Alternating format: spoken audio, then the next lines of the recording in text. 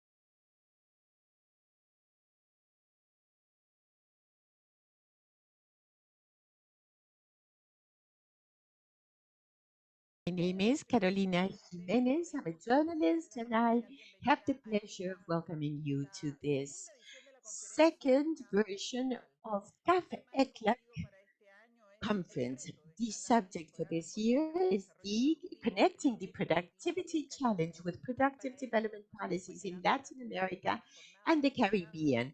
For that, we will have outstanding speakers who have traveled from the whole region and others that are remotely with us in order to share viewpoints on this very relevant subject. Latin America and the Caribbean closed the decade 2014-2023 with an annual growth rate of zero that did not exceed the 0.2%. This is less than half of what had been achieved in the last decade. This low growth does not allow our region to address challenges related to poverty reduction, inequality, improvement in education, health, and climate change. Problems that, if they are not solved, they can jeopardize the good operation of our democracies, or in addition to low levels of investment. An explanation of this low growth lies in a productivity that has been stagnated during the last decades. Many are the situations or explanations or reasons behind this. However, one of the most important ones has been the inability of having diversity and generating a structural virtuous change in productive matrices of the region. To address this challenge of diversification and productive innovation, you need a higher scale and efficiency of productive development policies. On this day, throughout the different sessions, we hope to uh, consider implementation challenges for these policies, improving relations between public and private and territorial, and improve the role and of the International Development Bank. Also, capacity buildings and the need to close gaps of human talent. We would like to share with you an introductory video so as to begin our day.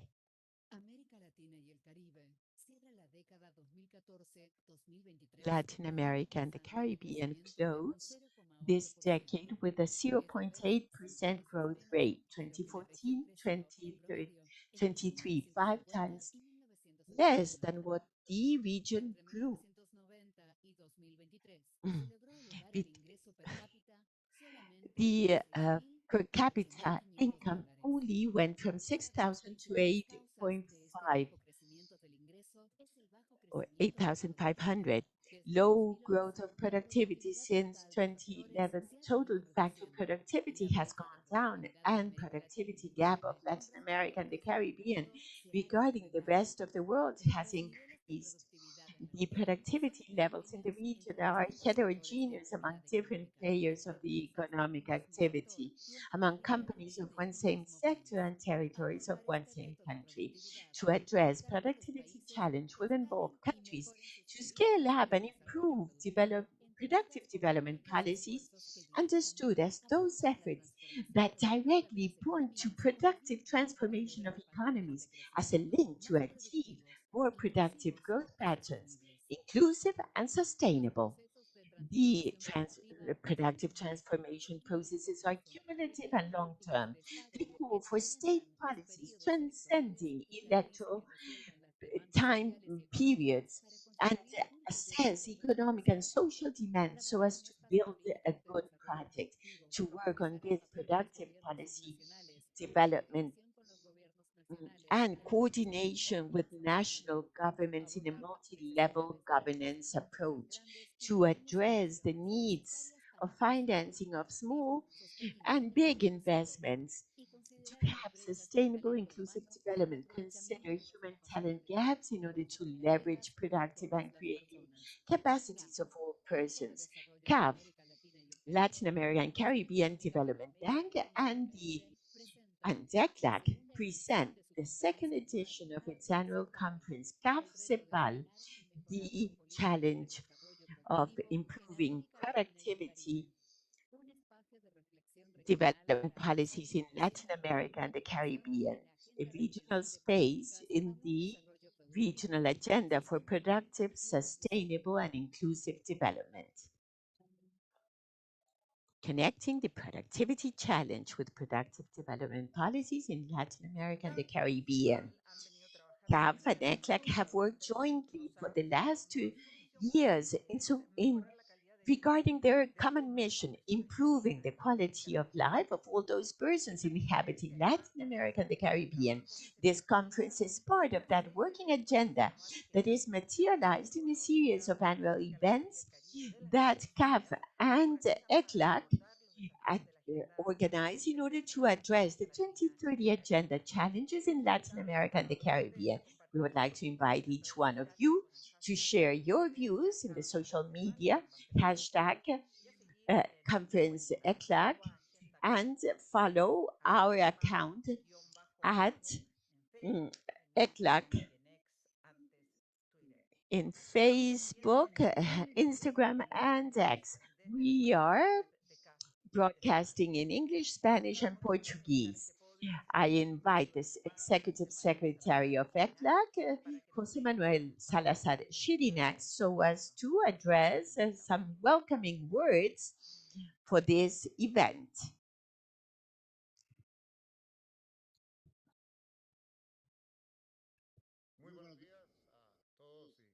Good morning, everyone. Thank you very much for being here. Those who are here, uh, thanks to all those connected as well. And special thanks to Sergio Diaz Granados, Executive President of CAF, the Latin American Development Bank, and all the CAF team with whom we've been working for the successful development of this seminar that goes deep into this new phase of collaboration among between our institutions for the development of the countries, peoples, and agendas of Latin America and the Caribbean. Also, greetings to Nicolas Grau, Minister of Economy, Promotion and Tourism of Chile, Germano Maño, President or Minister of Economy and Tourism of Colombia, Professor of Columbia University and former Minister of Finance of Colombia, Gonzalo Rivas, Head of Competitiveness Division of IDB, Adriana Alvarez from Brazil, Elena Montovio, Director of Sinterfor of ILO. A special greetings to the former President Eduardo Frei Ruiz-Tagle, former President of the Republic of Chile between 94 and the year 2000, who is with us. Mr. President, it's a privilege for ECLAC and CAF to have you here in this event.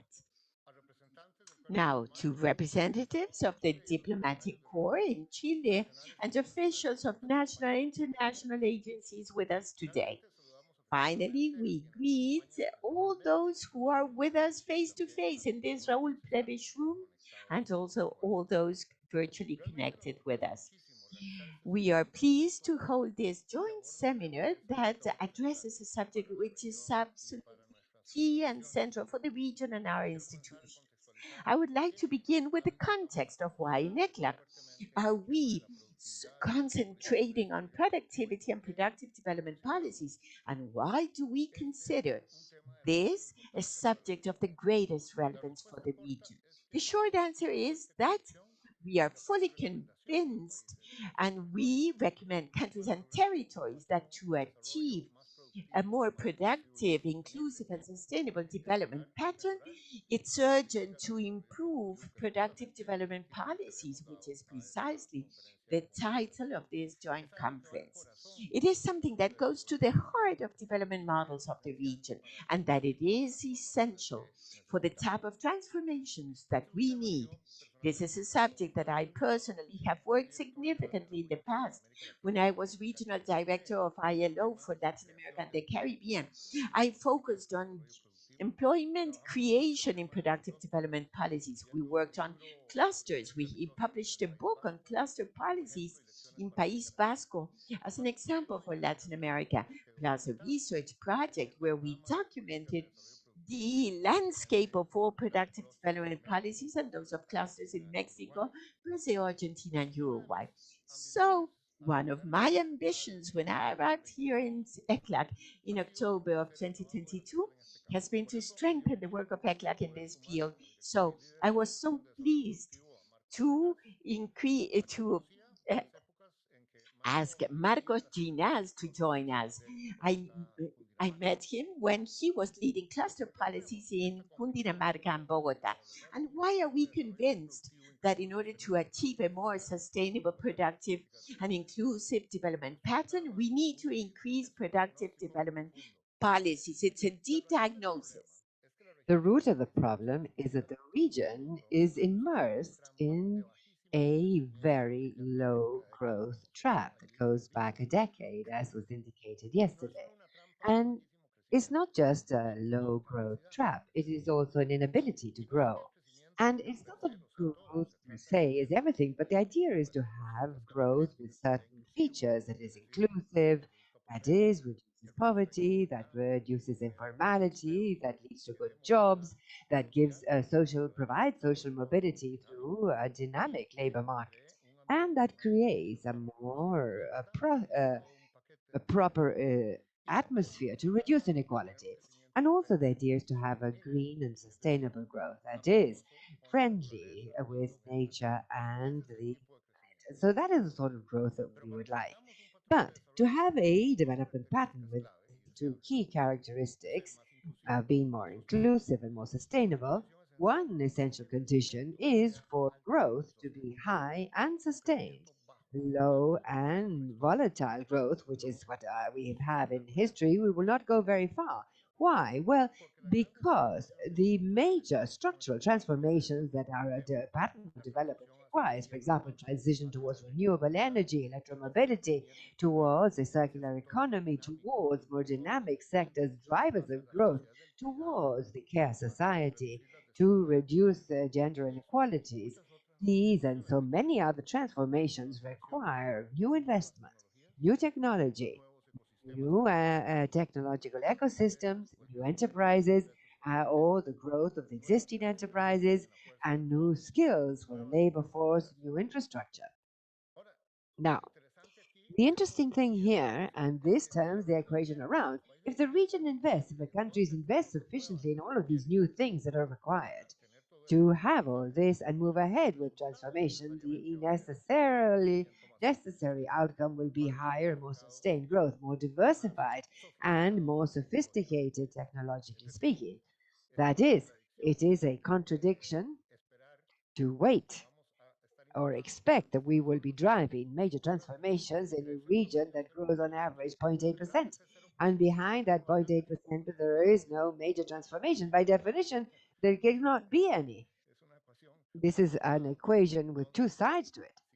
And so, if we want high growth, we need to further transformations. And if we do our job in the critical mass needed to have the transformations, we will have a higher level of growth and more sustained. And this is what the productive development policies are about, inducing dynamism and transformation in the economies and societies. Because it is in the productive development policies that we have the toolbox to guide growth in certain directions towards higher and sustainable rates, to have an incidence on the economic transformation processes to be more inclusive and sustainable. And also, we must be clear about the following. Every international experience of successful countries teaches us that economic and social development does not occur spontaneously. It needs to be governed, managed, directed, and induced. And also teaches us that the effective way of doing this is with the engagement of all actors, public, private, academia, and civil society. And hence, we understand the productive development policies as collaborative efforts among everyone, all of these players, in order to identify, address bottlenecks that may be restricting our productive transformation and so therefore our productivity.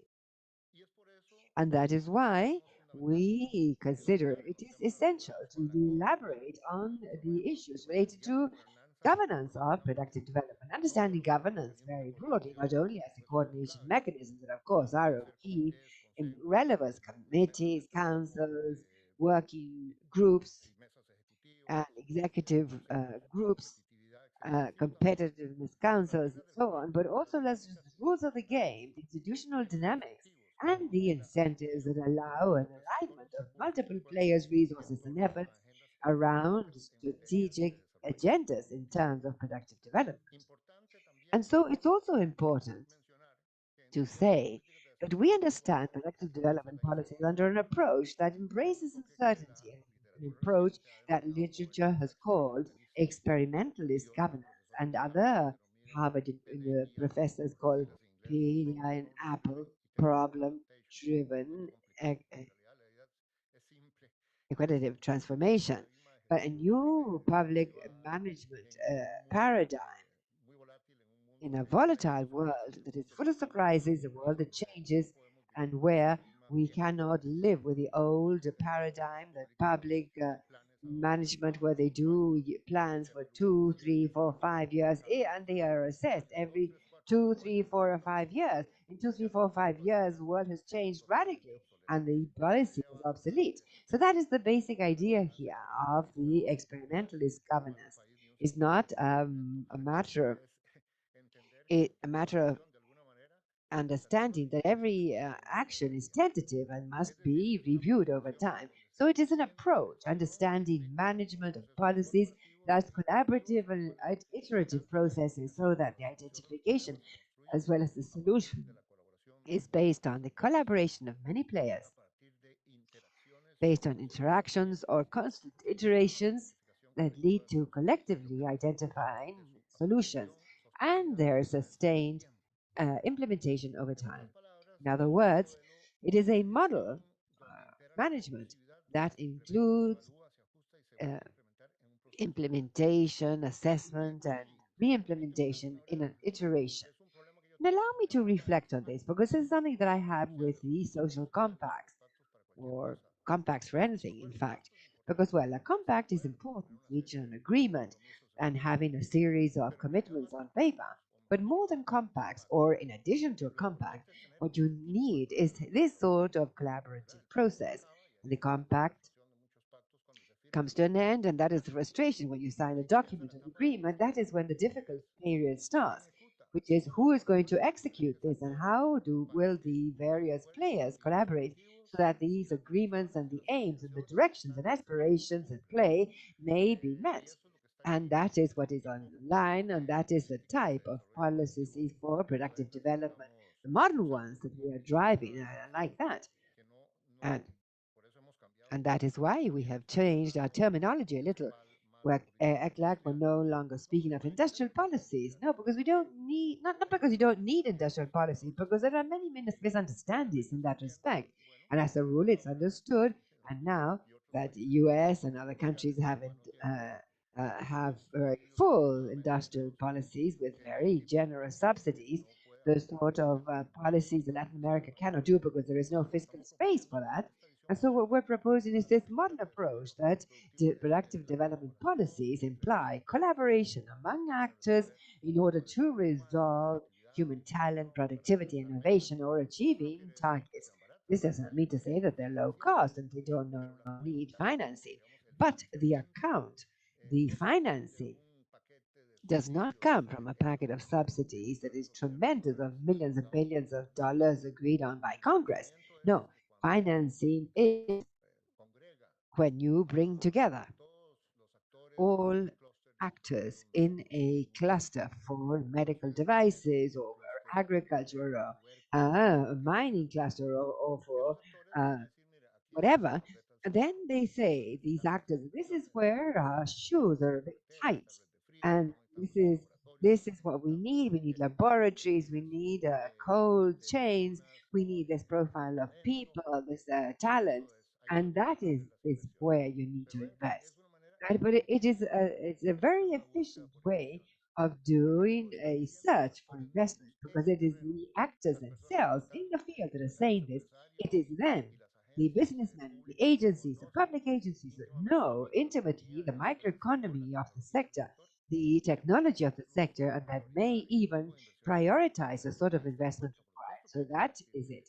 So of course you need to convert, yes, but it is led by the actors themselves, and there are many creative ways of financing those efforts, both with domestic resources as well as the international development banks. So we are convinced that a good part of the action in terms of productive development must occur at local level with local actors in the countries, the national south. That's another change. We have a very long-standing top-down tradition, but now we need to convert. And so that is why we have been promoting that at territorial level, in the length and breadth of the continent, we should have very deep territorial agendas with productive development policies at national level, with an arrangement of multi-level governance and coordination. And then, on the one hand, we have been promoting cluster initiatives as a concrete way of organizing these efforts for productive development in territories, that is, working with these agglomerations of enterprises as a whole. And in December, last December, we launched the platform of cluster initiatives and other initiatives for productive articulation at territorial level, in aiming to make visible and also strengthen and scale up all initiatives of this type that were occurring in the region. And also, we have been fostering a subnational level of government, Latin America and the Caribbean. The first meeting we held a few weeks back, and we had a very good turnout, which shows that local actors are eager to take in their own hands the reins of reproductive development. And in recent years, around the world and countries of the region, the conversation on economic risks is dominated by the crisis waterfall cascade. Of course, we have seen this because it has harshly hit countries, particularly since 2020, the pandemic, the high interest rates, and destruction of value chains, in debt, war in Ukraine, Gaza, and geopolitical tensions and so on. All of these very, very relevant elements contribute to worsen and make more difficult the economic and social situation in the countries of the region, as we have been reporting, monitoring in our publications. And there is no doubt that many governments are in a crisis management mode and a short term management mode within this cascade of clashes. But what we're going to talk about here at the seminar is the development in a more classic sense. This is a conversation around the instruments and efforts to have an influence on the deep changes needed by productive sectors in our countries, changes in the direction of greater dynamism, diversification, technological sophistication, greater productivity, a more speedier structural change, and therefore better jobs and prosperity. In sum, today we will be speaking of the major productive transformation required by our countries to get out of this low ability to grow trap, the inability to create quality jobs, low levels of investment, high levels of poverty and informality, and dualism and productive delay. The fact that the international scenario is so uncertain and complex is no reason to say that we have no time for these topics because we're taken over by managing the cascade crisis and short term crisis, or the perma crisis as they call, by Ariana Michael Spence. But a very powerful reason to do it with greater determination, ambition, and concentration of efforts. In particular, one context where industrial policies are back around the world, especially in the major powers that have been increasing these policies with subsidies and tax exemptions, and that represent major fiscal erosion.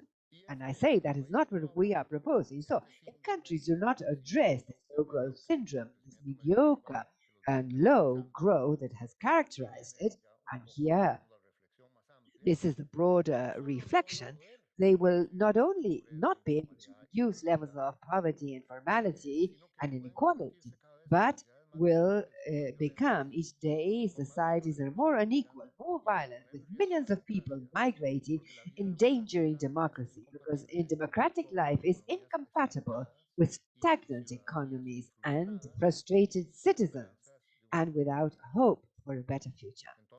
And so, democracies must pull through, and to do so, they need to strengthen their productive development policies, in addition to other things, of course, that are also very urgent. And that is why at ECLAC we have been insisting that our countries and territories must move ahead with increased productivity, substantively furthering their productive development policies of waging in favor of a portfolio of dynamizing factors that in a portfolio, just to illustrate, not saying that they're the only ones, of course, when you see our different things in the event, the list of sectors are evident, many, and we have presented this to many ministers and authorities, and all countries identify with many of these sectors. And so, not with the instruments of old or subsidies, but collaborative instruments, as I was saying, of new generation elements, which mean that the policies will be lower cost, efficient, transparent, and far less subject to capture by the sectors involved, which is one of the classical criticism and continues to be a very relevant criticism of these old policies, the industrial policies. Because, of course, we do not have the fiscal space to emulate industrial policies in full, as we are saying in the USA, China, or the EU. And so that is not what we are proposing. And so, on account of everything I have said at this seminar organized together with CAF, and where we will be also accompanied by very relevant players in these ecosystems of productive development in the region, we will be talking about these policies in four panels. The first of these has to do with the challenges of productive development in the region and the trends in implementation. And the second panel will see the role of the development banking and the trends in terms of financing, project financing for productive development. And the third will be on productive development policies with a territorial approach and being multi-level, and we have the cluster initiatives, the fourth panel on how to close human talent gaps connected to education and professional training, and the challenges that these pose for productive development, and also the challenges posed by the speed of these changes. At ECLAC, we have been saying that this will be insufficient to merely insist that our countries and the territories should improve their productive development policies. It is necessary to elaborate further on the what and also the how.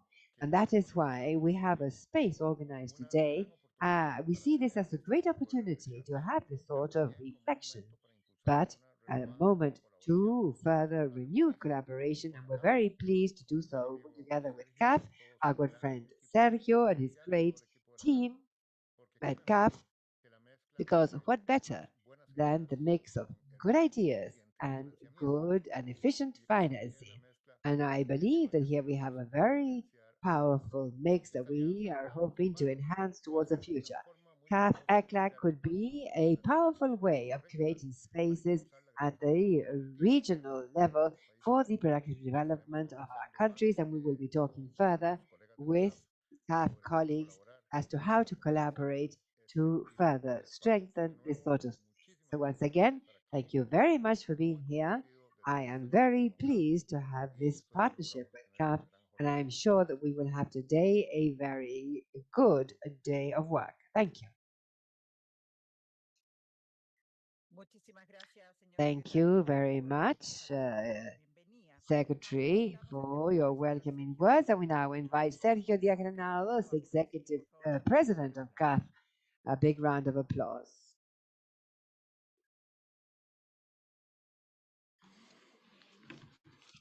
Muy buenos días. A special to Jose Manuel Salazar, Executive Secretary of the Economic Commission for Latin America and the Caribbean, ex-President of Chile, Mr. Eduardo Frei Ruiz Tagle, Nicolás Grau, Minister of the Economy, Promotion and Tourism of Chile. I would also like to especially greet Jose Antonio Ocampo, who is connected online, and he is a professor at the School of International and Public Affairs at the University of Columbia, Juan Somavia, ex-director of the ILO, Marta Lagos. Thank you very much to both of you for being with us here, and for the vice presidents of CAF, Asinelli, corporate president of strategic planning, Jorge Arbache, vice president of the private sector, Fernando Cubillos, manager of new businesses of CAF, who works as from Chile, Marcos Inaf, Director of Productive and Entrepreneurial Development of ECLAC, representatives of the Diplomatic Corps, international entities accredited in Chile, ECLAC officials and CAF officials. So thank you very much for enabling this meeting. I would also like to greet the panelists, international guests, special guests. It's especially a great pleasure to meet here at ECLAC. A year ago, we were here with our board, with our assembly, and in this room, which commemorates Raul Previch, he used to say, before we think, we must observe. And that was a systematic phrase that he always repeated. And that idea continues to represent a challenge for those of us in Latin America. It is fully valid today, and when we have to tackle the present day problems of our region. To think, to observe, to observe before thinking. I would say that we're holding a discussion on productive development for many decades now. We have tried different formulas and alternatives in that sense, as from the 30s, with an approach that was dominated the hearts and minds of policymakers, and that was the liberal thinking until we reached the 70s with a more Keynesian thinking, and that was led by Prebisch himself, the idea of Latin American development via productive diversification, industrialization, and in some cases the creation of an organized labor market and work with rights, with labor rights. ECLAC has made a contribution, as mentioned by Jose Manuel, with ideas, with policies geared towards sustainable development and the reduction of inequality in the region. And that is why, undoubtedly, ECLAC is a major ally, an ideal ally of CAF, and we have renewed that alliance with ECLAC because indeed we share objectives, and we have decided to join efforts in order to achieve that. We were here a year ago with our board commemorating the return of Chile to CAF, and I would like to take a couple of minutes to remind you of the agenda that we had yesterday with President Boric, because indeed Chile was the leader in the creation with President Frey Sr. in terms of the creation of CAF. And yesterday I showed President Boric a headline in the El Mercurio newspaper in 1968 expressing, well, the Andina Corfo has, or the Andean Corfo CAF has been created. And that spirit that helped us to create CAF remains today. It is updated today with the challenges that we face, but above all, with an approach that involves the thinking of founders of Eduardo Frei, Carlos Llera. They had an integrating vision, an understanding that in order to work in Latin America, what we needed was further alliances, better alliances, and above all, an understanding so that we could work, the private and public sectors could work in territories in order to overcome difficulties. In fact, Carlos Llera, the president of Colombia, used to say that the purpose of our institutions was integration. That was the spirit. And that is what has to be promoted by the institution once it is created. Since 68 to date, in 56 years, that has been the direction that the bank has followed. But of course, the bank has suffered transformations in these years, and this is something that we mentioned in the same room a year ago. In the 90s, the bank opened up to other countries in the region. The leadership of Mexico, Brazil, Argentina, the Southern Cone countries, and after that, Central America, and now the Caribbean. And therefore, the bank has renewed its purpose and is now called Development Bank for Latin America and the Caribbean, because indeed we have expanded the presence of the bank in the Caribbean with additional Caribbean countries. And in fact, our last assembly held in Punta Cana, three additional islands of the Caribbean have joined the bank, and five others are in process of being incorporated. And therefore, this year, the bank will have the largest geographical presence of any development bank. And that is something that encourages us enormously. The fact that the bank has received a renewed support in terms of capital from its partners to expand the operational capabilities of the bank. And that was very good in the discussion that we held 2 years ago in order to expand and strengthen the bank. Three messages were very clear around that purpose. First of all, that we would be able to understand the crisis faced by the region in terms of adaptation to climate change. That is one of the major challenges that the region has today. And we have evidence that in all climate crises, in how that can destroy the little progress that we have achieved, and therefore what we still need to build, something that is still outstanding. And despite the progress that we have made, well, all that depends on the fact that we're able to adapt to the climate change situation. The second aspect mentioned by the board was to work more with local governments, try and find a way to generate a greater equality in the territory, because one of the characteristics of Latin America and the Caribbean is its tremendous regional diversity. There's no single country in Latin America that has achieved a completely harmonious development of its territory, neither those that are more integrated nor those that are more closed or centralized. And thirdly, work more with the public sector, motivate, encourage the private sector to make more investments, because in the end of the day, the creation of human capital is what will uphold a greater growth. And we uh, also discussed that concern mentioned by Jose Manuel, the growth of average productivity in Latin America and the Caribbean that has fallen behind in the last 20 years, and no country is exempt from that. We have fallen behind in terms of our average productivity compared to the world, and therefore we need to renew this agenda. I would like to also benefit from the fact that I am here at ECLAC to, beyond being the executive president of CAF or of a keynote speaker, I would like to say that I was here for the first time as a vice minister for development in 2006. Had just been appointed as minister of entrepreneurial development in Colombia, and I came to ECLAC to get to know the specialists so that they could explain to me what they were viewing in terms of productive transformation, which was a mission that I had uh, given to me by the minister at that time. And here in ECLAC, I was given a book on productive transformation that we read. And by chance, a few months later, CAF, that was my first meeting with CAF, brought out a meeting called the Developing Economy Report 2006, A Road Towards Productive Development Transformation in Latin America and the Caribbean.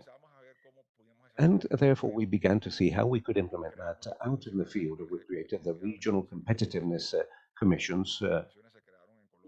Those commissions were created in Colombia in 2006 as a result of the recommendations of policy recommendations of both ECLAC and the CAF, which was work more out in the territories, articulate universities, chambers of commerce, private stakeholders, and national governments. And indeed, we ventured along that path. And thus, we had productive transformation programs that arose later on, which implied identifying what it is our economy is doing, what our economy should be doing, and how we articulate this with the assumptions that you mentioned in your presentation: work with human resources, coordinate private-public partnerships, seek out the public goods that you wish to build, especially those related to research and development, and promote more investment in those sectors. With an approach of that nature, we began to seek out sector by sector how to enter into productive type of alliances. It's a complex, arid, difficult path, but we need to advance in that direction, and we have to work increasingly out in the field with that. I was in Bucaramanga, in the eastern part of Colombia, close to the border with Venezuela, holding a discussion with the local private sector around the development agency in that sector, which is called Pro Santander, that was created or born indeed as a result of those discussions held in 2006 and 2007. An agency that articulates at a local level the efforts made by the public and the private sectors. And the discussion was, for example, on the use of biomass for cocoa, a significant amount of biomass.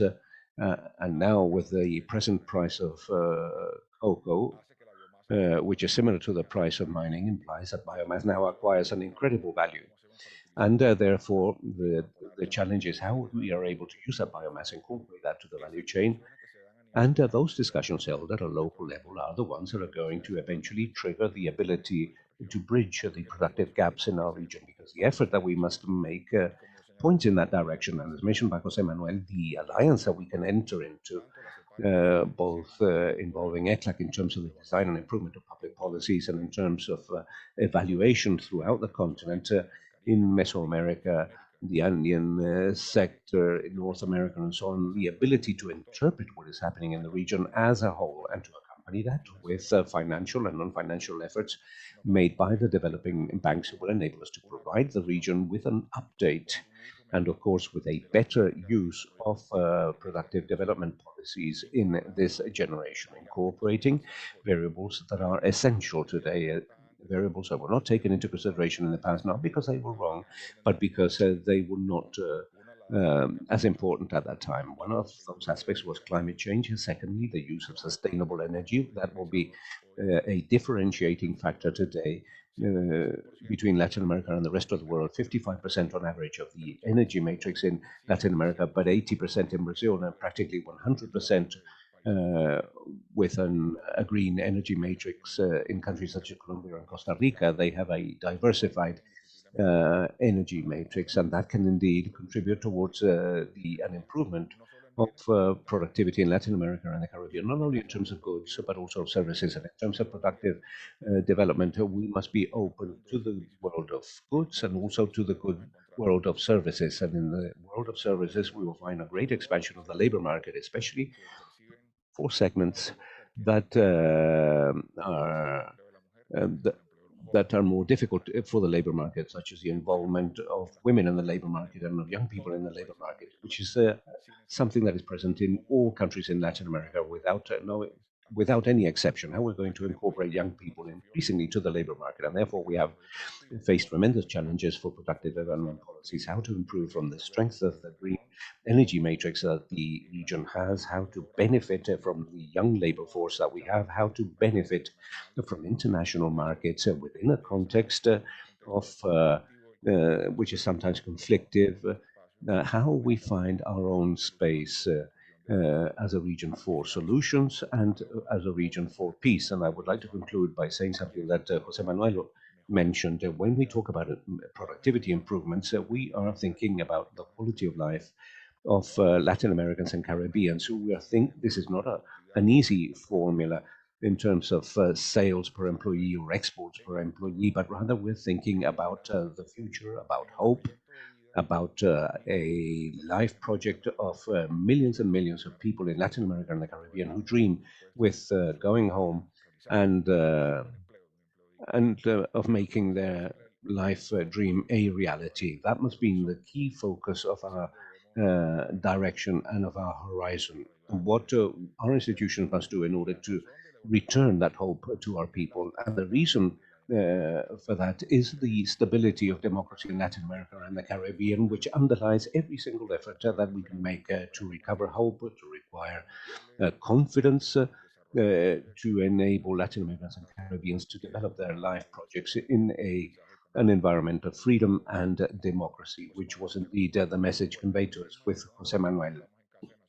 And benefiting from the fact that we are here, I would also like to promote the progress that we have achieved with this around the issue of governance in Latin America and the Caribbean, which is something that we want to continue to promote. And therefore, within that framework, within the framework of democracy, that all these institutions have appeared. Thank you very much.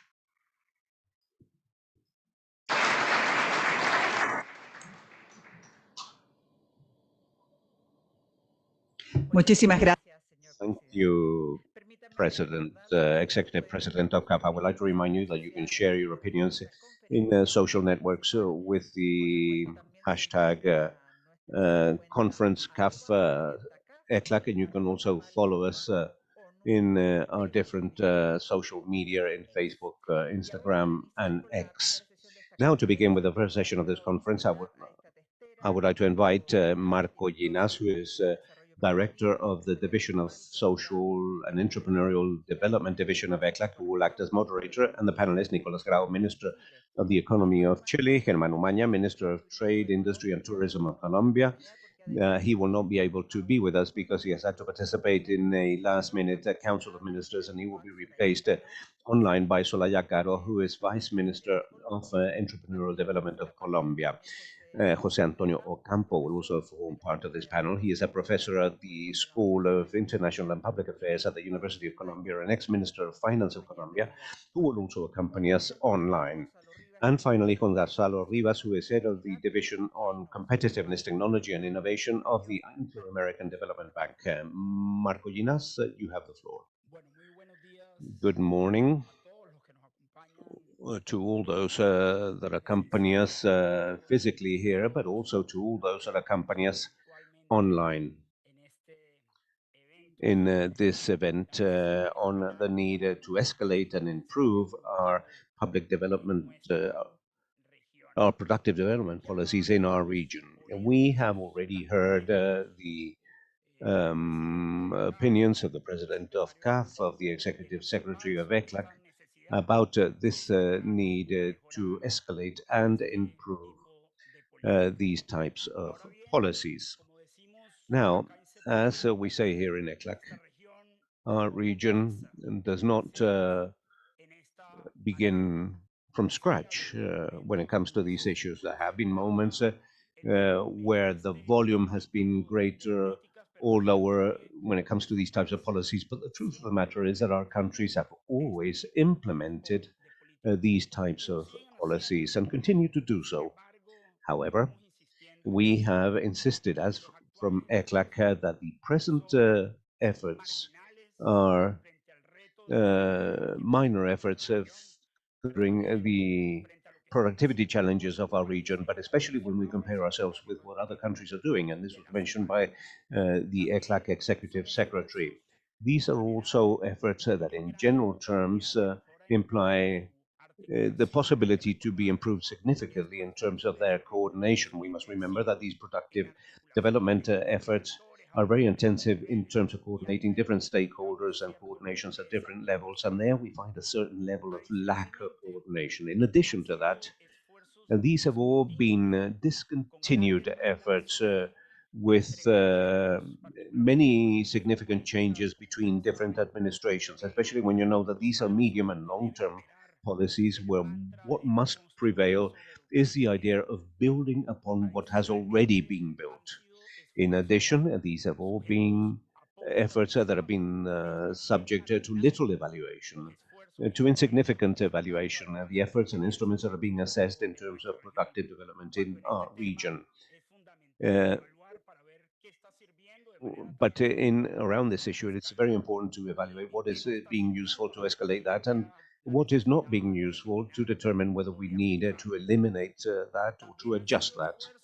These have also been efforts, and this was mentioned by the executive secretary, efforts that have been primarily managed in a centralized manner without greater protagonism to territories. And we have been able to say that they have been efforts that have had little impact if we view them in the light of results when it comes to productivity. Therefore, we know exactly what needs to be done. We must escalate those efforts, or we must coordinate them better.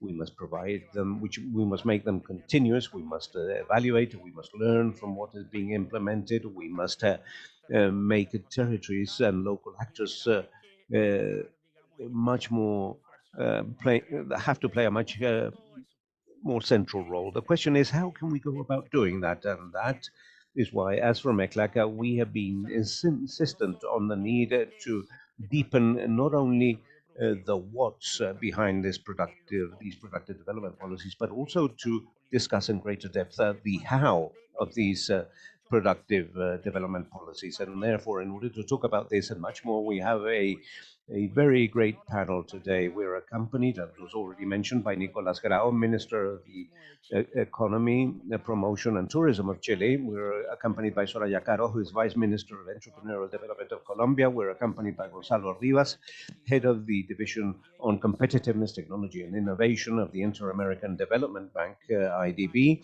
And we're also accompanied by Professor Jose Antonio Campo, who is Professor at the School of International and Public Affairs of the University of Columbia, and Minister of Finance, ex-Minister of Finance of Colombia. And I would like to begin with a question for the Minister and the Vice Minister. And in that sense, we would like to hear from them a brief description of the productive development policies that have been implemented in their respective countries, the main instruments that have been developed, and the emphasis and the priorities of these policies in the present day. So let us begin. Minister, you have the floor. Thank you, Marco. I greet Jose Manuel, Sergio, and all the authorities present, former President Eduardo Frei. It's an honor to be here. We are very pleased in for the role of CAF in reincorporating our country to CAF. It's an excellent news. It is having an impact in development matters. Truth is that I share the conceptual view of Jose Manuel insofar as how to understand productive development policies or more modern industrial policies. I concur that there is a role, a key role of coordination, articulation through the state, and that in these industrial policies, the relationship of the state with the private sector is rather horizontal, having a dynamics to discover what are the problems, the issues, what are the solutions, and where it is much more collaborative, the approach. I will go straight to the question of the four agendas we are implementing in the government that, in my view, implement this vision. And the idea is to respond to three major challenges. First, climate crisis, stagnation of productivity for more than 15 years, and thirdly, inequality and lack of social cohesion that occurs as a result of that inequality. These three challenges, each one of them would suffice to be addressed on their own. So it is somewhat overwhelming, all the challenges that need to be faced at the same time. But on the other hand, we do have an optimistic uh, approach, and we believe that they can be jointly addressed. And Chile has advantages related to green economy where it can leverage and drive policies for all these topics. And this is the case of Latin America as well.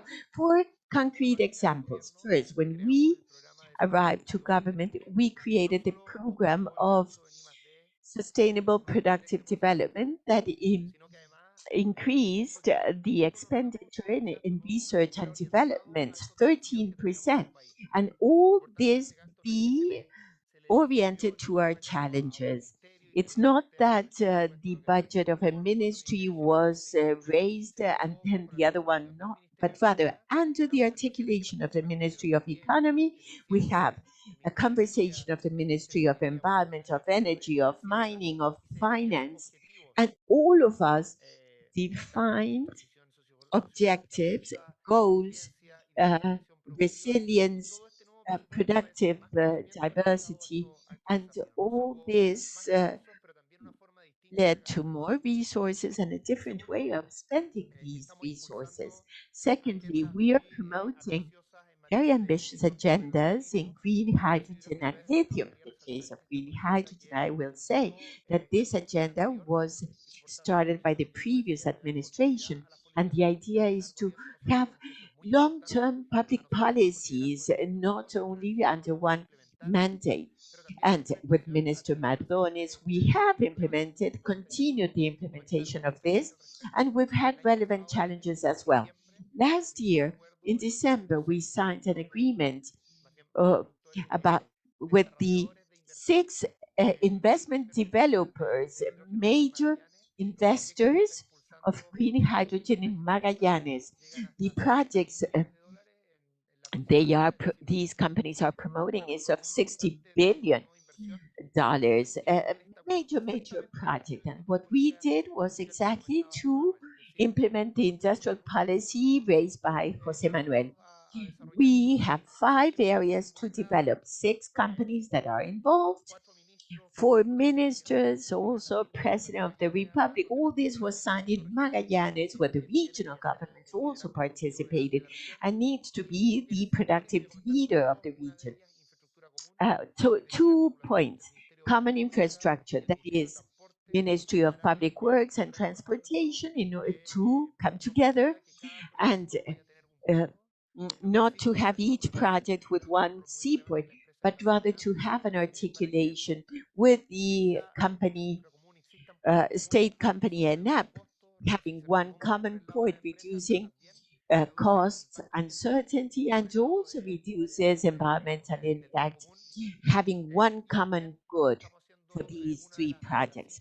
And also, one of the 5 working areas is the development of vendors, uh, that is the commitment of each company to have a Gantt chart of what provider or vendor will they have, what terms and guarantees. So with Corfo, uh, they can focus in Magallanes to respond to and meet those needs. So that will bring down the costs and the uncertainty for the enterprises, and from the public policy standpoint, allows to raise productivity. And as you can see, what we are doing here is to define a working methodology between the public sector and private sector in order to increase the probability and likelihood of materialization of these investment projects and the positive impact of these projects in Chilean society. In the case of lithium, we are also doing relevant things with a key role by state companies through Codelco and NAMI. It will be the first time in decades that the state will return to a productive sector in our country with a private-public articulation where privates also have a relevant contribution to make. In all the projects, there will be this partnership, public-private partnerships, and the response of private investors has been excellent so far. And this has meant that with what has been announced, we'll be able to duplicate or uh, raise twofold the lithium production in Chile, and with a greater concern for conservation and also having new technologies with greater production but less impact on the environment. So we believe that lithium has provided an articulation, an excellent articulation. A third subject uh, concerning enabling reforms from the Ministry of Economy so as to profoundly change the permit authorizations for new investments. If we want to make a transition to a green economy, an enabling condition is that authorizations be faster. There are times that are not reasonable in our country. This is the result of the absence of a good design. Our regulation has been created 100 years of Republican history where each one of the authorizations and permits does have a rationale protecting us from a risk. It has value. But when doing it completely independently, there is no reasonable articulation between the risk level of the project and the times involved for authorization. We are promoting and implementing a deep reform of these permits sectorally in Congress. And CAF knows very well the productive transformations promoted by the countries need adequate financial instruments. And next week, we will submit a bill for having a development bank that will have the role of opening up new markets and crowding in for the private financial system. And that will be very relevant as to efficiency and acceleration of productive transformation. So it is a diverse agenda with different angles, but we believe that will allow us to give firm steps and leaps forward so as to reverse that lost decade uh, in our country. Thank you, Minister. Now I'll give the floor to Professor Jose Antonio Campo, who will have to leave in a few minutes, and so that he will tell us, Jose Antonio, how are you seeing the efforts that are being implemented in Latin America and the Caribbean in so far as productive development? Well, thank you very much, Marco. Of course, I would like to thank Jose Manuel Salazar and Sergio for the invitation. Uh, I'm so sorry not to be there. I mean, ECLAC was my home for 6 years of my life, some of the happiest years of my professional life. Also, I would like to say that was a matter of great pride to be at the ECLAC event when the first meeting was held in Chile of CAF with Chile as a member. And I said because when I was executive secretary, I failed in my attempt for Chile to rejoin CAF. And so the fact that Chile to be a new member of CAF. So I would like to celebrate the fact that ECLAC and CAF kept that point of productive development in their agenda in a context where, after the market reforms, it was considered a policy that was to dismantle, and we need to reconstruct and rebuild and to see how these policies of Latin America, well, it's CECLAC and CAF that need to say what is being done in that area. But still, it's highly insufficient what is being done. So that subject, which is very important for what Jose Manuel said, that is the slow growth of Latin America. At the beginning of this year, I published an article saying that we have just finished the second lost decade of Latin America, worse than that of the 80s. And so, how can we overcome this slow growth phase? And it's not only this slow growth, but all of Latin American economy since 1990 has grown half of what it did during the time of industrialization. And so that is not only a short-term issue, but rather a structural issue that's most significant. I must point out also that the only time where since 1990, Latin America had faster growth from 2003 to 2013 and 14. It was the time when there were the best uh, progress in social areas. Growth is important for social targets as well of Latin America, that in that period included an improvement in income distribution in all of Latin America. So it's not only an economic objective, but also a social one. I must also say that I celebrate the fact that the subject is productive development policies. When I was executive secretary in ECLAC, it was that terminology that I used in institutional reports. So that is why I'm so happy for the title of this conference. And also that policies need to be applied to all sectors, natural resources, manufacturing industry, and today services, which are so important. The, the case of primary sectors is how they generate change for industrial policies. I celebrate what Chile has done in copper, but also what it's doing in lithium, as Minister mentioned a while ago. So that's one topic, but the agricultural part is also so important.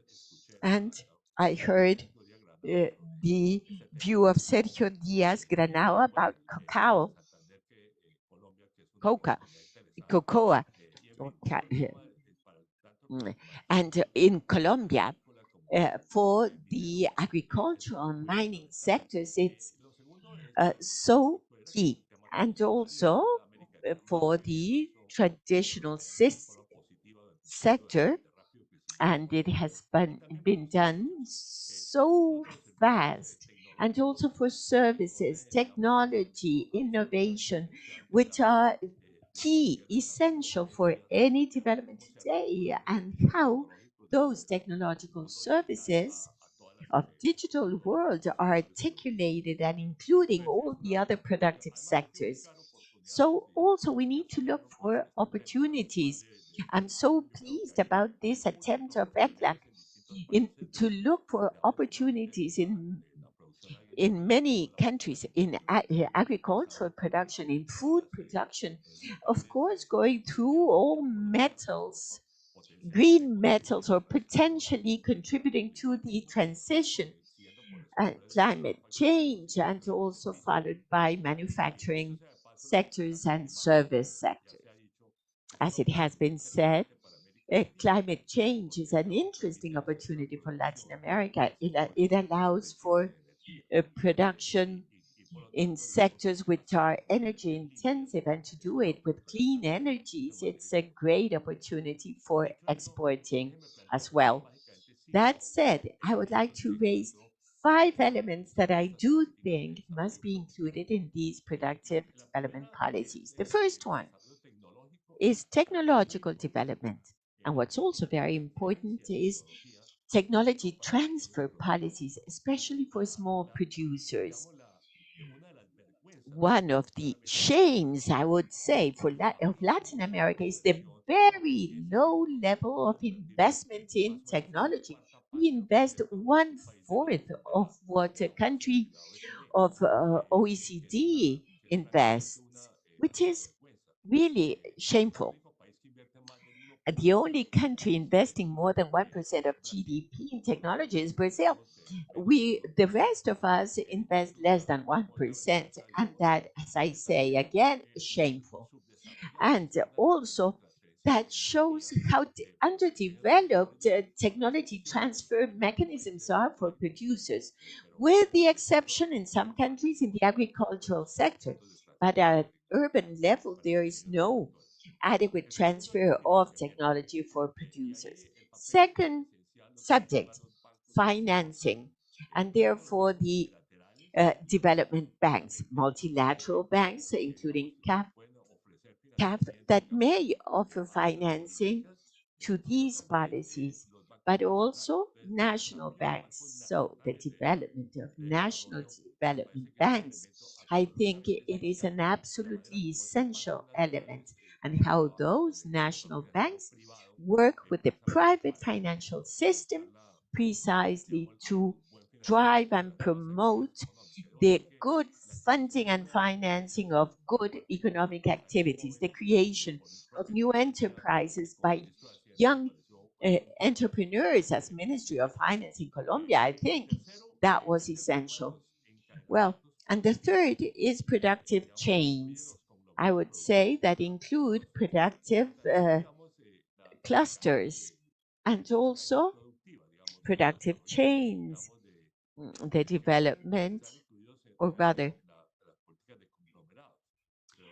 in clusters, cluster policies, although we can think that those clusters are companies that supplement each other's, and the other is productive chains. This is very important for the primary sector, where mining and in mining and agriculture, we need to have productive chains. And fourth is how all these policies need to support these small producers, small manufacturers, and the capacity of associations of small producers and major large companies. It's very important. In cacao, for example, in Colombia, country, my country of Sergio Marco, I mean, cacao is of small uh, growers, and the first relation is with chocolate producers and also with the exporting sector, given the very high quality of Colombian cacao for chocolate. And so that relationship with industrial sectors, and then being one today, the idea is to have being exporting sectors. And lastly, a comment on what Jose Manuel said.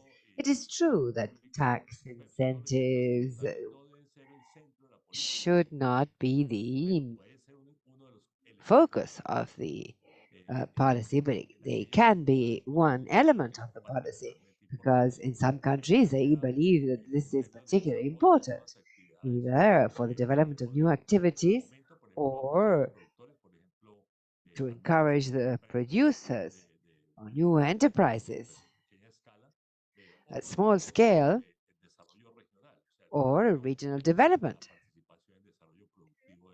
The invitation to productive development.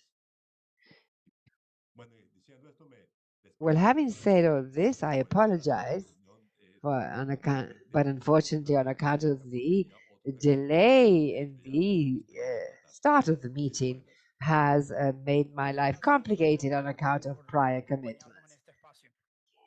Thank you, Jose Antonio, for being with us. A big round of applause.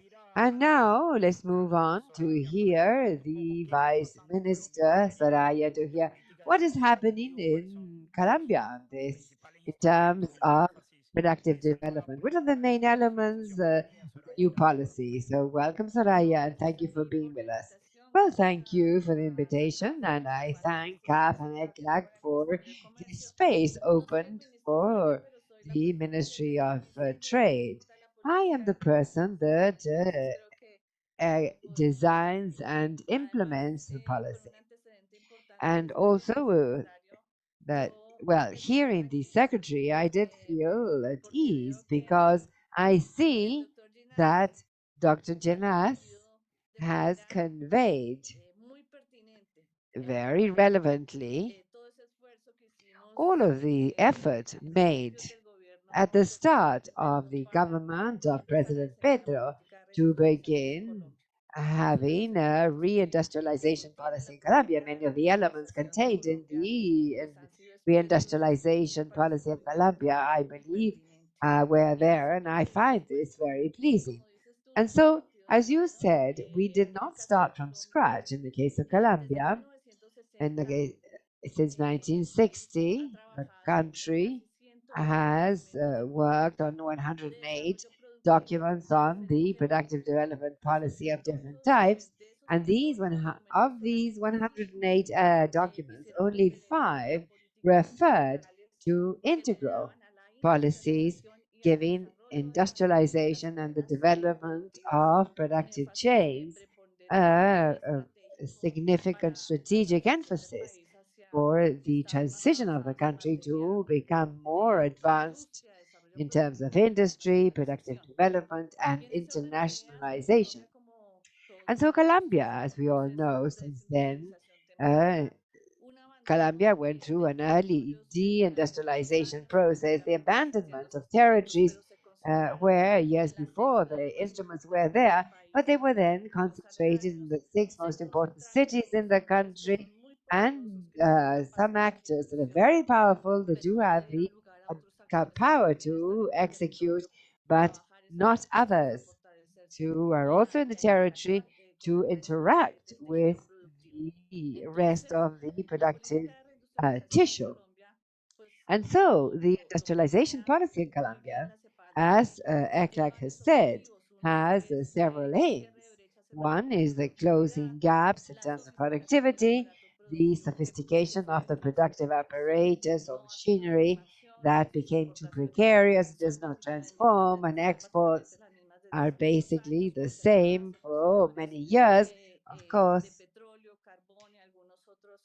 oil, based on oil, raw materials that are untransformed, unprocessed. And so the policy, as Professor Ocampo has said, seeks to strengthen these productive chains, but not related to only the major departments in the countries and the most powerful, but also at territorial level, and specifically those who are in border areas. And this is a policy that focuses on something that has not been touched upon sufficiently here, that is people's economy, which is not a subsistence economy, but yes, expressions of real uh, business that exist at territorial level. Uh, and the coffee growers, the fishermen, the rice growers, and people that work in different organizations. So this people's community is compassed by the industrialization policy, working with a small and medium-sized industry.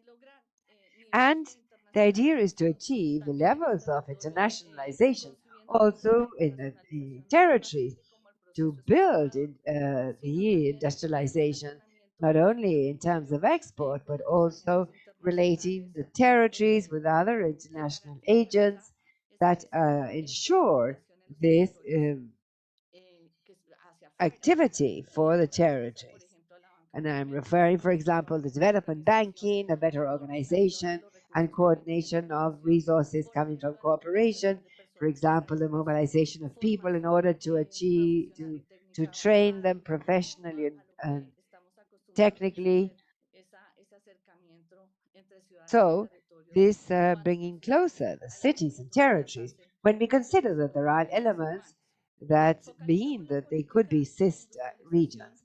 And so the industrialization policy has been focused on four major sectors that recognizes the relevance that these sectors have at global level in terms of supply chain, logistics, and also helps us to find there a sufficient productive basis in order to further the productive transformation process in the country with actors that have to do with sustainability and that naturally attract technology and innovation.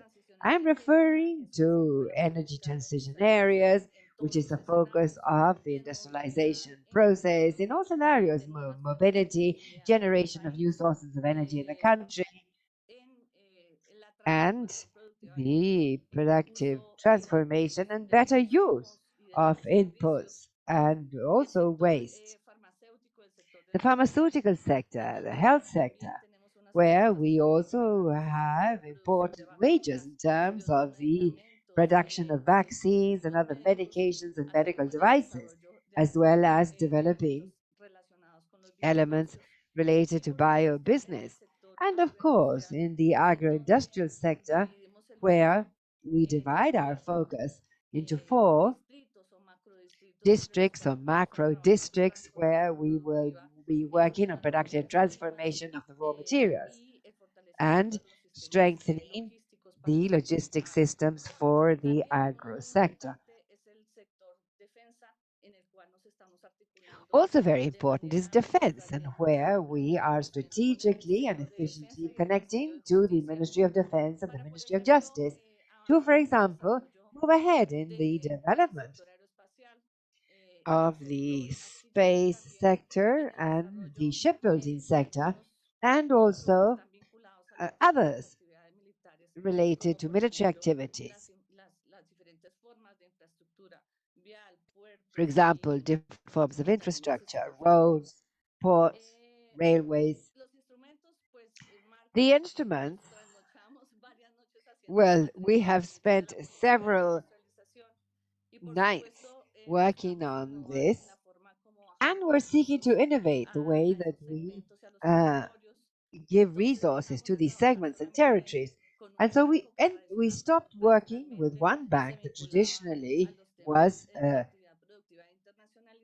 tied to these areas and decided to give the resources through different players in the financial sector, not only the banks related to exports, but also the agricultural sector, the infrastructure sector, non banking agents, microfinancing systems that are very good at territorial level and are able to more efficiently distribute the resources. And also clusters and chains. We are working together with the Ministry of Defense, Agriculture, Justice to try and bring down the resources to chains at an interregional level, and also the formation of clusters for these productive wages that we have referred to. And with fairly novel instruments that go all the way from uh, capacity building to technological coaching, financing, working on quality, and obtaining the quality records. There's one instrument that is very important and that for Colombia is strategic, and that is how to solve bottlenecks in the energy transition area.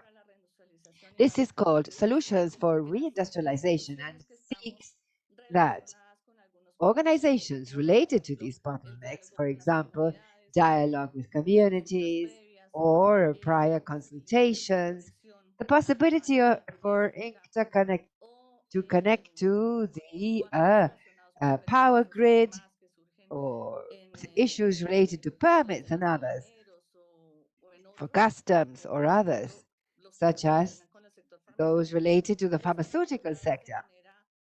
All of these are addressed strategically and with set timeframes in order to favor the arrival of investment to the territory. Well, so these are the general features of the industrialization policies that we are currently implementing in Colombia. And later on, we will be speaking of the challenges that we are seeing in the implementation of all this. Well, thank you very much, Vice Minister. And now let's see what the IDB has to say. And thank you for accompanying us when the IDB in the 2014 rethinking productive development in Latin America once again positioned this of these policy in the region. Gonzalo, how are you seeing the efforts being made in the region in this regard? Thank you. Well, thank you. Thank you for the invitation. The truth is that I see this uh, with mixed feelings.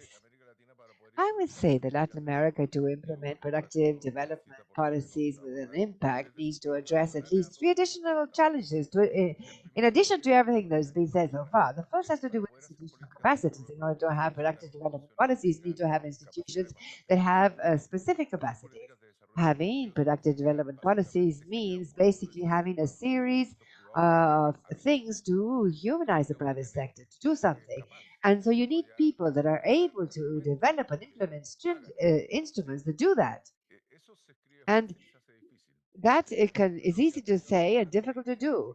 Latin America, more or less, well, not in fact many countries, so certain institutions, Corfo type ANI, and in Peru, ACITA in Panama, just to mention a few, that have had the capacity to implement certain policies. Of course, Brazil also they have a lot, yes, but these institutions have people that are able to design and implement a series of support instruments. Now, very few countries are able to take an additional step, which is saying that I will not only give you a subsidy to support an innovation project or for clusters, but I'm going to have vertical policies and I'm going to develop new sectors and transform these sectors. Why? Because, well, imagine if you want to develop, for example, a program for AI, for example, in the country, manufacturing or services. And I would at least need people, experts in AI inside my own organization. Otherwise, how can I collaborate with the private sector? How can I understand what the challenges are? Now, go out today, even in Chile, for Corfo, go out to have an engineer expert in AI that is on the border. How much does this cost? We're talking about a level of budget, and this is what happens in the developed country. You're talking about Canada, France, the USA. You're saying, well, those institutions that are mobilizing that sort of program, well, they have top level experts that are able to hold a dialogue, and that implies the possibility of making interventions in this dimension that Jose Manuel mentioned, that involves the full government approach. But this means that you need to develop those capacities. In Latin America, there are very few countries that have developed these, and in fact, in certain countries, they've even been dismantled. So the possibility of having a program such as with green hydrogen that Chile has today, to a great extent, well, because they have resources, they have Corfo, they have Amid, and deployed throughout the country. And that is what also allows Brazil to do these things. So that is the first thing in terms of capacities. The second issue has to do with the scientific and technological issue. We always take a look at the figure and we say, look, in Latin America, it does not spend very much because the percentage of GDP assigned to R&D is so much. Yes, but it happens in science, it's also high cost from the viewpoint of the absolute value. When I have 0.2% of a small GDP, and the investment is really small.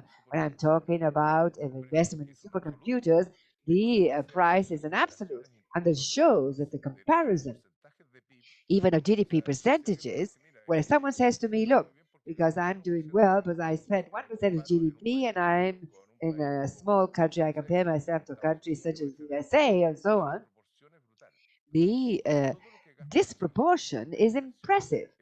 So everything that uh, Chile spends on innovation is equivalent to the budget of Iowa. But if you take the Johns Hopkins, University, Columbia, the three main universities in the US, they spend far more than the entire Latin America. So it is terrible.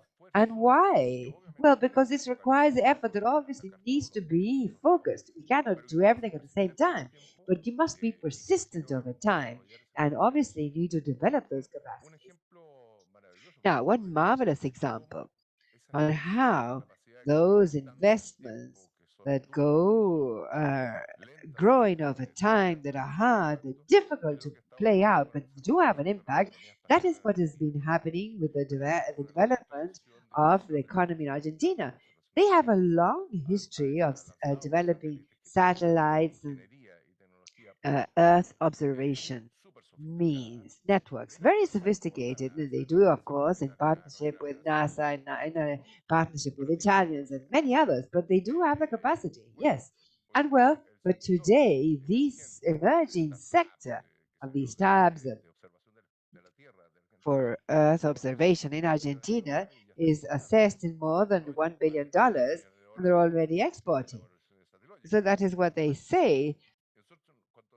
So when we started studying this sector, we said, well, where are the founders? Where did the founders come from?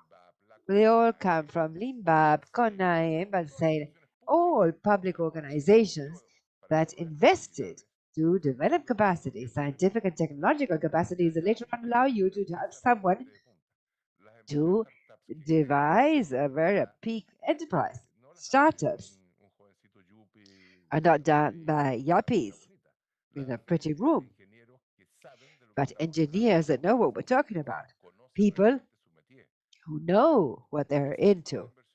So that sort of investment in scientific and technological capacity is very relevant for productive development.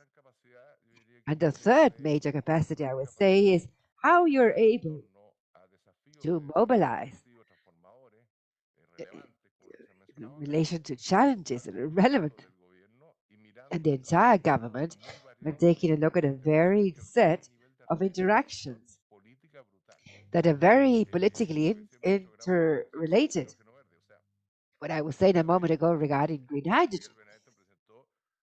At some point, Jose Miguel Veneto presented a PPT with all the connections that are required to carry out the green hydrogen process, and about 57 public entities, public works, norms, security. You need people that know how to do this from the viewpoint of industrial safety. Algo que requiere. Oh, now this is something that requires a level of mobilization capabilities and efforts of a political nature, technical and so on, that is very, very significant. And that leads you to think that countries will countries be able to tackle these challenges, perhaps one or two during a specific administration? And with something that was mentioned by the minister, which is fundamental. It has to be long-lasting over administration and public coordination in Latin America seems to be very difficult to achieve. Those are the three main bottlenecks that I see. Thank you very much, Gonzalo. A warm hand for that intervention. I believe that that is a very realistic diagnosis of the challenge that we face. And that leads me to the second and last question, because unfortunately we are a little bit late, running a little bit late. And this was mentioned by the Vice Minister, the number of documents that have been written in Colombia. And I believe that that experience perhaps can also be evidenced in different countries. One thing is to draft these policy documents, and a very different thing is to turn that into action and to tackle those implementation challenges. And along those lines, I would like to ask you to very quickly respond to this question. What are the main implementation challenges that you are facing when it comes to the implementation of your productive development policies? What is it that you're doing in order to achieve that public coordination that Gonzalo mentioned, and that is fundamental for these agendas? How is it that you are able to bring these policies down to earth, to the territories, guaranteeing a nation territory coordination? And if we believe that a significant part of the action must indeed be expressed at a territorial level. Minister, thank you very much. Thank you very much, Marco. In fact, once I answer this question, I have to leave because I have another meeting related to these issues. I'll mention three things that are very much aligned with what Gonzalo has just said. Two have to do with methodological challenges, and one which refers to a specific, more programmatic type of challenge. And I'll begin with with the latter. At least in the case of Chile, my impression is that perhaps the most novel aspect that we're viewing, which is perhaps not so novel, and that refers to the beginning of Corfo, is the impact of catastrophes, different types of catastrophes that we have had to face as a country. And and these will, I think, become increasingly frequent in view of climate change. I believe that our country has a good institutional framework when it comes to providing support to people that are impacted and to the reconstruction that has to be conducted subsequently, and also in a very satisfactory manner. During this administration, we have also been able to support smaller scale enterprises. But what happens when you have a location which is fairly small, and the only company, the only venture that they have in that place says that they are leaving as a result of that catastrophe, which is the case of Licancel in Licanten, which is a paper uh, mill company. So, what are the instruments that public policy has in order to deal with that type of situation and to build, to very quickly build a different productive vocation? And the problem is not simply the reconversion of people, but it's rather a productive issue. How can you replace a productive activity that has disappeared? You can, of course, conduct training programs, but training in what? So, in general terms, the discussions in our country focus on that issue, thinking that it's simply a question of human capital and not a question of rebuilding that productive vocation. The rebuilding of new uh, enterprises, new quality jobs is a very difficult task. And the market is able to do that, but not necessarily where it is required and the urgency with which it is required. And that is a challenge that we have and that we're trying to deal with. And we have discussed this with Jose Miguel Belavente, Executive President of Corfo, in terms of how Corfo can play an even more significant role to the one that they're playing with regards to this aspect. That is an urgent challenge that we have to tackle. And two other things that are methodological in nature that have to do with the way in which we work. First of all, I share the fact that in the present situation and with the productive challenges that we're facing, our main bottleneck is our ability to adequately and efficiently resolve these issues. And that requires capabilities. It requires the rebuilding of state capabilities that transcend, hopefully, different administrations. And that is a fundamental element that in Chile, historically, is something that has been done by Corfo in productive terms. And what we need to do is to strengthen that work to increase it. There is a problem related to scales here. I believe that in Chile we're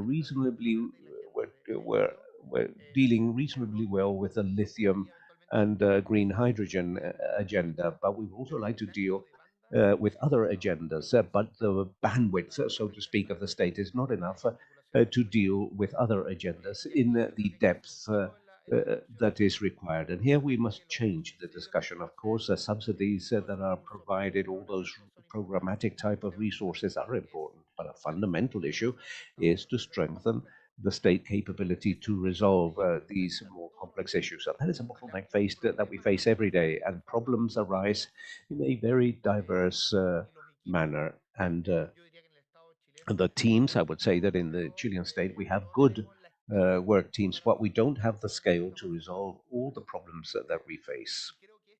And I believe that this bandwidth problem is very present in public policy. Little is written about this, little is discussed about this. And in addition, when different administrations or governments to compare themselves to no one says we have doubled the capability of Corpo to respond to difficult problems. And they speak about how budgets have increased and they discuss specific programs. And therefore, I believe that this is a fundamental aspect. And the third issue, which is the second methodological challenge, is that indeed our states have a way of a type of structure that is not very favorable in order to deal with interministerial problems. And all the interesting or important issues that we deal with have this interministerial nature underlying them. We have made an important effort in this sense. For example, I mentioned the Sustainable Productive Development Program, that beyond resources implies that we're focusing all our expenditure in green hydrogen, lithium, and so on. But again, that requires a lot of effort, a lot of coordination, many meetings, and a strong political will on the part of different governments. And so I believe that there is a very substantive challenge here. If we are to think that the main problem is to process complex issues that require the coordination of different ministries, the million dollar question is how how are we able to escalate that, which is one of the themes of this conference, to scale up the policies that work well. But if policies that work well require a lot of effort, a lot of articulation, a lot of coordination, and the bottleneck is the real capability that the state has in order to tackle those complex problems, the question of how to scale that up is a question that is not easily answered. So I share the challenges that have been mentioned here, and I hope that we are promoting certain policies that indeed uh, tackle these challenges. And I again offer my apologies uh, because I have to leave. And this is obviously a bandwidth problem as well. I have to cater for different challenges. Thank you, Minister. Thank you very much. That issue of the bandwidth is very interesting indeed. In ECLAC, we have been insistent on the fact that restriction in terms of bandwidth is what leads us to the need to prioritize strategically and to work with productive sectors, betting on strategic efforts within the framework of these productive development policies, because the bottlenecks, the requirements are infinite, whilst resources, and I'm not only talking of financial resources, but also of institutional capabilities is not. Vice Minister, I would like you to answer the same question, please.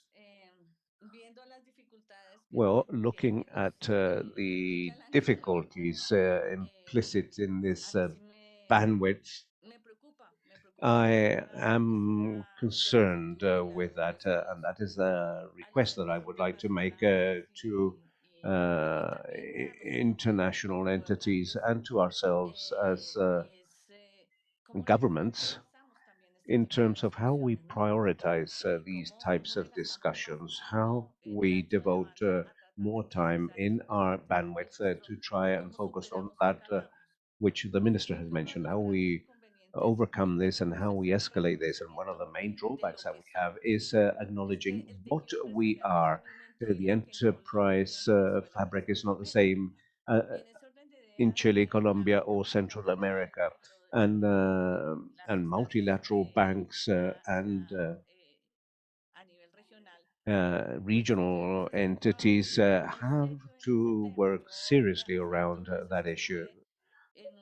A couple of months ago, I was invited by the OAS to Washington, and the same thing happened there. It was an event to analyze small and medium enterprises and how to make them exporters. And so we spoke about lithium, we spoke about wind power, and so on. But I was looking at the rest of the audience, and we were all people who were not necessarily only representing those sectors. And we also represented an entrepreneurial fabric which is very different to developed countries. And I'm talking here about issues that we have not discussed. Colombia is now beginning to discuss that. And we have also the issue of informality. Informality for us is not an issue of illegality, but rather an issue that we must deal with because it emerges in the creation of enterprises and is becoming far more critical to the extent that it becomes much more complex for new enterprises or established enterprises to maintain a level of formality that enables an appropriation of those productive transformation processes mentioned, for example, by the representative of the IDB. And therefore, what are we creating instruments for? For what type of entrepreneurial fabric are we creating those instruments? We cannot ignore that, nor can we ignore the fact that we have not reached the territories that we should be reaching. We have not identified the productive vocations that those territories have.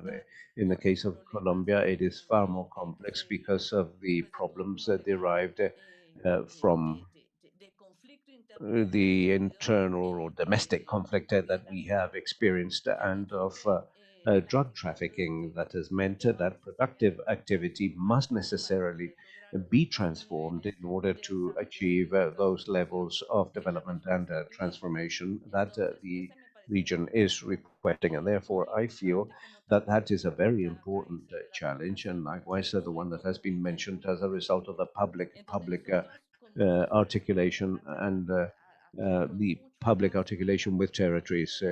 With a lot of effort and with a lot of expenditure of public resources, we have, in one way or another, been able to establish important coordination in territories. Uh, which is a much more complex task for the cocoa sectors, for example, as mentioned by the ex-minister, or for sectors related to cultural sectors or sectors related to fishing, where we also coordinate that task with our neighboring countries, and also a coordination with communities. And why? Very closed scenarios, closed in the sense that they did not include this new stakeholders that have appeared over the past 20 years in our territories, and that refer to entrepreneurial entities such as the agencies to promote investments, or the agencies to promote exports, or entrepreneurial groups of micro enterprises, for example, uh, bakers, and in the fishing sectors, among others. Those were not in the competitiveness commissions, but they have now been included. This is a way of strengthening governance in territories, and it is the only way to increase, or one of the ways in which uh, how the scale can be treated when it comes to the implementation of public policy instruments and public policies to promote development. And likewise, the diversification of that portfolio of partners, of international partners. Colombia has always worked with the US, with Europe, it and many restrictions have been established for the access of our products in terms of goods and services. Also work with Latin America. We know that trade is very important, but we do need to diversify. And therefore, what is it that we're doing in regional entities in order to strengthen that relationship with Asia and with Africa? Those are scenarios that also demand a lot of resources, many studies, and likewise a lot of flexibility within the framework of the regional work groups that we have in Latin America. Those are the challenges that I envisage, but above all, we need to acknowledge that who we are designing policies uh, for whom are we designing instruments? Informality cannot continue to be ignored, and territories cannot continue to be ignored. And we lack the budget that the US and Europe has in order to conduct that productive transformation. But that is why we have promotion banks that must interpret that reality. Thank you very much. Thank you, Vice Minister. And we conclude again with Gonzalo. Gonzalo from the IDB. How are you viewing these implementation challenges faced by our countries when we work on this agenda? And to conclude with on an optimistic note, and not with the concerns that you expressed, what is it that could be done in order to deal with these challenges in the future? Thank you, Marcos. Very quickly, a very important aspect mentioned by the Vice Minister is the territorial issue this afternoon. Or later, we will see examples of what is being done, and that is a focus that the President of the IDB has asked us to highlight. Many things are happening in Latin America that are able to have an impact, especially in these spheres that have to do with SMEs and so on. The second aspect is to diversify the portfolio instruments that are used and the approaches that we have with regards to these aspects. For example, in all these discussions, something that is always absent is the policy to promote competition. I recommend an article that was published a while ago in Mexico about the impact of research when it comes to the creation of competencies and the productivity of those sectors. Every time the national economic supervisory body investigated issues about collusion and so on, the impact of those sector increased, and therefore that favors the smaller enterprises, and that we don't normally place within the portfolio of the types of interventions that are crucial for productive development. A further instrument that I believe is also underused, but that is increasingly used, is the issue of public procurement of innovation. There is a large amount of the GDP that could be devoted to promoting greater levels of innovation, to generate new startups, new ventures that generate valuable responses to uh, issues that are of great public value. If, as from the public sector, I not only purchase goods and traditional goods and services in inverted commas, I want to do something different. For example, to mention an example from Chile, a few days ago, an announcement was made by a hospital to reduce waiting lists, and that is a program that we have conducted with Chile to increase the public procurement of innovation, which enables, in this case, the Ministry of Health to establish a bidding process whereby the provision of a specific service or infrastructure includes innovating aspects, and that solution is obtained from the private sector and therefore provides a new market and a significant time to that developer. Son importantes. That type of thing, I think, is very important. Thank you very much, Gonzalo, and to all panel members. Time is up. And simply to wrap up, most of the conversation takes us to conclude that the challenge we have ahead is not an easy one. No one has said it was going to be easy. At least from ECLAC and CAF, we agree in that we have no choice except to address the challenge of scaling up, improving our policies of productive development. Because the idea throughout the whole region is to work in deep, profound agendas of productive development. Only together we'll be able to move that pendulum of productivity, and at the end of the day we'll have the well-being for all of our peoples. We insist that's it, that it is all about improving the life of the peoples. Thank you very much. Thank you, Marco Dinas, of course, for chairing this panel meeting. And now immediately we move to the second session on the role of development banks and productive agenda. We invite Jorge Arbate, Vice President for the private sector of CAF, Development Bank of Latin America and the Caribbean, and Jesus Chumacero, uh,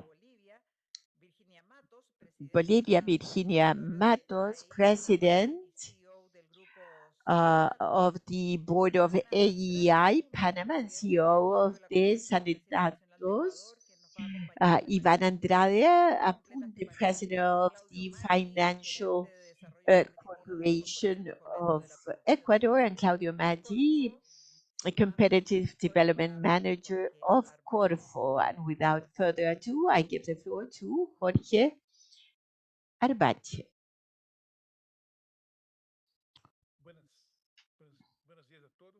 Good morning, everyone. Development Bank, Multilateral Development Bank as a whole, spends in Latin America and the Caribbean a bit less than $30 billion. This amount, is it too much or too little? For you to have an idea, is that there are estimates that that the region needs to face the challenges of climate change 1.5 to 2.5 trillion millions a year. So what we What we are spending is almost less, almost nothing. And so, if we consider subnational and regional development banks, this amount can be a bit larger. And in some countries, it could be larger, as it is the case of Brazil. But in general, development banks do not have all the fuel that's necessary to support in a final manner all the region. The issue is that we've heard a series of challenges, as it was said in the previous panel. In Latin America, there are several elements that go beyond the productive development policy with all the benefits. We have here the most urban centered region of the world, and there are a series of important policies that would be needed so as to reach out to all the persons. Today, poverty is not concentrated in the rural areas, but rather in the urban areas of the region. And productive development is key, essential, very important.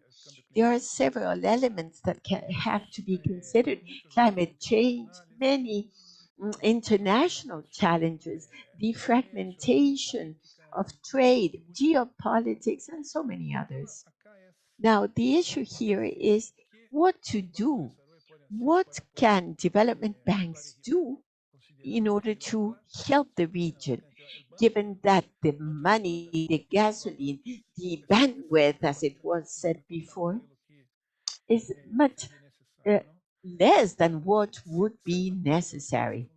If there is something that is fundamental, is that considering the limitations of the banks, we believe that we would need to consider three areas. First, the first one where there are partnerships, pacts, and second one to have additionality, and number three, resource mobilization. Perhaps with this triangle, you can do much more with the same resources. And that, in view of the main new challenges and the ones we had before, it is much more necessary to have this capacity of refining uh, the way how development banks have worked so far and their major contribution to the development of the region. This panel seeks to go deeper into these topics. And also, we need to consider the last comment is that we did have some principles, but we need to bear in mind that Latin America and the Caribbean is an extremely heterogeneous region. And what works in one country doesn't work in another.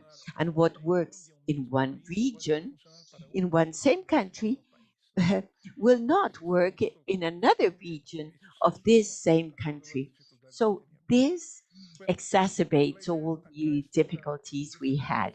So the idea was to address these challenges and also what should development banks do, with what instruments, with whom do we need to work, how should we intervene, how to coordinate, articulate, and how to coordinate, of course, with the national government or subnational governments. So, for this, we have an outstanding panel meeting. Jesus Chumacero, Manager of Technical Assistance and Productive Innovations of the BDP of Bolivia; Virginia Matos, President of the AEI Board of Panama and CEO of the Sanetatos Group; Ivan Andrade Apunte, President of the Board of the Financial Corporation of Ecuador; and Claudio Maggi, a Competitive Development Manager of Corfo. So we begin with Jesus Chumacero with a question for all. What is the role of development bank within the framework of productive policies in the countries and territories? What innovative financing instruments are being addressed in order to approach this task? Please, Jesus. Thank you. Good morning, and thank you, CAF, and also for the invitation. We are so pleased and happy and proud to participate in this panel. Regarding the question, we in Bolivia are a mixed society. That is, 80% is part of the state and 20 private. And this allows us to solve the productive development issues in a more cross-sectional manner, and that is an advantage. What have we done as Development Bank? Well, basically, the bank begins working in 2007, and there is a second floor bank. In 2015 is first and second floor bank, and that opens up a challenge to have direct interventions. It is there that we begin to define what places and territories can have our participation. So we launched a one first tool, which is a map of economic productive areas and understand each territory. It's more difficult than what we hear. It is a tool that is in an ongoing development, but has opened our eyes to determine that the information is one of the main axes in order to define what can be done, where, and how. Thus, currently, we are developing what we call productive intelligence. That is, to work in more information, to collect from the same customers articulated to the state areas so that we know where we are and where are we going. All this productive process has allowed us to identify our weak points, and thus we have our sustainable finances program. The bank, like all other development banks, sees in the future a major problem regarding climate change. And so, in this Productive Intelligence Center, there is another challenge to determine where do we need to strengthen this equation of producers and supporters in order to be resilient to climate change with financing. So we started working with financial and non-financial services. With financial services, we generate products that may be accessible to the producer, but also to have a green line. And our sustainable finance program is based on three fundamental axes. One is generating financial products. Number two is financial innovative mechanisms. And number three is implementation of environmental and social policies. In the first axis, well, financial products have been generated, created in accordance with the needs of growth, but also in accordance with the new challenges regarding climate change. Uh, and one program is called Adapta. Another one is efficiency, and so producers can access these financial products that allows them to adapt to climate change. There's one on development and two other products that will be worked this year, which is resilience and forests. In innovative financial mechanisms, we've worked in green bonds. Our country has launched the first green bond, and it's We, as Development Bank, were the ones that created the process. I understand that in Chile, also you've been doing this type of financial mechanisms for quite a while. We are working in climate funds, and the Development Bank will be the first ones to have access to this, and also in the generation and management of green projects. And in sustainable policies, well, we've worked with the safeguards of environment, social, and gender. All efforts are being made to measure the carbon footprint of customers and banks. And we have a system for reporting this because, as I said at the beginning, is the key is to manage data, and data should provide evidence of where and how to work. And thus, everything is centered in the measurement of impacts to know that the interventions we're doing, what's the impact they have, and through this measurement to make the necessary adjustments that will allow us to change the initial idea or rather reinforce. And therein comes the challenge, which is massification. How do we spread, disseminate those points that have, or how do we multiply those points that have had good data, good growth, and that is precisely through technology and to set up the micro markets we have in the zone. Within this productive intelligence center, we have uh, uh, uh, we provide information to the producers, allowing them to have resilience. This has been our own development work through academia and also with programs of the state, and we've achieved this coordination, articulation. It hasn't been easy. Now, to make it massive, well, evidently, the social media is one tool for that.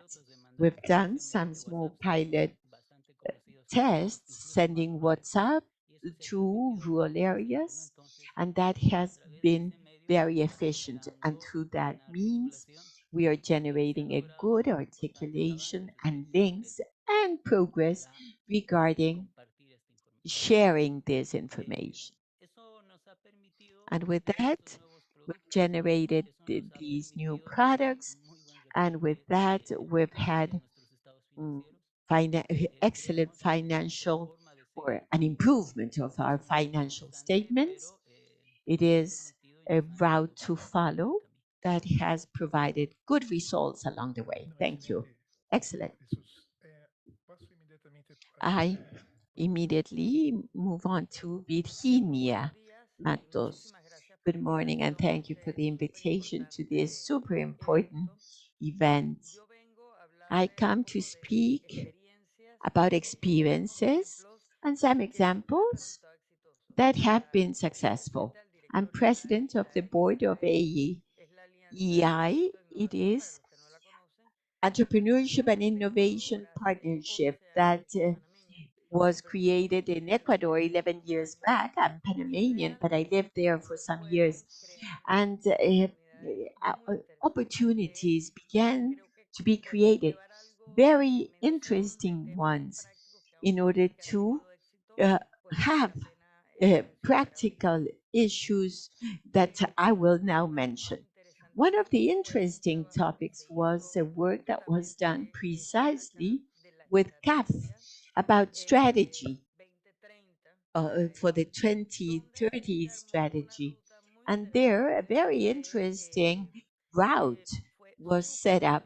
It was exceedingly well designed, not only for AI and for mm, uh, technology and innovation, and also there was an opportunity to go out to other countries, as it is the case of AEI of Panama.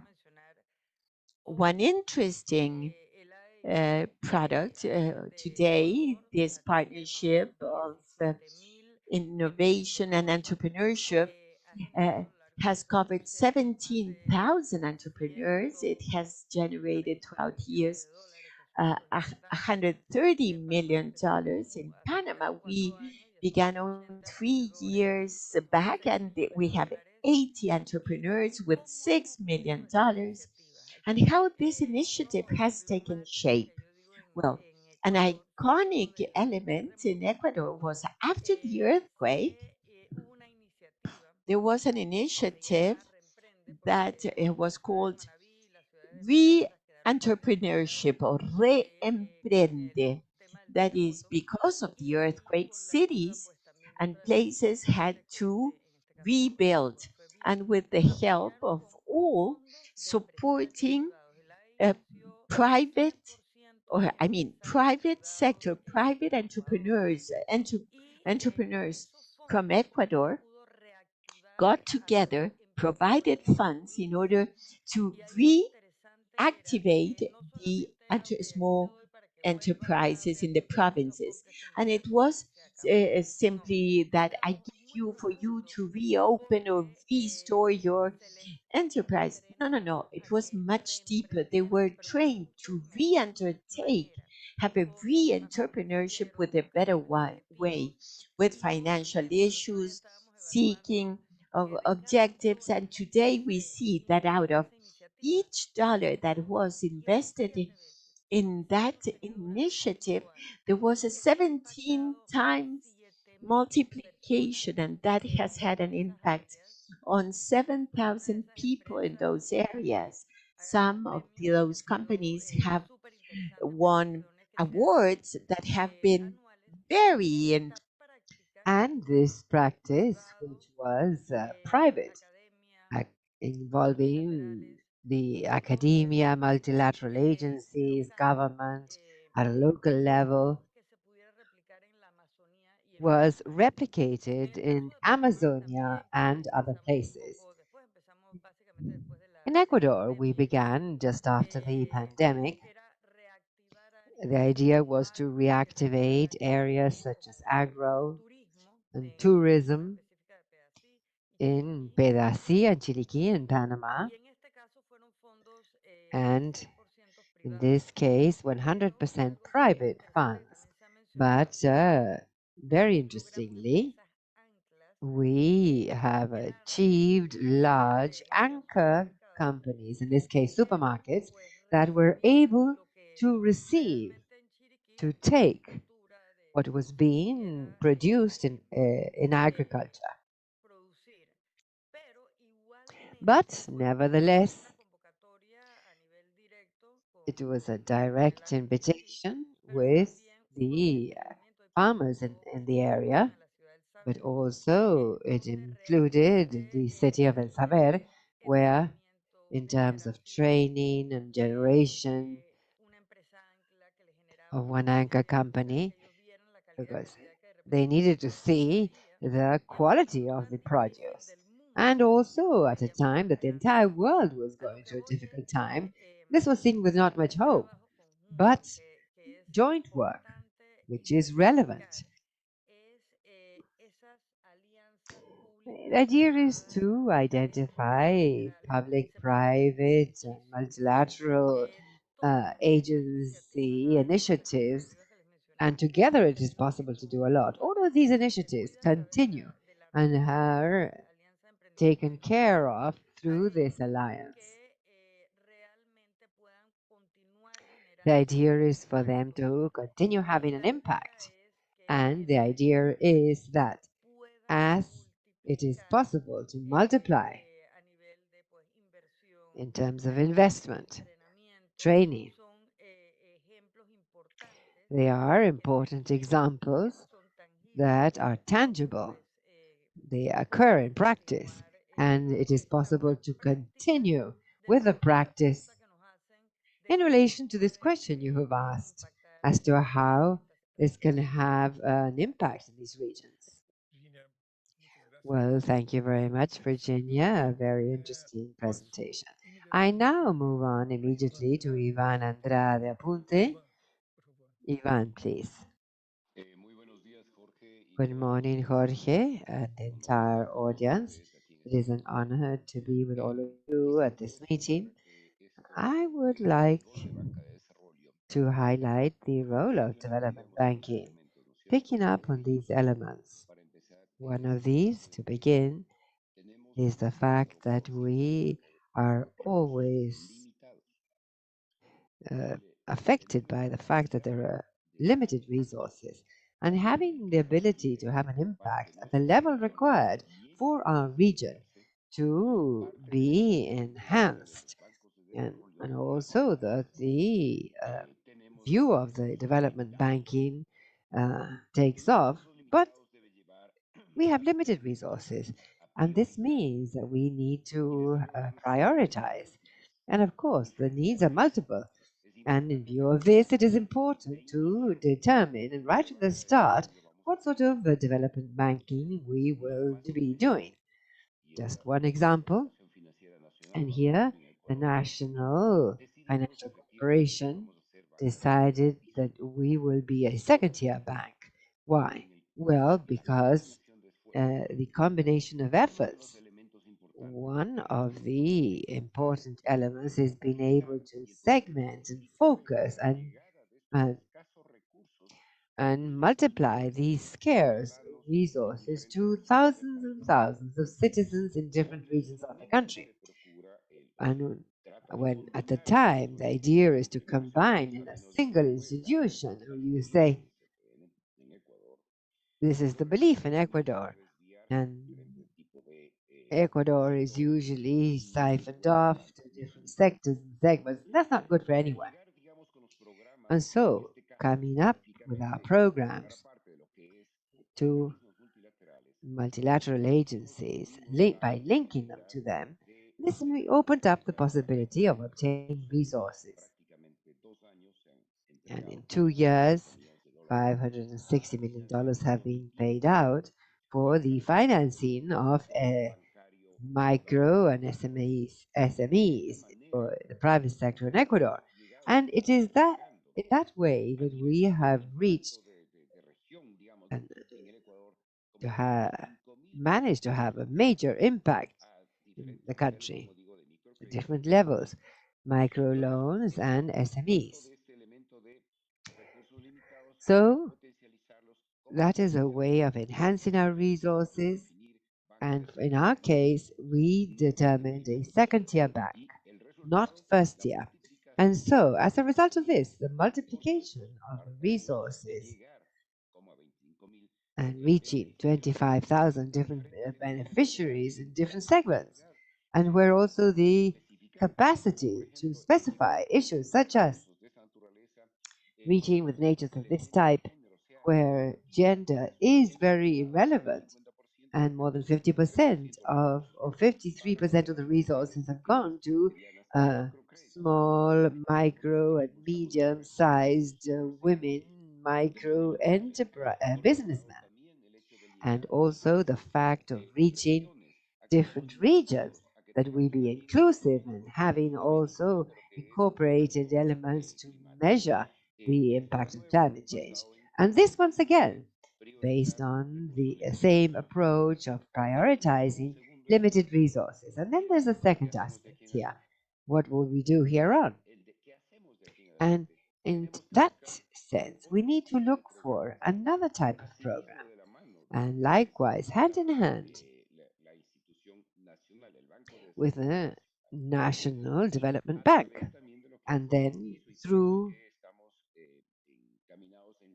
the mechanism, that is why we want to relaunch the national uh, program for guarantees, which is a multiplier for resource allocation in sectors, adding loans, micro and SMEs, and that are able to make the most of equity, also supported by uh, multilateral agencies.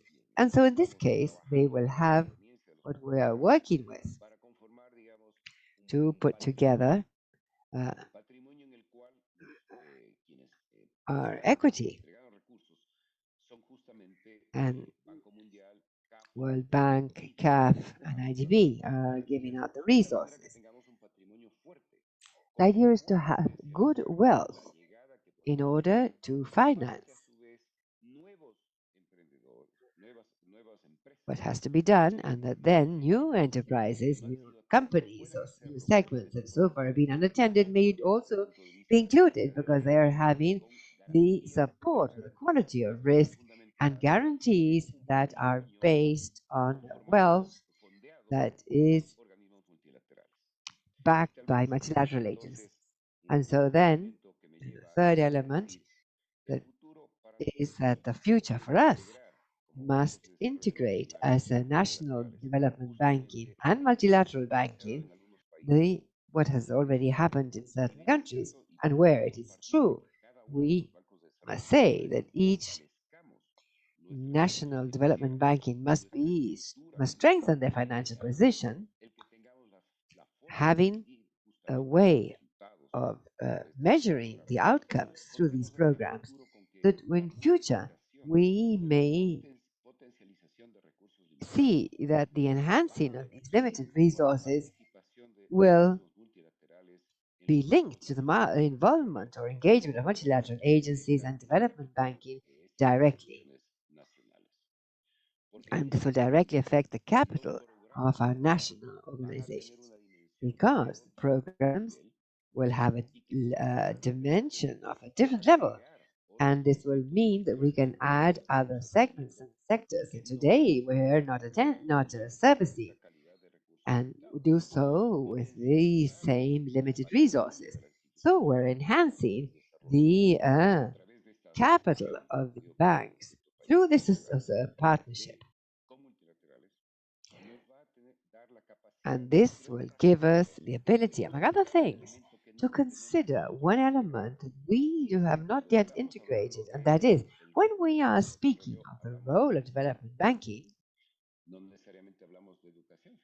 we're speaking of financial education, but we don't speak about that, nor do we talk about venture capital. Money is averse to risk. But if we want to think that we're going to cross the border of the thinking of development banking, we need to integrate elements that have to do with venture capital. How do you support entrepreneurs? This is the example given by the lady from Panama, and, and that she hosted our country, Ecuador, and the experience was good. You must be prepared to lose, yes, also to win together, both winning and losing. And that has not yet been integrated. It's not easy to think of it that way. So we need to transfer this to another level. And so consider certain issues, technology development, and so on. And the, the percentages mentioned at the start, $1.5 trillion until 2030, 2040. We won't get those resources, but some of them, yes. Some of those resources is venture capital. So what happens if we bring in more resources for R&D, combining efforts of these unilaterals as the center for R&D? And so maybe this would be taking a significant step toward adding human talent to financial resources. That is it. Thank you.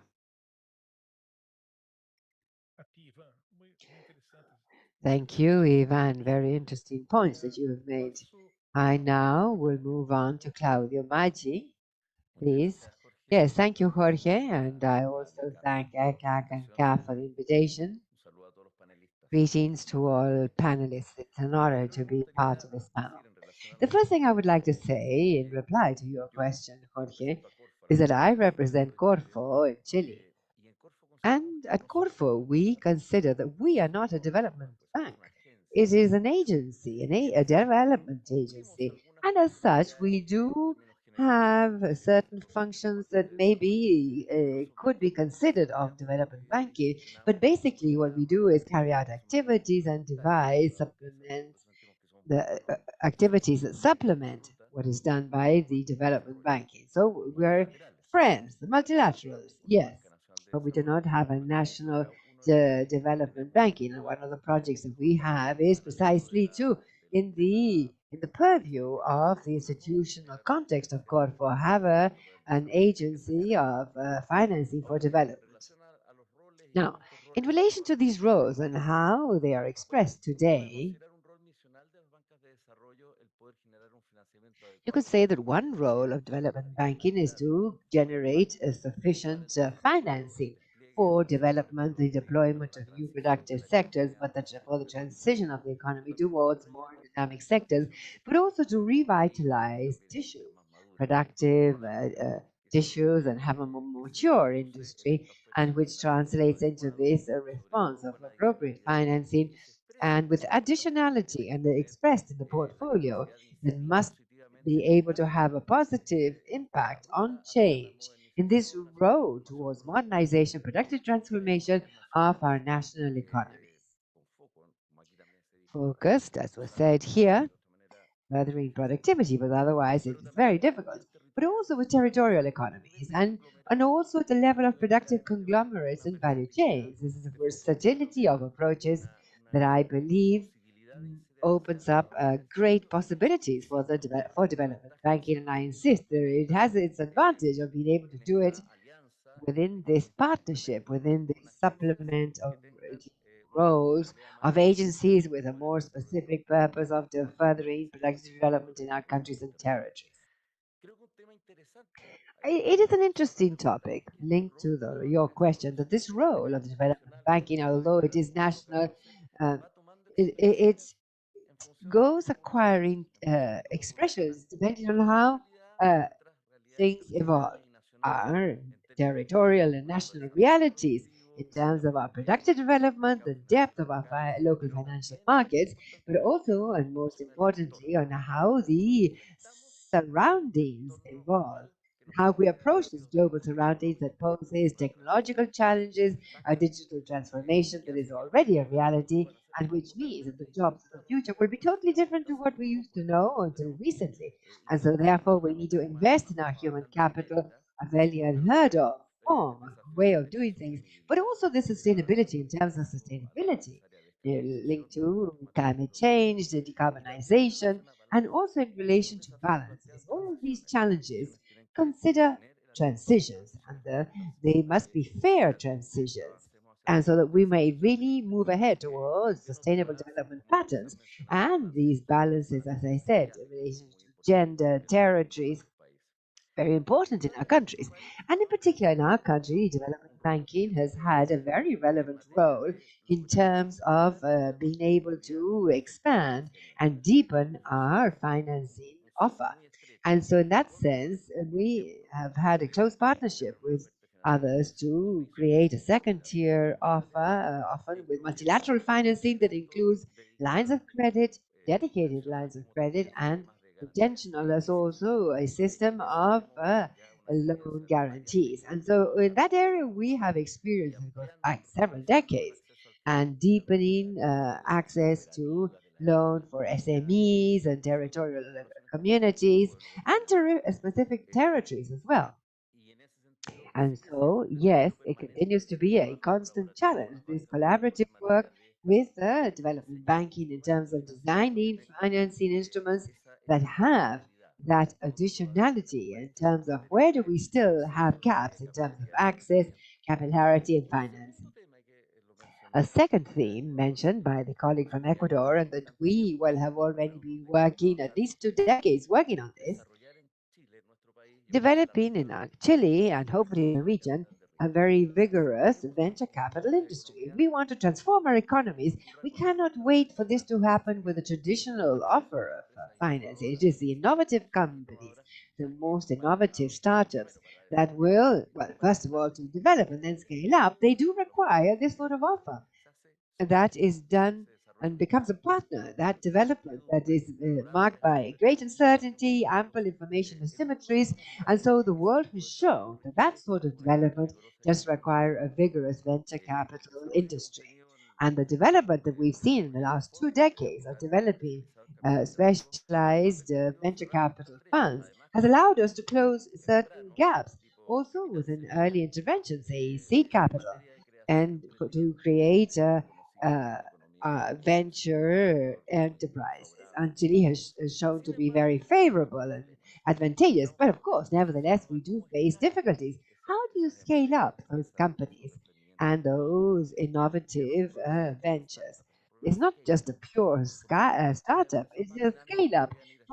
For a long time, the more dynamic countries were able to go to the USA or different international clusters, and there was an abundance of financing for that scale of development. But that is not the current situation. And so we must be able, also in the region, to develop that sort of financing. That may have different expressions. Funds of funds linked to venture capital allows us to attract international offers, scaling up in association with the stock exchange.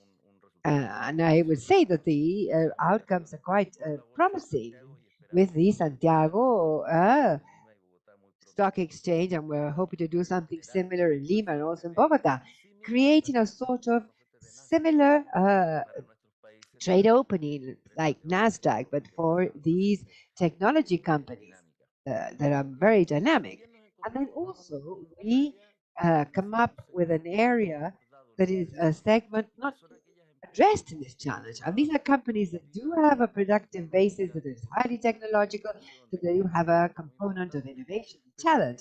But the scale up requires of investment, a capex, which is significant, and their venture capital is insufficient. It will never be that much. It takes on risk, yes, but not that early on.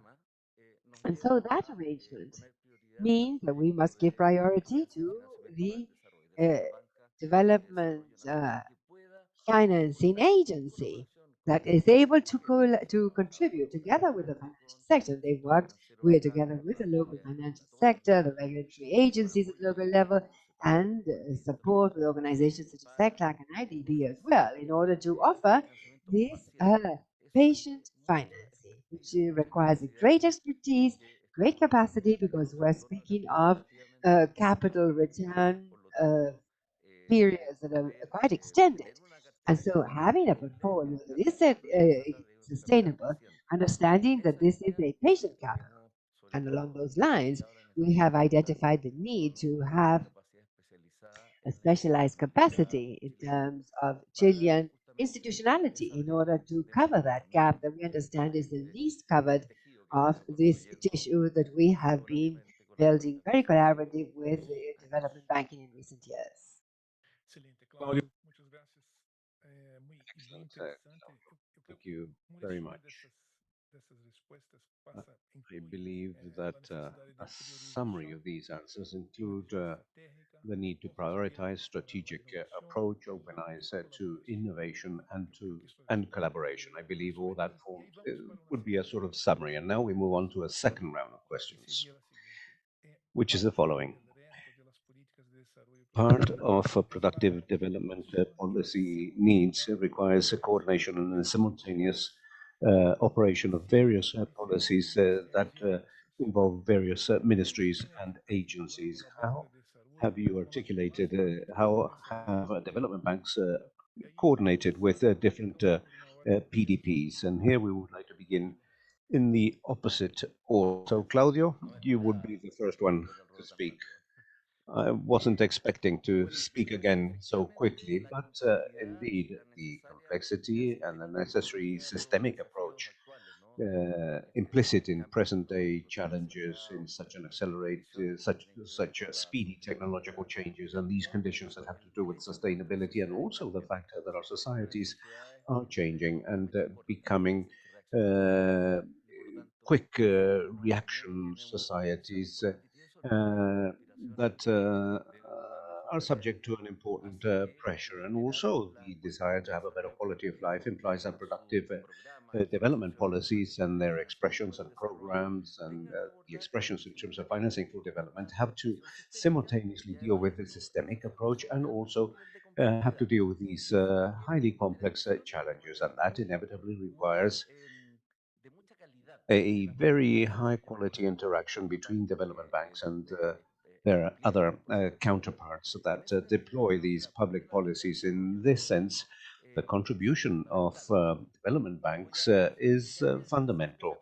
And in which specific areas? Well, first of all, in terms, it implies a diagnosis capability and a prospection capability, out of the box, a more comparative approach at an international level, a wider ranging perspective, the identification of different trends. So we spoke about offshoring with you at a given moment in time, and that opened up our eyes to something that we were unclear of. And in that sense, the role of development banks that provide support to the quality of programs, policies, and instruments that are designed is extremely important. But this is not enough if there is no healthy interaction between institutions and development banks. In that, they must have a very close relationship so that they can speak with a high level of confidence, of trust, um, with enormous complicity when it comes to promoting these policies. But at the same time, they must also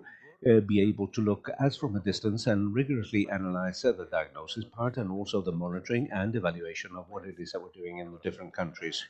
A comparative evaluation is always a very important tool, and it's also very helpful for development banks to conduct this. And we also need to overcome, or we can also help development banks to overcome public cooperation. And I would like to go back to the example of green hydrogen in Corfo. Given our legal structure, Corfo is able to establish small Corfo agencies called Corfo committees, and we established a Corfo committee for green hydrogen, which involves 11 ministries plus a research institute and plus the development bank, and that is very difficult to coordinate. It involves different hierarchies, different governance structures that have to work in a synchronized and coordinated fashion. And the role uh, of development banks is very important in that sense because they provide us with elements that enable us to work in a much more cohesive manner. They provide us with formulas for work which are very important. And the most concrete example in this sense, perhaps one of the most relevant instruments that the National Green Hydrogen policy has, is the development of a financial facility in an entity to develop these projects in our country. These are long-lasting programs and projects. It involves an important level of design, and they are being developed at a time when the market is still not mature in terms of the establishment of the price of the creation of a molecule of green hydrogen. But they are making these projections, and therefore all this makes it very necessary to have an entity in place that enables them to organize their project financing and to manage the financial closure. Uh, for a development bank, for a country to have a country flag, so to speak, saying, well, I'm investing in this financing, I form part of the syndicate that is organizing the credit to finance a project, is extremely important. And without development banks and without multilateral agencies, it would have been very difficult for us to advance in the organization of this instrument, which involves an initial investment of $1 billion, which involves the participation of CAF, the IDB, the World Bank, the European Development Bank, and German entities. And this implies coordination, enormous coordination. It's hard work, but I think it's worthwhile. And we all agree that we need to provide this shared vision of overcoming these major challenges involved in establishing, as from scratch, a productive, transformative, productive sector such as green hydrogen. That, I believe, is an example that exemplifies the complexities that we have to tackle nowadays.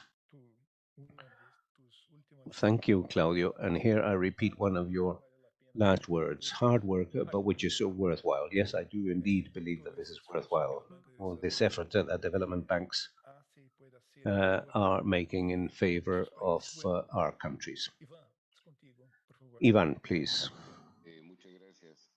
Thank you. What has just been said by Claudio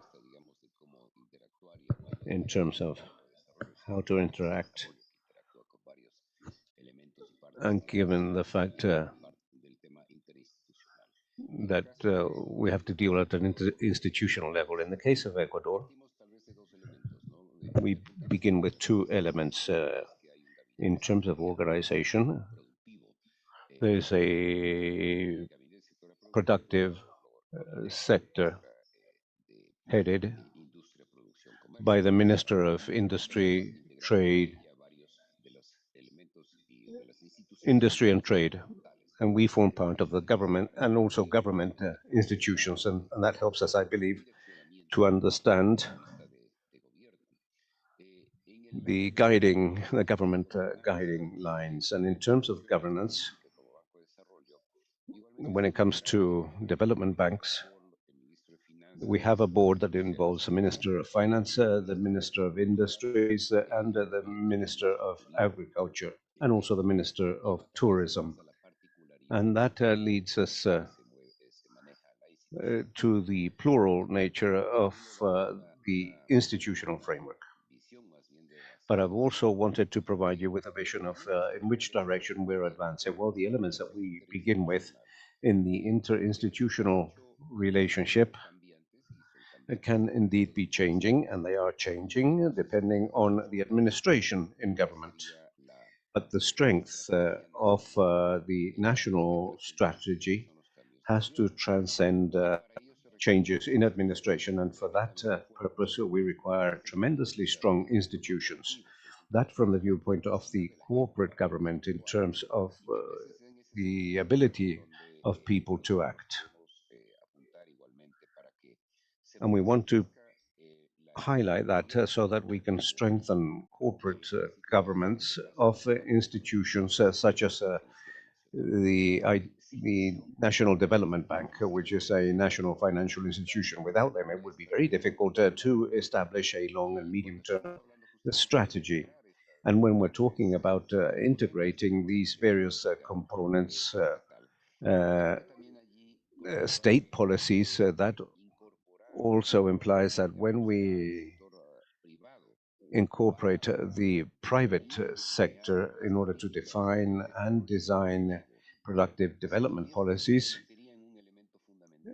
that would become a fundamental element that goes beyond the element of a specific government policy, so that it can have that medium to long-term connotation.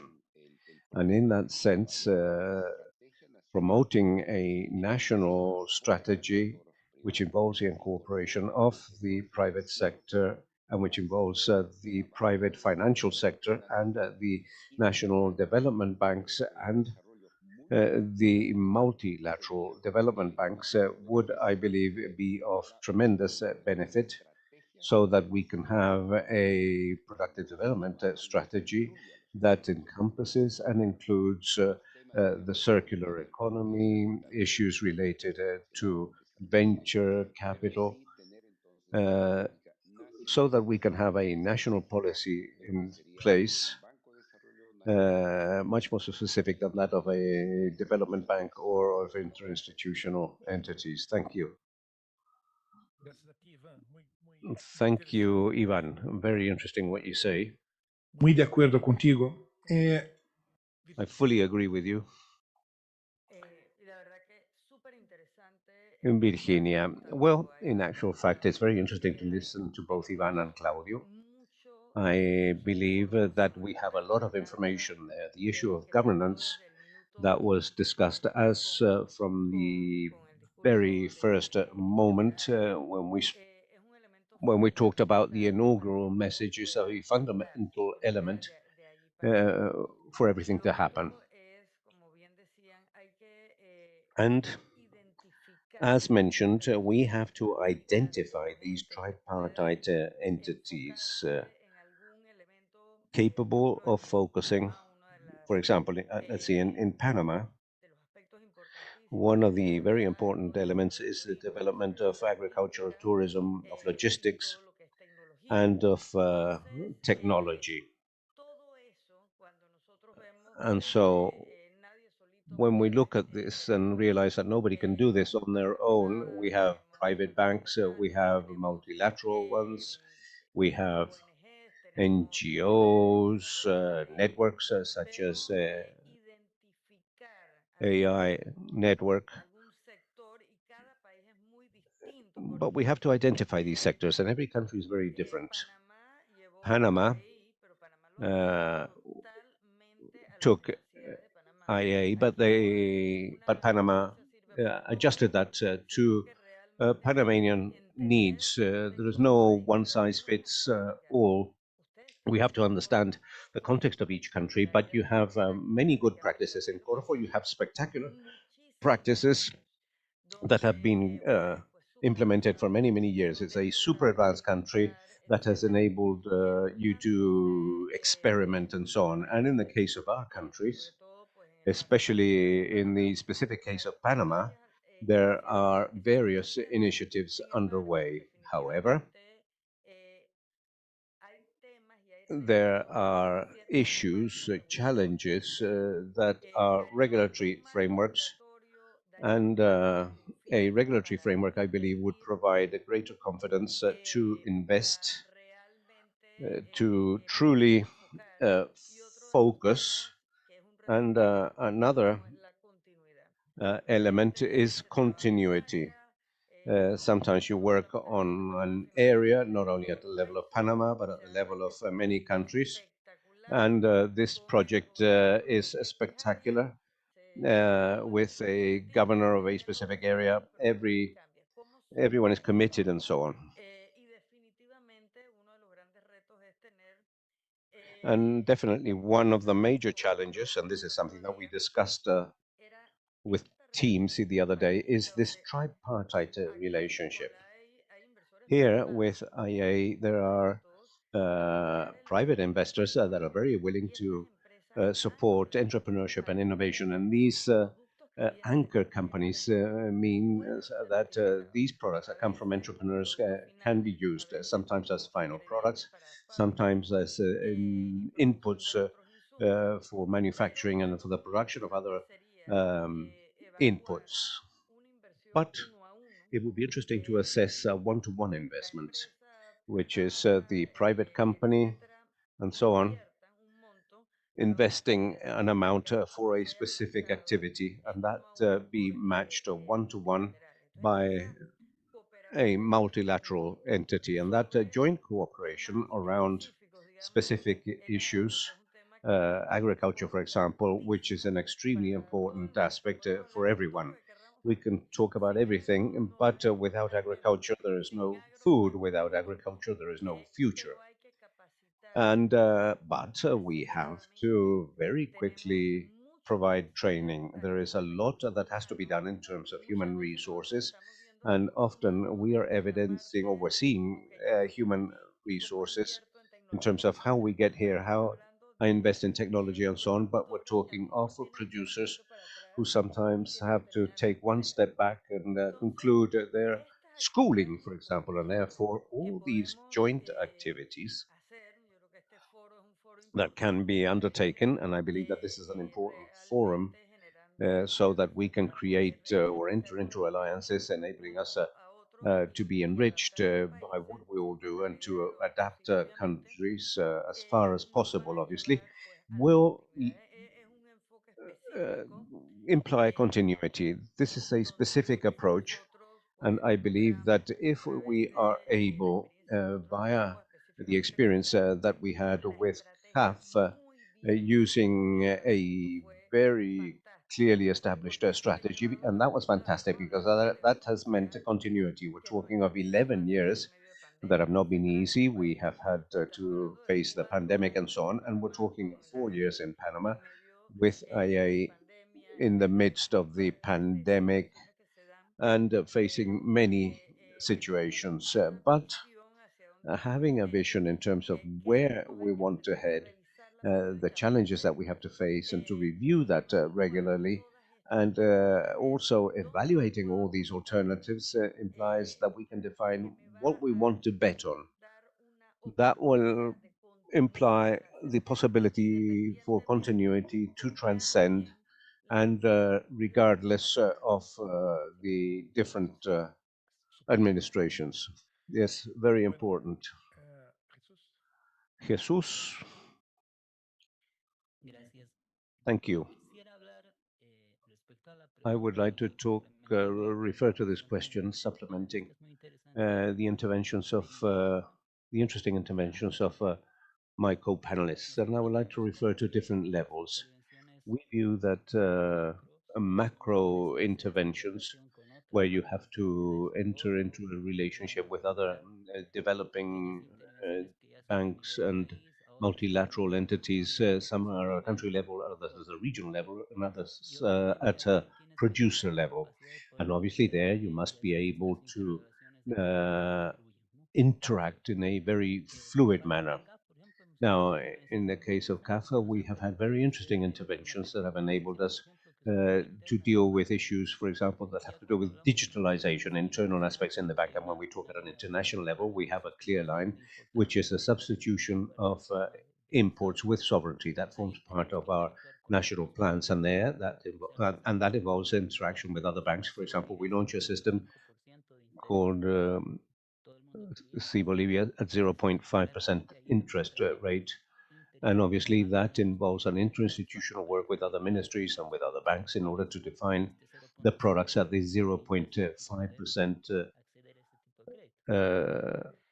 could be applicable to those that apply to this credit. That, of course, involves analysis and interaction between different levels of the state. And when we talk about seed capital, we have experiences with a financing fund, and the same thing happens there. You have to interact at a company level with organizations and establish the best way, the best operational formula. And the best discussions are not held at the beginning, because inevitably you have to determine, because the idea is for everyone to win. ¿no? But it is a challenge, and that generates certain expertise and maturity in order to handle those roles. When you work with entrepreneurs, we have a seed capital fund that is mainly addressed to the manufacturing sector, because it is there where there is a greater intervention.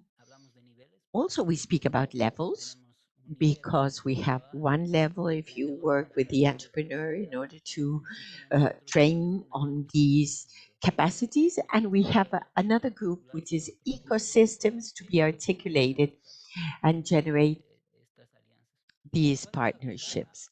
What is the advantage? There are many experiences.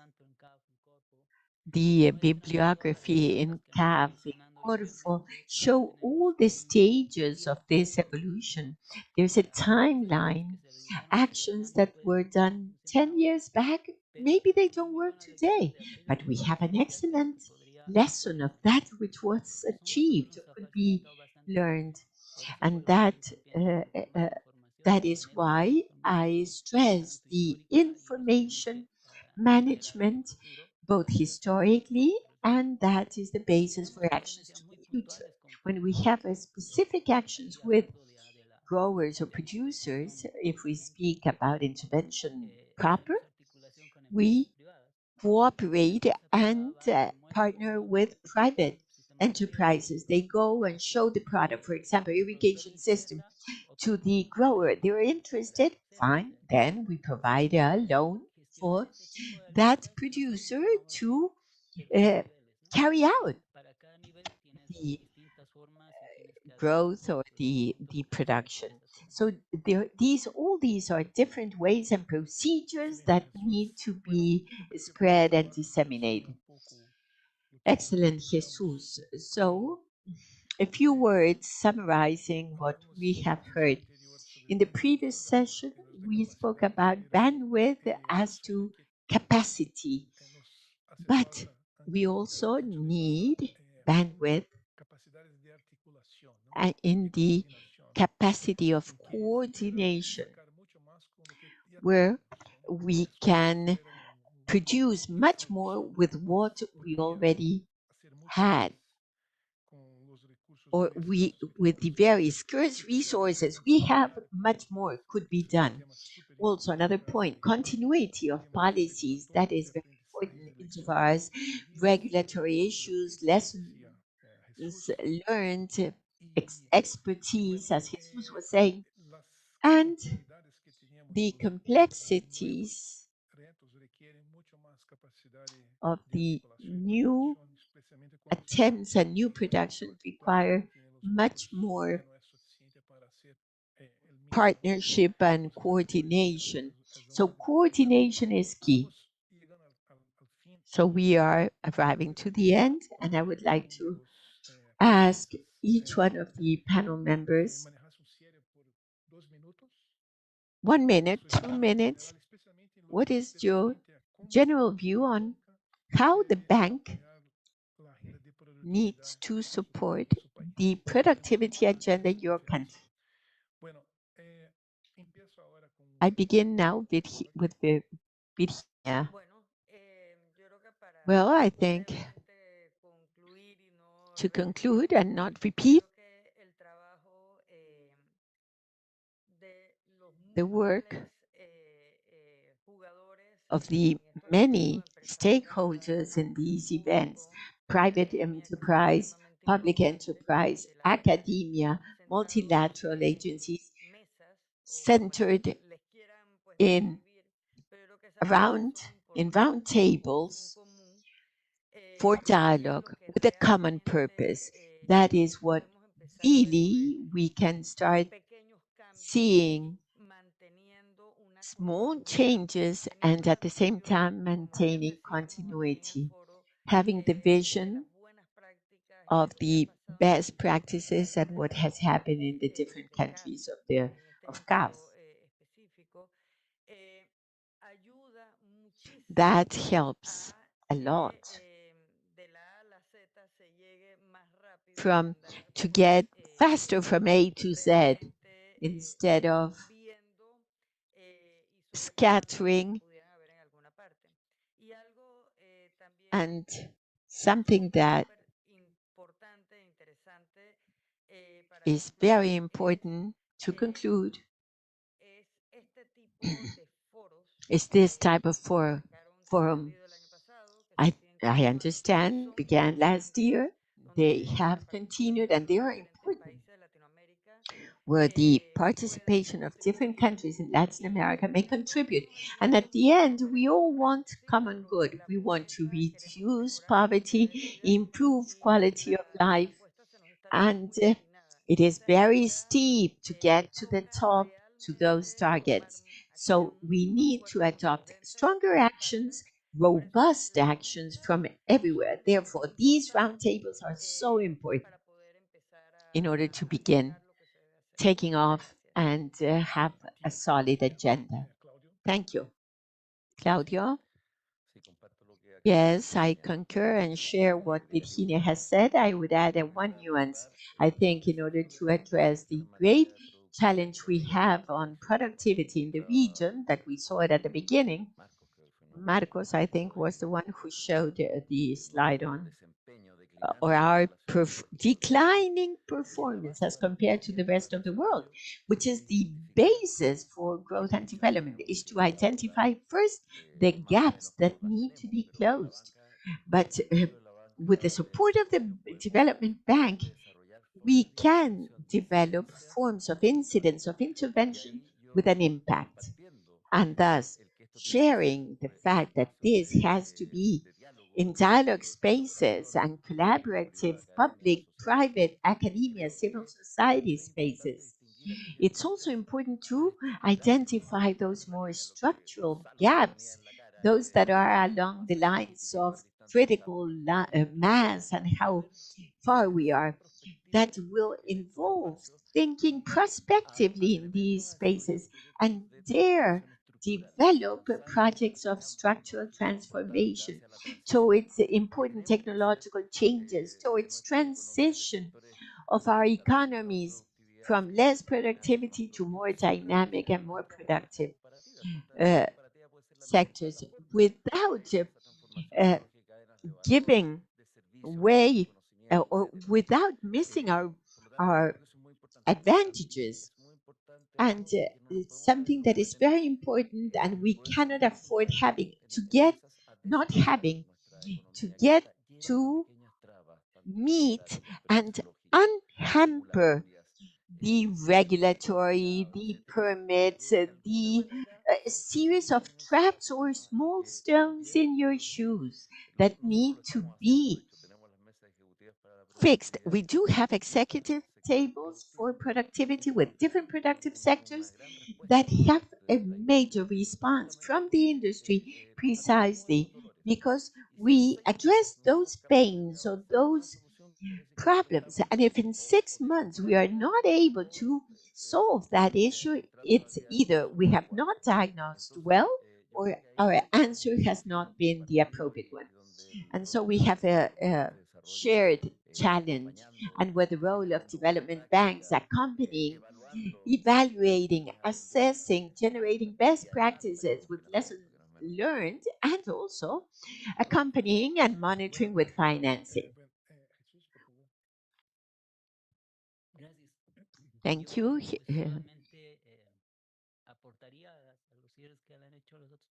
I would only contribute with identifying regions. Each region has a uniqueness, specificity, and has its potential, and they can join with our regions. I'm not speaking only in one country, but in the continent. To identify that would be an interesting challenge, and thus generate a map of what regions can contribute to what other regions. And that is one challenge. And support the having clear indicators and well defined on the financial, the social, and the environmental. Those indicators have a clear map of them. And now, closing. Thank you. I've learned very much, and it's one of the benefits of being in this CAF-ECLAC forums. Beyond the subjects that have been pointed out, three elements. One, we as development banks can support productive development if we dare risk. That is an element that when we are banks goes on the opposite direction of what is to manage a bank institution. But we need to dare run risks, because otherwise we will not reach out to those sectors that are in need. Also, we need to integrate. And as we don't know everything, we know very little, is that the development of products and solutions should integrate private society, private sector, and sometimes the solution to what we have identified will not be enough. On our part, we need to resort to private banks and beneficiaries as well, so as to know what is really needed. And this goes hand in hand with one of the subjects you've mentioned. And then the third point is that in practice, our integration with the banks to be truly effective as national development banks, we need to seek strengthening jointly with multilateral development banks. That's the only way we will enable the multiplication of fish and bread. Thank you very much. Excellent, Ivan. Virginia, Claudio, Jesus, and Ivan, thank you very much. I think it was a very rich, open, excellent, and productive discussion. Thank you for participating with us. Thank you. Thank you also to Jorge for being the moderator of this panel. To each one of the members, we reiterate thanks. We now move on to the third panel, but remind you that you can share your comments with hashtag conference CAF and CEPAL and follow out at Agenda CAF at CEPAL UN in Facebook and X. And now we move on to the third session of this conference on policies of productive development with territorial approach. I invite Juan Carlos Elorza, Director of Technical and Sectoral Analysis, CAF. He will chair these sessions, and also uh, Adriana Alves, National Secretary of Policies of Regional and Territorial Development of Brazil, Richard Calderon, Prefect of the Imbabura Province of Ecuador, also Guillermo Acosta, Minister of Economy and Public Management of Province of Córdoba, Argentina, Juan Luis Ucet, Head of the Cabinet of the Province of Neuquén, and uh, Oliver Torres, Director of TCI, Strategy of Council of Economic Development of Chihuahua, Mexico. Juan Carlos, you have the floor. Thank you very much. Good afternoon, everyone. It's a pleasure to be once again in this place, in this house, where I've shared a lot with the attendants about the activities of CAF and CEPAL. Greetings to the colleagues of CAF and CEPAL, and especially to the public that is in the room in spite of all difficulties. So, a while ago, a colleague recalled a sentence of a song of Juan Manuel Serrat in view of the message of my dear friend Gonzalo Rivas. Truth is never sad. What happens is that it cannot be solved. So this panel has the task that to show that it's not only sad, not sad, but at the same time that it has a solution in 1 hour, less than 1 hour. So all the efforts for that. As I was saying, economic growth can no longer be separate from social and environmental considerations. It's imperative to have a framework of public policies that will encompass and promote productivity, growth, competitiveness, inclusion, equity, but also seeing to all the regions. Otherwise, we cannot speak about inclusion and equity if we don't take into account the region. Many of the elements that are key for inequity in the region are precisely due to the distance between the center and the regions. It is a widespread problem. We've seen it this morning, and we will focus in this panel uh, on specifically on topics of coordination, national territorial coordination of what is territorial with the private sector, with civil society, with the living agents of territories. And I would invite you to help us. That is why you've been chosen for this panel to reflect about how clusters, productive clusters, can be of great importance as an instrument of articulation of players in territorial development. Much has been said about the importance, but what's key now is to hear the voice of direct stakeholders in this situation. So we have Adriana Alves, National Secretary of Regional and Territorial Development of Development Policies of Brazil. Hmm.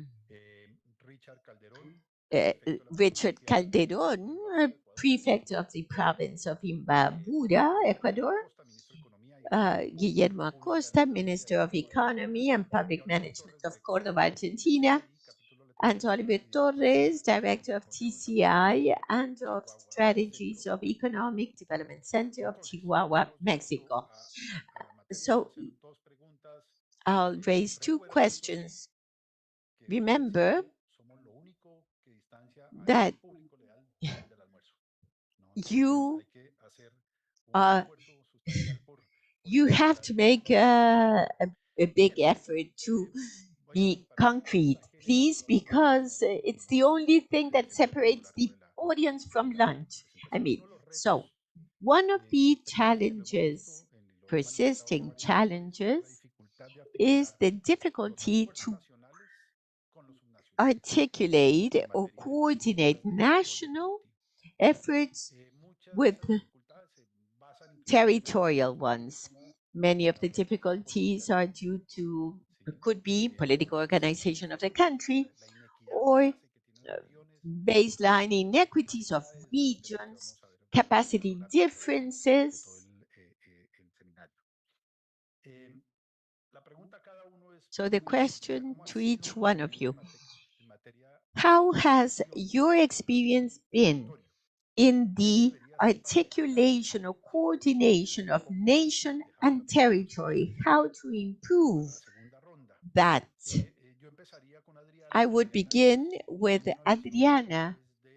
She has a vision from the federal point of view and has a very important task in the dialogue with the regions as a federal point of view. Thank you very much for the invitation. I thank CAF and ECLAC. I am representing Minister Valdez. Uh, it's important to mention that Brazil believes in a policy of clusters. Os sistemas produtivos e inovativos locais e regionais. Exatamente porque, desde a trajetória, né, de formação, Because with the trajectory and the socio-economic trajectory of the country, this has been done through strategic elections that did not continue the sub-regional, sub-national scale. We who work aiming to transform regional inequalities have in this productive structure development based on clusters and productive arrangements one clear strategy to reduce inequality. And that initiative or that strategy is already in Brazil for 2 decades now, about 20 years. And the strategy is included in the regional policy of Brazil. But there's a lot of learning since then and to date. I believe that it is only based on a decade, in the last decade, that we have put together a clearer and more continuous strategy in terms of acting at territorial level at a less incremental, more structural manner. And we believe that there lies the challenge of structuring a cluster public policy and overcoming incrementalism, overcoming the excessive fragmentation, or overcoming the lack of continuity of public policies that we have often seen in the countries that set up these policies. I'm saying this because we are looking for the structure. We know of the development processes, either social, productive, regional, productive. The process is nevertheless multidimensional, and the process to transform the territory does not occur case by case, but in the long term. And for us to be able to structure virtuous processes with an economic dynamism that leads to increased productivity, what we need is to be far more focused, to do things in a less fragmented way, and do so based on strategic choices that could occur in productive settings or in eligible territories. And this comes about based on investment, which is offered to the prior planning processes. We need to know the territory, we need to do prospection. We need to hold elections and have strategic wagers in a participatory way in consensus with the territory. And based on that, we direct our institutions, we assign or convene these strategic associations to set up projects. And that requires a level of maturity that is natural and will often go far beyond cycles involved. And that is another challenge, overcoming the lack of administrative continuity in public policies. And often this is interrupted in the changes of government and the cycles. And so, for that, it is necessary to wager in favor of the economy of the territory, strengthening their capacities and having partners and meeting with other partners that are able to not fall into the lack of continuity. Universities, federal institutions, and research centers always have cadres that last longer and they may support these long-term processes. And so we want to work with that territorial autonomy based on these productive projects in strategic areas, such as, for example, Brazil is going through a transition of a development model that is fairly well set into sustainability, the transformation of the energy matrix, clean energies, and that must be adapted to the territories. And major plans, national plans, must lead to benefits at different regional scales. And so there is a lot of work to be done in terms of governance and that we are hoping to implement.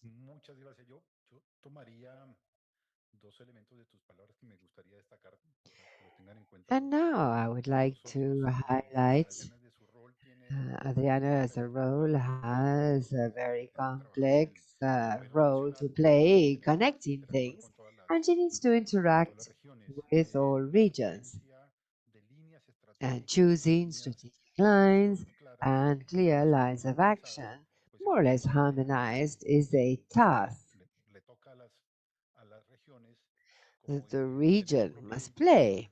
They must have their own identity and make that identity valid within the strategic lines. Perhaps due to a bias, Adriana, of my work at CAF, but also one very important actor that is continued over time and is a great ally when it comes to minimizing the effects of the political impact on enterprises is, well, I would now continue with Richard with the same question from the viewpoint of a particular region. Go ahead. Well, good afternoon, and thank you very much for the invitation. Precisely, I will refer to a very relevant experience that I had when I was mayor of a canton of 50,000 inhabitants, where a textile cluster was deployed. And there it was essential, this alignment with the national development model implemented in the decade, say, 2007 to 2017, known as the Buen Vivir model, a good living model.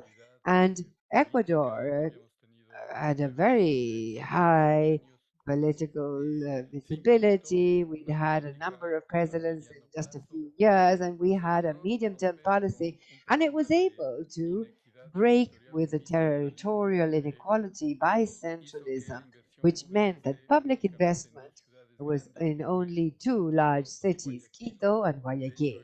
And in fact, the country underwent a significant economic growth of 3.5% on average, and a also a significant reduction of poverty, going from 38 to 24%.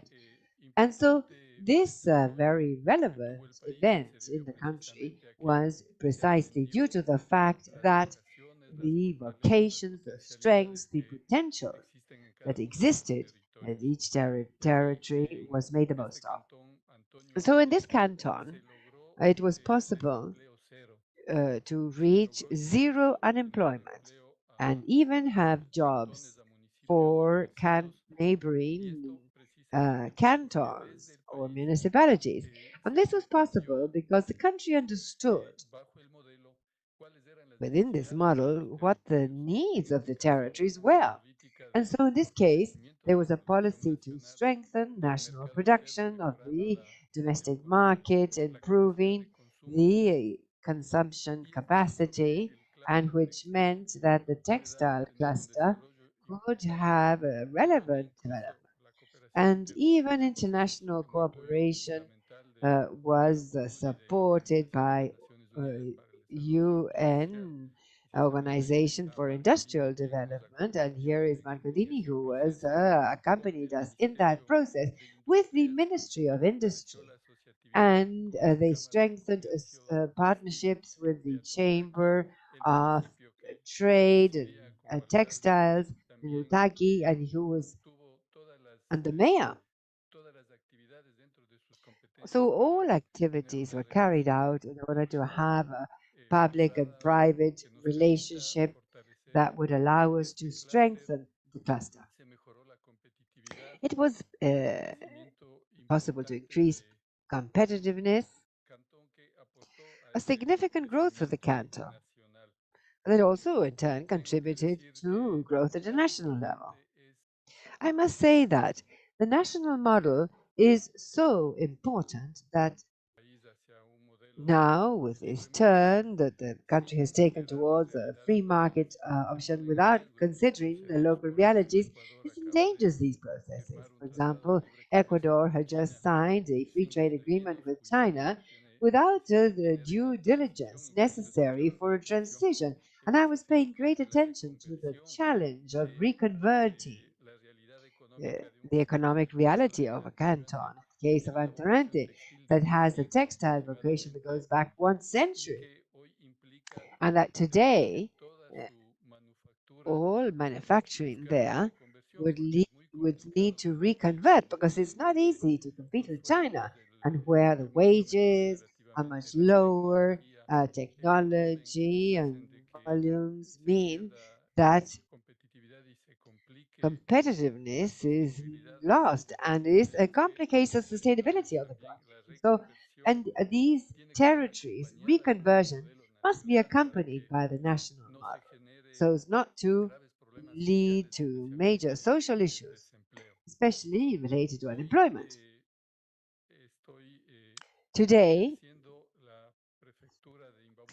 I am the prefect in Bebura, 500,000 inhabitants, part of the canton that I directed before, and escalating the cluster strategy, where we aligned public and private and international cooperation and national government, we applied it to a province where the reality is more diverse. Babuda, the World Geopark, recognized by UNESCO, is culturally very important. And the third part is indigenous and Afro-Ecuadorian people. Almost half is rural and the other half is urban. But today, what we want is to implement diverse clusters based on that geographical reality. Obviously, taking care for the environment, because this is one of the competences of the prefecture. And right now, what we're doing is seeing how to ensure an activity which will, I'm sure, be one of the most important in the country in the future after oil. Two of the largest mining in the country, even among the 10 largest in South America, are precisely located in the province of Imbabura, which is the Cascabel and the Yurimawa projects. And so here, first of all, these clusters must be linked to this very important activity. It's even national. And then taking a look at how the resources through mining royalties, we've just asked for a change to Ecuadorian legislation.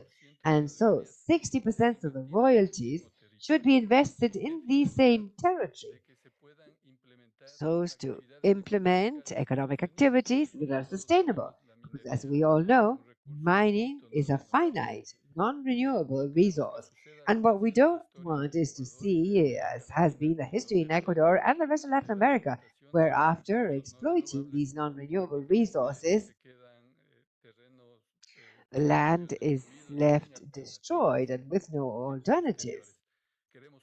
So, for example, what we want is that the resources stemming from mining should dynamize several clusters that we have identified in the province and, for example, have to do with exporting fruit. We will provide the technical assistance required for these economic activities to flourish based on the cluster strategy and already aligned with a free market model, be able to export such as avocados, coffee, and cocoa. And here now, as a prefecture, we would like to provide the technical assistance so that they may align with the new national model that is currently being implemented in the country. For example, caring for the environment. In a geopark, what we want is to foster tourism, ecotourism, agricultural tourism, sports tourism, adventure tourism, and community tourism given the interculturality of the province. And in this way, ensure that in the province too there be employment and development. For example, what is happening at the national level, the political instability, which is different to the model that I referred to further 2007 through 2017. So right now we have an interim government after the cross death. There's an institutionalization of the state. For example, a significant decline in public investment, and the territories are being affected by this. There's been a substantive reduction of cash transfers to local governments and even delays within this weakening of public investment. There's at the same time been an increase in insecurity in the country, and this in turn hinders the development process. Certain strategic projects have been carried out, and as a province, what we would like is to look for alternative financing with public-private partnerships. And Imbabura already has a very high capacity for electricity, clean energy projects, electricity.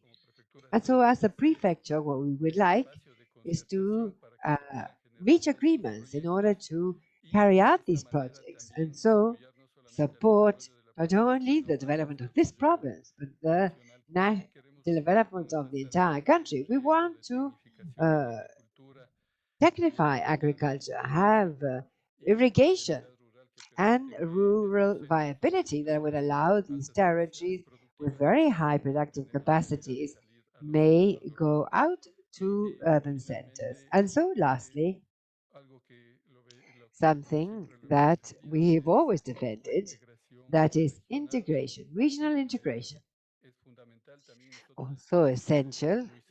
We're very close to Colombia, but for us is a very relevant market. But as such, regional integration, speaking of international law, are essential in order to achieve development. Obviously, we regret all of the incidents that have occurred with Mexico, and we're hoping that international law must be basic and abided, even for the territorial and integral development. Well, thank you very much, Richard. And this dimension mentioned by Richard highlights the sectoral reality The multiplayer presence that we have there in the presence, not only through the very line that represents that region, but also the rest. And so much effort is needed in terms of coordination. And so right now, I would like, Guillermo, I'm going to skip you, and I apologize with Jose Luis because I've increased your wages. So you will have to apologize, excuse me for that. Jose Luis is the head of the cabinet in the province, not the governor. Yes, but don't worry, I'm sure that will become eventually. Please, Jose Luis, tell us how things are in the province of Neuquén in Argentina. Well, thank you very much and good morning. Very interesting. I like to thank both ECLAC and CAF for this high level panel. Perhaps contrary to what was said in the rest of the day, I come from a rich province. I come from a province that every year grows economically. I come from a province that has its second non-conventional gas reserves of the world and also oil. But also I come from a province that has 40% poverty. And so when you speak of the challenges for productive development and the challenges when it comes to connect to the different levels of government, from my viewpoint, we must take into account at least three matters. First, we as a province have made the decision to monetize our resources. We know that we have a window of opportunity, and that will last at least 25 to 30, 40 years. And we're moving towards energy transition. And of course, we are on that path. We are promoting clean energy, but we do know and consider that, well, maybe this is the last opportunity that our province has to monetize our resources and do so with a meaning, as Richard was saying just now. Poner en valor nuestros recursos. To sell our resources simply for a financial reason. What we seek is to accelerate investments, to provide a legal framework, and to increase those resources. We need to diversify our economic matrix. Today, most of our population lives in an area called Confluencia, which is where the capital of our province lies, which is the area known as Vaca Muerta. Perhaps you have heard that name before. And that leads to a whole series of imbalances and issues related to a crisis of growth that has a negative impact in our province, generating not only external migrations to the rest of the provinces of our country, but also migrations within our own province. And as we have to be objective in terms of monetizing our resources, we also have a main priority objective, which is to provide social sustainability to our activities. We believe that a province that is rich cannot have a 40% level of poverty. But if I told you that with regards to a second largest non-conventional gas reserve in the world of people in our province don't have gas, well, you would find that incredible. But that is indeed what is happening in Neuquén, and we need to establish links with other levels of government, with the national government, in the case of the need to monetize our resources, so that we can provide legal guarantees and a framework for our economy that fosters these types of investments and that enables us to accelerate this. In terms of social sustainability, well, it's not possible for an activity to be conducted if the fundamental basic structure required by a province to grow and develop is non-existent. We have weaknesses in terms of education, in terms of health, in terms of security, and clearly when we put forward the idea of valuing our resources, the purpose of that is to provide our people with a better quality of life. So we need to monetize our resources and to do that with social sustainability. I believe that those are the two major challenges that we face today as a province. And I would also like to add a third element that refers to establishing a balance within our province. As mentioned today, we have a situation in our region which concentrates the productive activity, but at the same time, in the rest of our regions, in the rest of our uh, areas, we find a very precarious situation in terms of services and infrastructure. And this obviously has a tremendous impact, not only in terms of the quality of life of our people, but also undermines and prevents the achievement of an activity that would enable us to aspire to a better future. These are three challenges that we are tackling jointly with the rest of the stakeholders. We are uh, dealing with this through clusters in Vaca Muerta. There is a cluster, but these are small and medium-sized local enterprises that compete with international operations, and therefore we have to focus on that as a state, as a government, and that is indeed what we're doing based on guarantee funds on special regulations, aware that it is not the state that will be the engine for the development of clusters, but rather that there has to be a great intention to enter into associations under a common logic to develop better competition conditions. But we believe that generating the frameworks and enabling certain specific benefits, we may achieve this link between major international operators and small local companies, generate a win-win situation for all. And as a province, we could also achieve then the objective of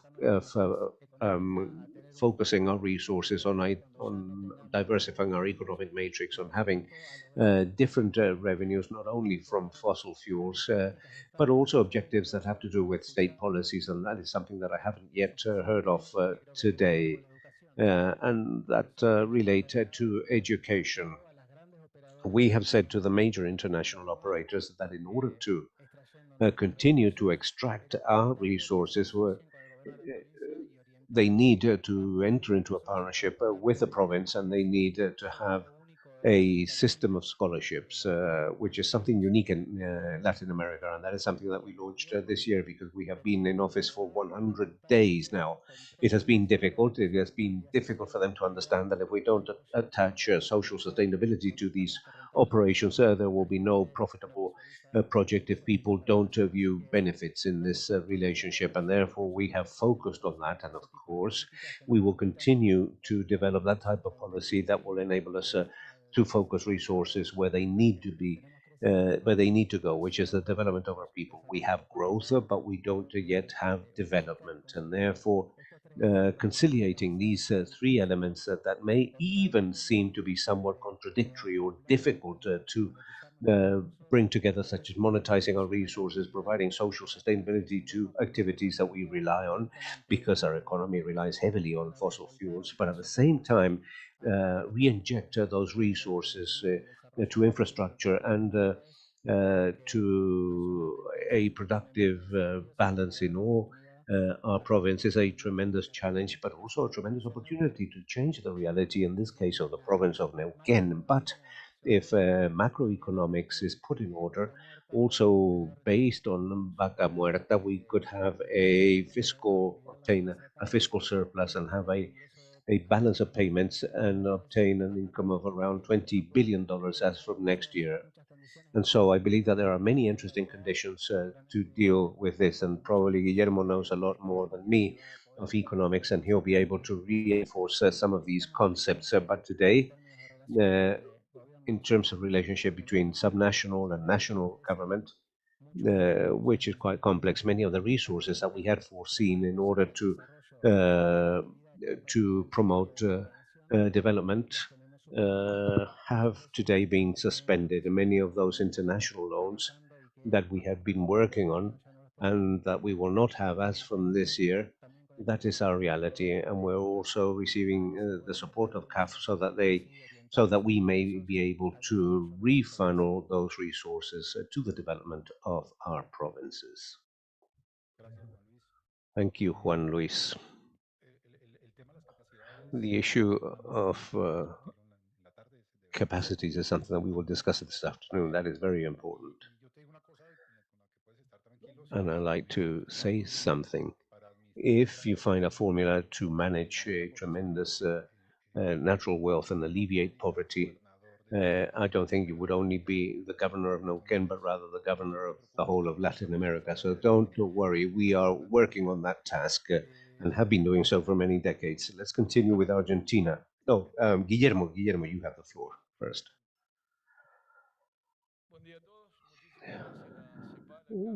Good morning, everyone. Thank you very much, everyone, for the invitation. CAF and ECLAC, this is the third time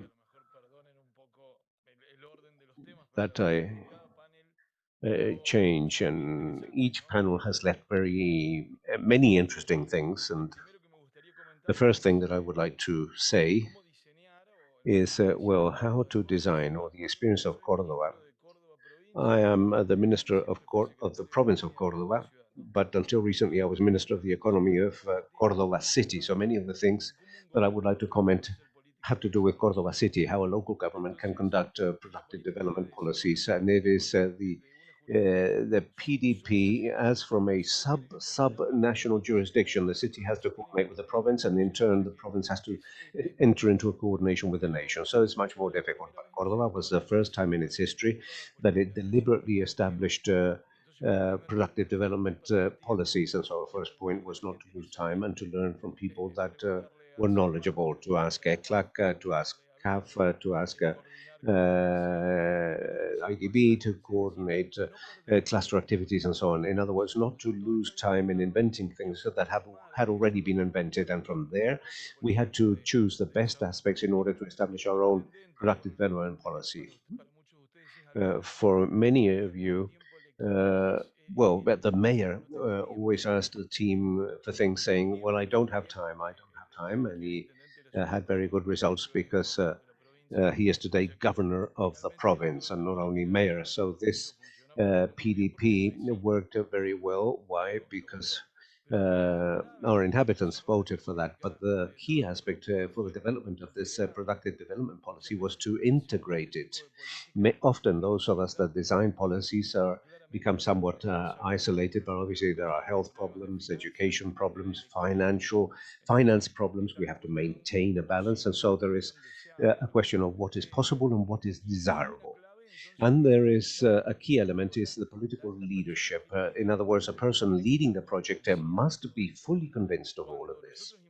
When we promoted cluster initiatives, well, that was because the governor of the province of Cordoba is fully convinced of the impact of cluster policies. When we promoted digital transformation policies, well, it's because he was convinced of that, because he becomes knowledgeable of that, because he asks questions about that. And that, of course, makes the whole team collaborate. And now, when we talk about collaboration, many of you are probably public officials or have been public officials and are probably aware that it's often difficult to enter into coordination or to establish coordination with our peers. Often the public dialogue at the same level is much more difficult than the public-private dialogue that is often talked about. And our ministers often take, or our secretaries often take days to coordinate a ministerial or a dialogue between ministers. Now, another aspect is to bring on board the private sector in Cordoba. We brought them on board from the very onset. The governor established a specific entity for that purpose to promote productive development policies, and that entity is called Cordoba Acelera. And Cordoba Acelera was created involving 7 first-line private entrepreneurs, very successful and linked to some to the economy of knowledge and to other sectors that were more traditional, more mature, that were also forced to incorporate new technologies. And therefore, the whole productive development policy developed by the city was designed with the private sector and with very significant representatives of the private sector. I believe that Rivasov, the IDB, talked about the capability of officials, and clearly we do have to talk about the capacity and the ideal nature of the public officials. If the public official is not knowledgeable, it will be very difficult for him or her to incorporate technologies or to understand the issues of the sector, the issues of the private sector, and therefore the city paid special attention on that. For example, the person coordinating the policy of migrating things to the cloud, and that has made Cordoba an example at a Latin American level in terms of how to use cloud services, was a person that came from a technological company. In other words, a good part of our cabinet linked to production comes from the private sector, and therefore that facilitates dialogue. A further aspect refers to knowledge-based policies to transform that enormous amount of information into data so that based on that data, we can begin to build robust policies. This is a key aspect to prevent this issue of what is possible versus what is desirable. We have to be very knowledgeable. We have to have concrete data at hand. The fact that we know each other through this data is obviously what will enable us to prioritize. In other words, it's not the same to promote any sector. Why? Because there is an input-output matrix that establishes these direct or indirect coefficients. So we know that it's not the same to promote certain activities and rather than promote others. And a final thing has to do with uh, quick victories. In other words, we can't take too long in being able to show to society, to our inhabitants and to the clients of this productive development policy what is actually working. That is something that we cannot lose sight of. And we will continue to discuss many other aspects about the issue of talent and the creation of talent is something that we dealt in Cordoba via cluster initiatives. Probably the automobile cluster, for example, didn't have the automobile engineering that they would have desired, despite the fact that Cordoba is a fertile ground and we have a large number of universities, 12 in our province and a good part of them in our city, but we don't have automobile engineering, and therefore the automobile cluster thinks about the seminars that are required so that we can obtain that resource that we don't have. Or, for example, the BIM technology cluster, well, we don't have specific training neither in the faculties of architecture or faculties of engineering. It's a costly education that is required, a costly training. Well, the state perhaps will not be able to provide the training, but may encourage universities to provide that. The University of Cordoba said, well, the construction permit is provided automatically. They don't take months or weeks for somebody to analyze a project. The diagrams are developed in BIM, and that is uploaded into a software. If the diagram is not good, the software will immediately tell you. If it's okay, you're immediately granted the permit. You pay the dues, and you go to a third page where you will find a QR, and you can place that QR on the door of your work site. And that means that automatically means that the private sector is seeking people that can work with BIM, and that will inevitably lead to universities training on that application. Thank you, Guillermo. I would like to highlight something. What you said is very important, but I would like to focus on something very important that you mentioned because we don't want to lose sight of those issues because that is relevant for our discussion today. National policies, territorial policies, or productive development policies in general are not something independent. So those policies are closely linked to other aspects such as education, training, health, public works, and so on and so forth. That is an issue that I think is very important. We will continue this round with Oliver to talk to us about the coordination of the council. How this Economic Development Council of Chihuahua works. I would like to be somewhat provocative and perhaps politically incorrect to make this dialogue much more fruitful. Part of the data that you shared with us at the beginning of this forum involved a growth of 0.8% on average over the past 10 years. And we spoke about the lost decade and about a second lost decade. And the good piece of news is that by looking at this data, it seems that we have failed during 30 years. And we'll be talking about territorial productive development policies, CAF, and so on, IDB, that has been developed by different countries. And yet when we look at these figures at an aggregate level, at a nation and regional level, they say to us that we have failed. So the problem is, how can we break down that information to see what has indeed worked and what has not worked? Perhaps at an aggregate level, we could have a look at the data and we could say, well, we have been failing. But when we look at the regional, territorial, or perhaps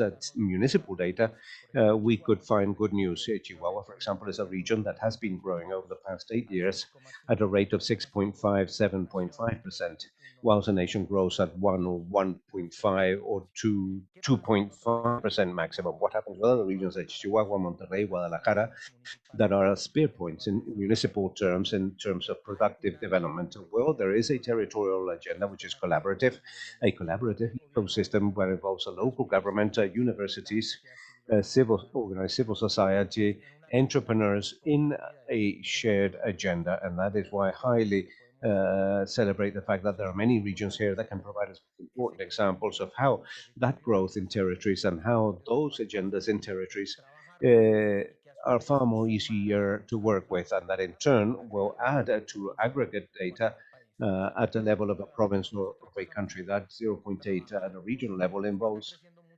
that there are regions that are growing more, others are not growing very much, and therefore that gives us an average of 0.8. So if we think exclusively about averages, that is a problem. For example, my colleague here has 7 children. I have one, so on average we have 4 children, and yet I only have one son, and therefore there is a big difference. We have to understand that regions are different, even in one same country and in one same province and even in one same local authority, and therefore the importance of collaborative agencies, of collaborative agendas, where a successful productive development policy is nothing more than the addition of different agendas or development policies, such as science, technology, and innovation, or the development of micro and SMEs, or the attraction of investments, or a productive development of the educational agenda, so that our young people, and we discussed a while ago, the issue of the major challenge of young people to join the labor market, that would be impossible in the next few years. Los jóvenes Why? Because the youth today, they do not work regularly as we used to work, 8 hours in a plant. No one. I have a girl and she's telling me I won't work more than 5 hours a day. We see that. What are the main challenges in this productive articulation where we have a role to play at national level with macroeconomy, but in the territories we need to work in productive development, local policies. And sometimes we want to put a straight jacket from nation to the territory, and you have these deficits and flaws of the market. And you need to understand that public policy, what it tries to do is to intervene in those market failures in order to go in and correct. And here we are working with the Penelope syndrome. In the day, we weave and knit, and in the night, we need to help. I mean, that's an important. Where can we uh, make sure the continuity in the smallest unit, which is a municipality, a district, a town hall, city hall, and so as to have this broader scheme and add larger or better improvements. So one of the important topics we've seen in Latin America in TCI is that these collaborative ecosystems, not only in the territory, but at Latin American level, are part of these dialogues. What Guillermo was talking about, when what they did was add capacities and talents that the Guillermo's network built in the municipality to attract TCI, CEPAL, and CAF. How do we manage to reduce those gaps in the territories and understand what we want to do now? Probably it has been implemented elsewhere. The last 17 years that I participate in this TCI, we've seen visits to Central America, Brazil, Chile, Panama, Uruguay, Colombia, Chile, Mexico, great examples of things that work fine, but then all of a sudden change, and we don't see the data of Belo Horizonte, of Córdoba, Monterrey, Chihuahua, or maybe in Santiago or Temuco. How, how do we manage to understand that productive development starts from grassroots, and what we need to do is add collaborative spaces from the smallest units possible? Thank you. Thank you, Oliver. Don't leave. I'll continue the second phase with you and build on what you have told us about exponential growth, not only on productivity, but population wise. What you have said takes me to the next round. We all know that there are subjects that could be discussed at greater depth, but there is one. How can we achieve for that municipal regional unit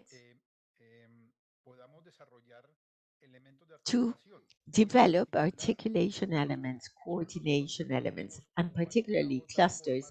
Are productive clusters specific value chains with an anchor company?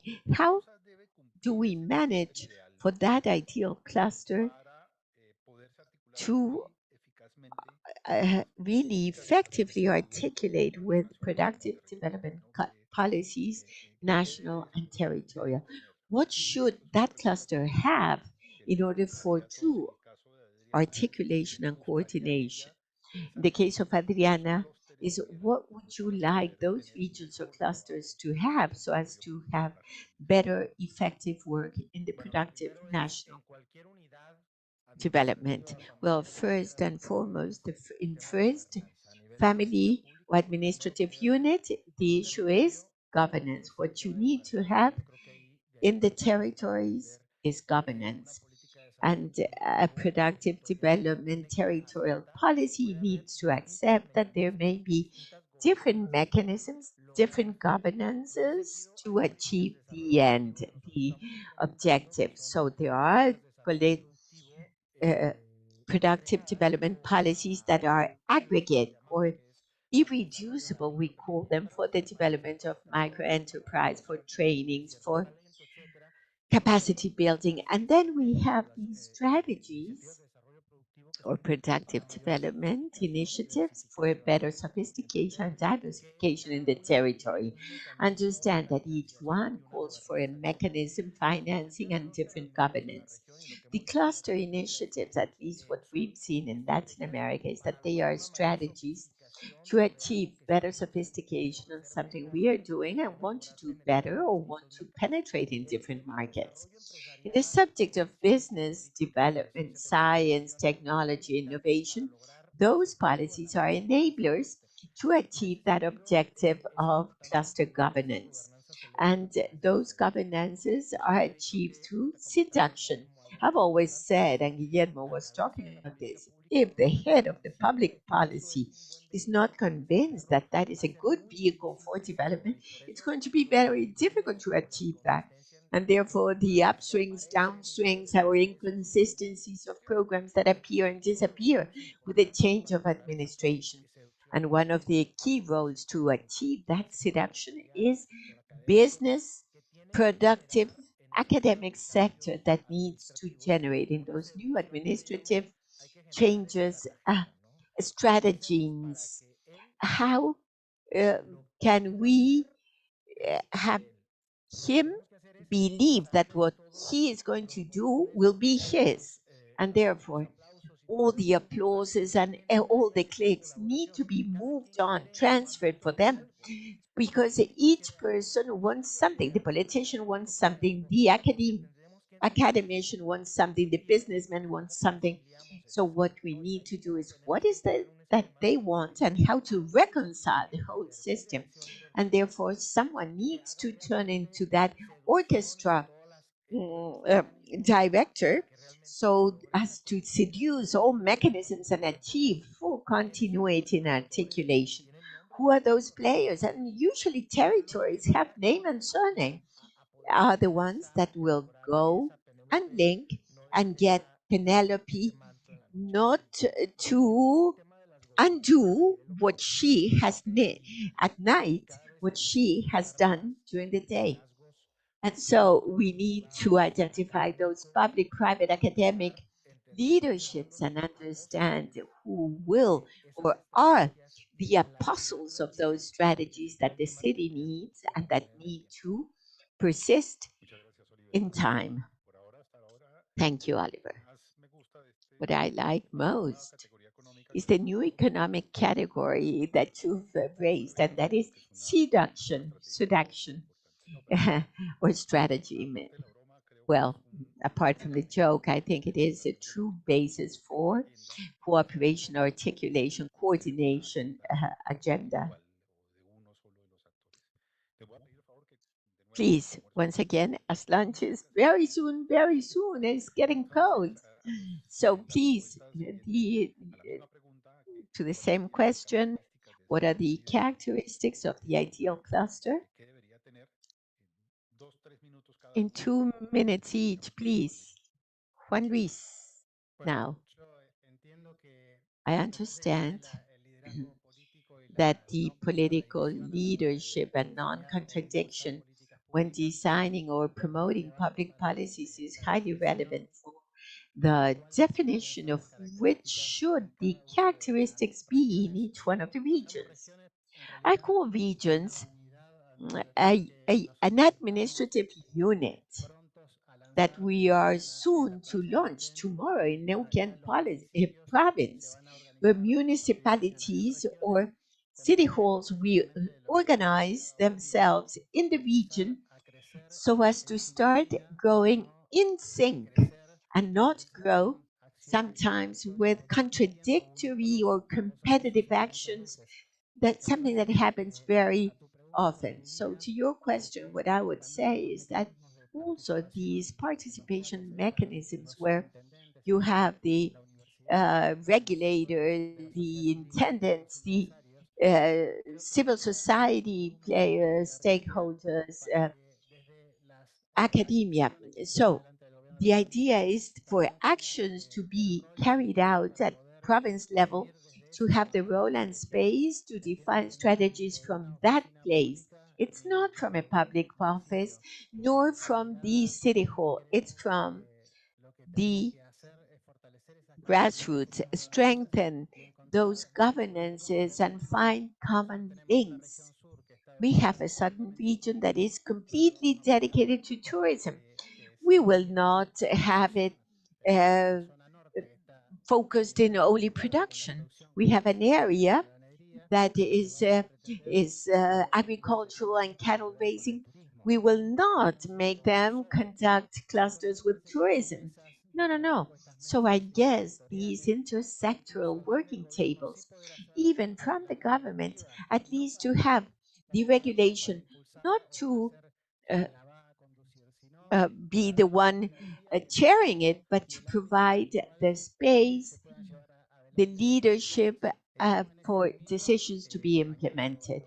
We are on that track. Tomorrow we'll have it come true.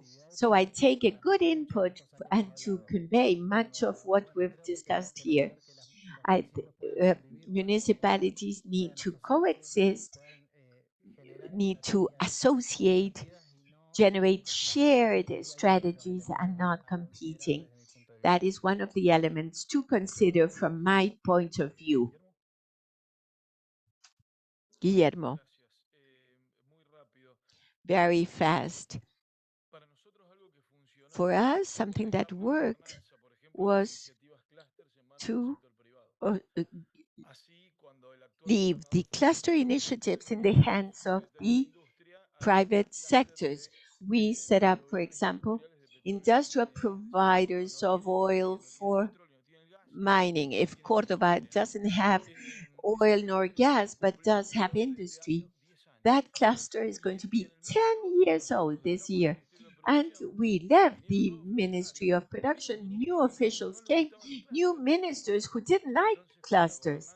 So, as the governance was in the private sector, they called the group. The minister changed. Once again, there are clusters.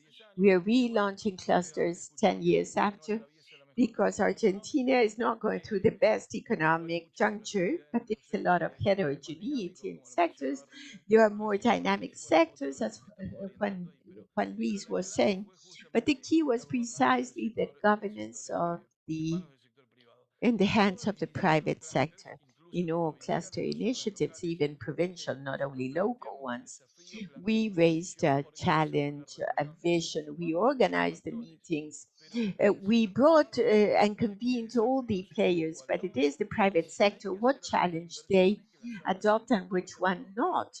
And if investments have to be made, it's public money, but it has to be applied with private criterion.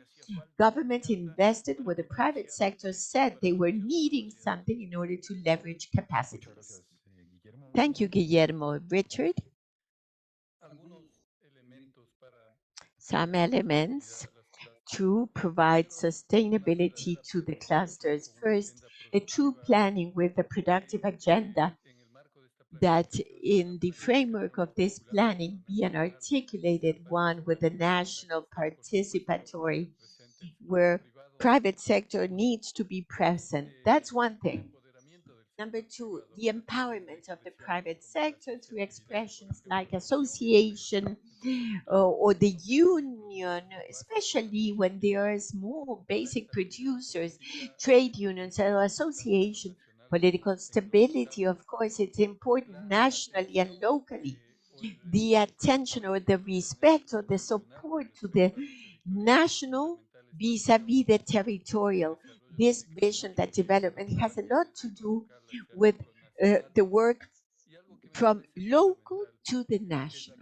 And something that is key, it's competitiveness through innovation, adaptation of the cluster. If there is no competitiveness, it will disappear out of its own logic. And here, all actors have something to do. Also, national investment with territorial equity. I also mentioned that in the case of Ecuador. And if all these factors come together, I think they will help significantly in the sustainability of clusters and players. Thank you very much, Richard. And to close this beautifully, the words of Adriana. Thank you very much. I would like to underscore the sustainability of clusters as a public policy. Three levels of action. One local level is essential. And in order to strengthen that local level, it is important to promote and stimulate, incentivize different forms of cooperation, association among the companies of small growers, small producers of the productive system, and work with those stimuli, those implementations. Another level of action is federal level. We have central government or national government, we have states or provinces, and then municipalities or districts. What's important is to sign agreements with uh, priorities. We sometimes waste a lot of time with a dissociation of priorities, and there can be an organization or productive sectors to be supported or territories to be prioritized. So there has to be an alignment of priorities at federal level. That is essential around some agreements or pacts in the medium run.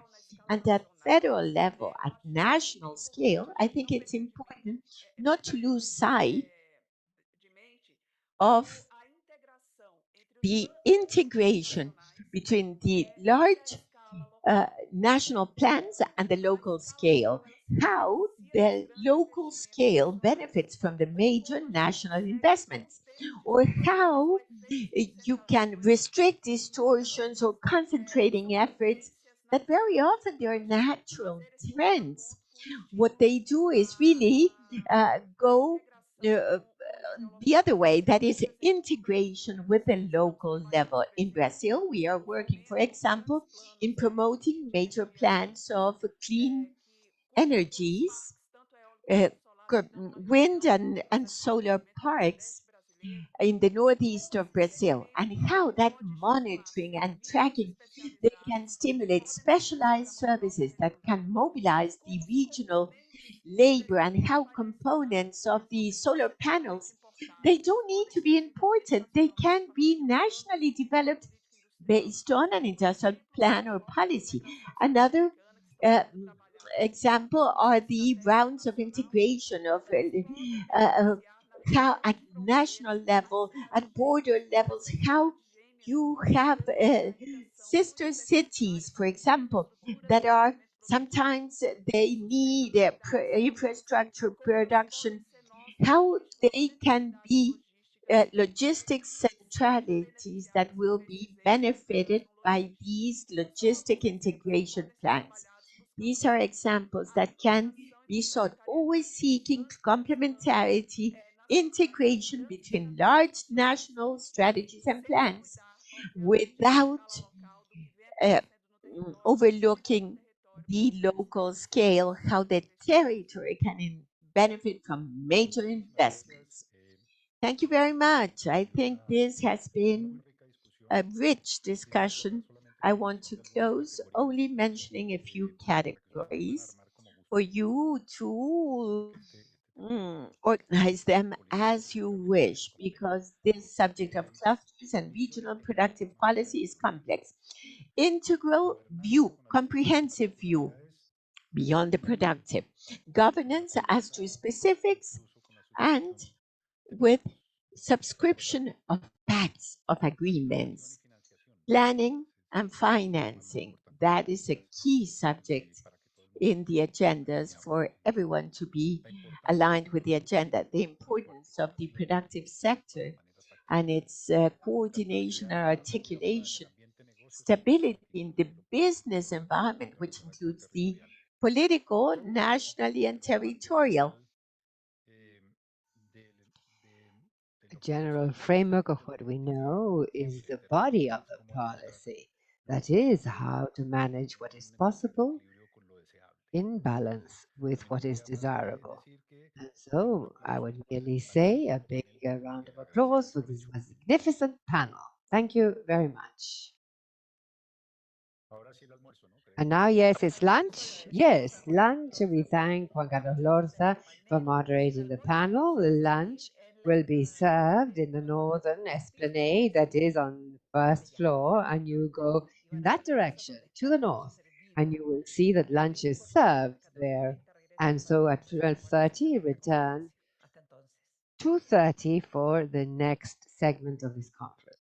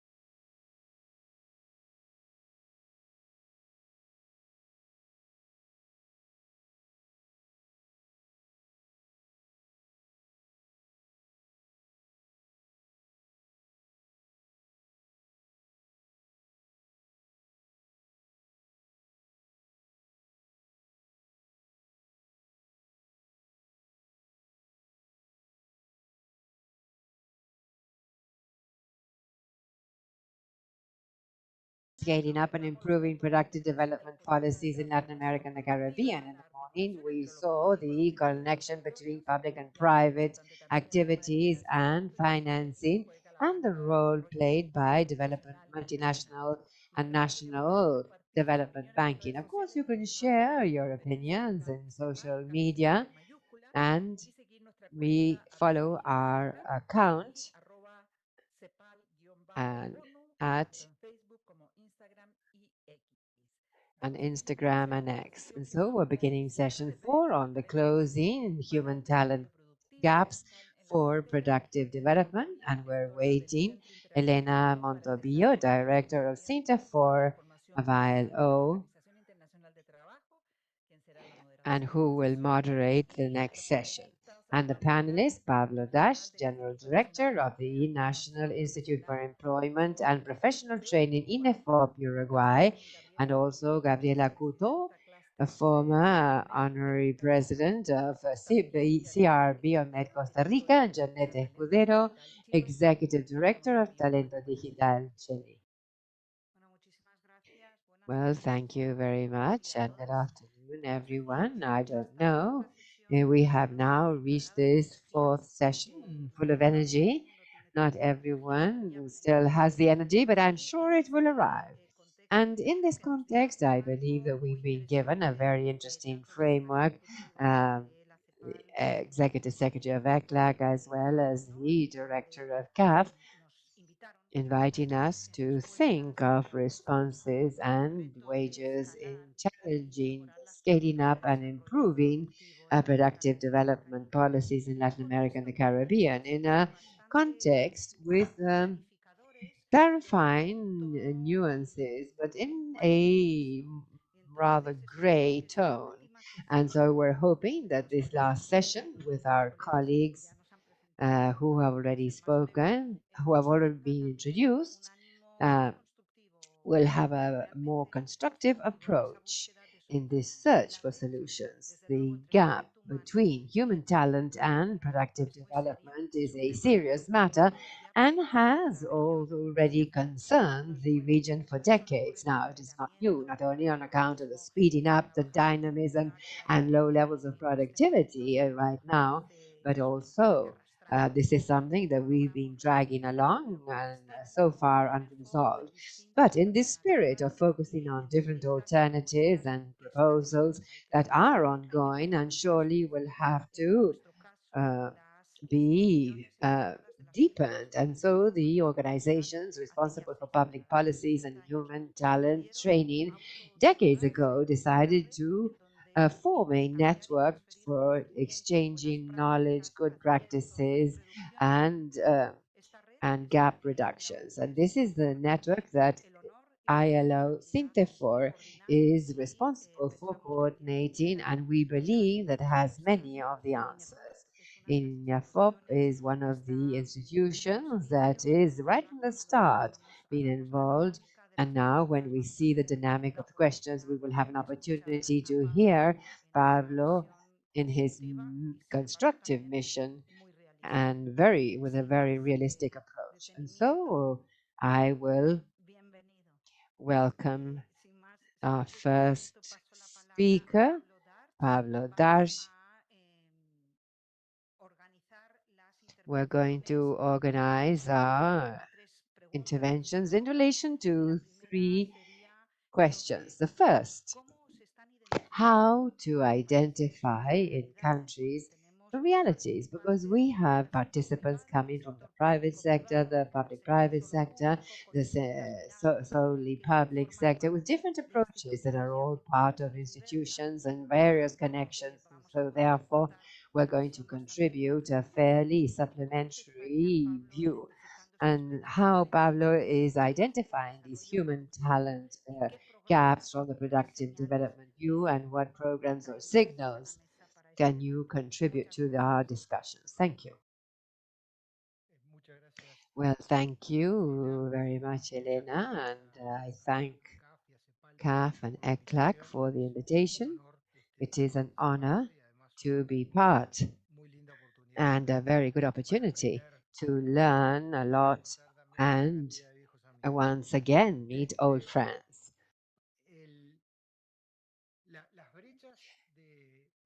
Human talent gaps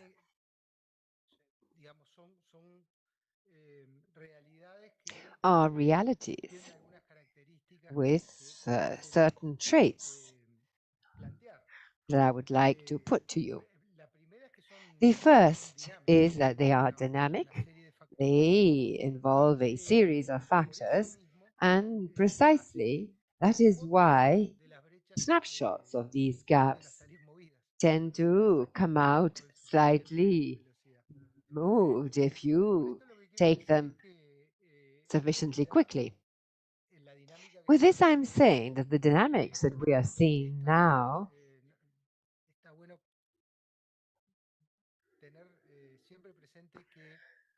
we should always bear in mind that this changes day to day. Nevertheless, and well, the other trait I wanted to mention is that they are also a systemic phenomenon because the gaps, in fact, change in relation to the social and economic reality in which we are observing the phenomenon. At the Institute, we use different sources to feed into our scheduling of training proposals, which is informal education. And so the first reference I would like to make is to the gaps in formal education in each one of our countries, because this is a very important factor to see the gaps that also from our viewpoint we can possibly resolve as an institute. In that sense, Uruguay holds uh, a poor position in the formal education cycles, and the big achievement in recent years has been to bring that figure to 50%. That is, 50% of the young people, structurally speaking, for many years now.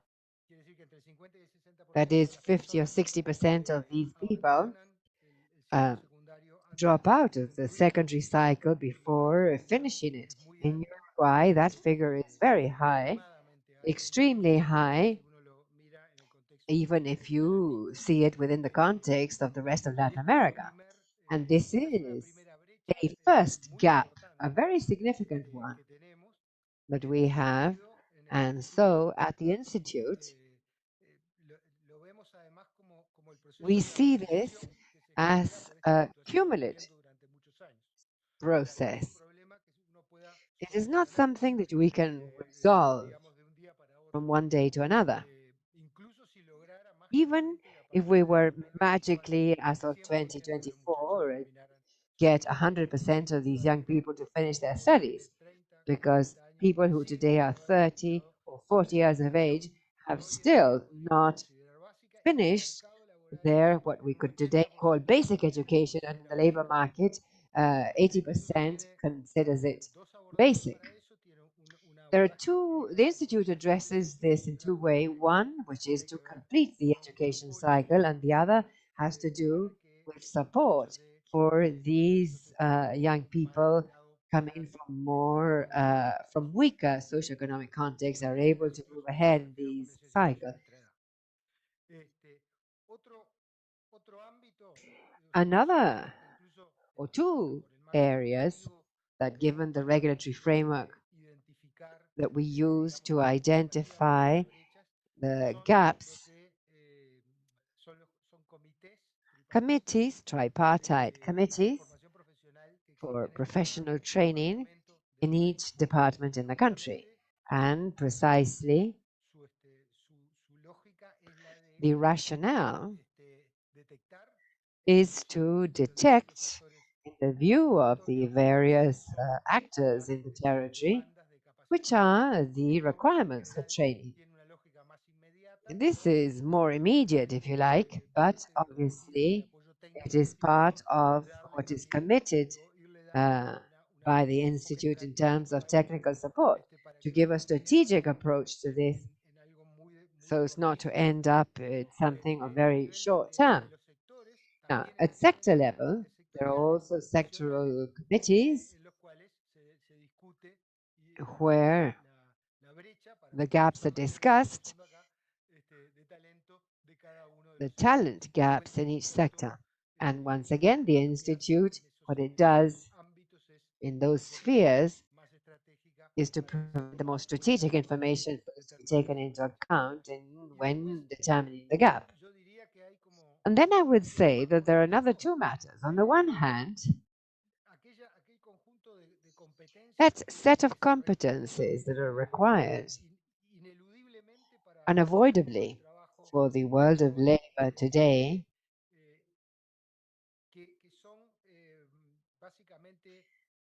basically cross-cutting skills, language,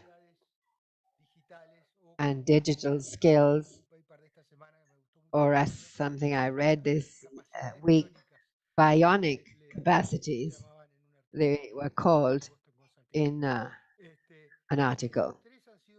Those three have been an important focus for our work because we consider that they are the three pillars on which everything else is built.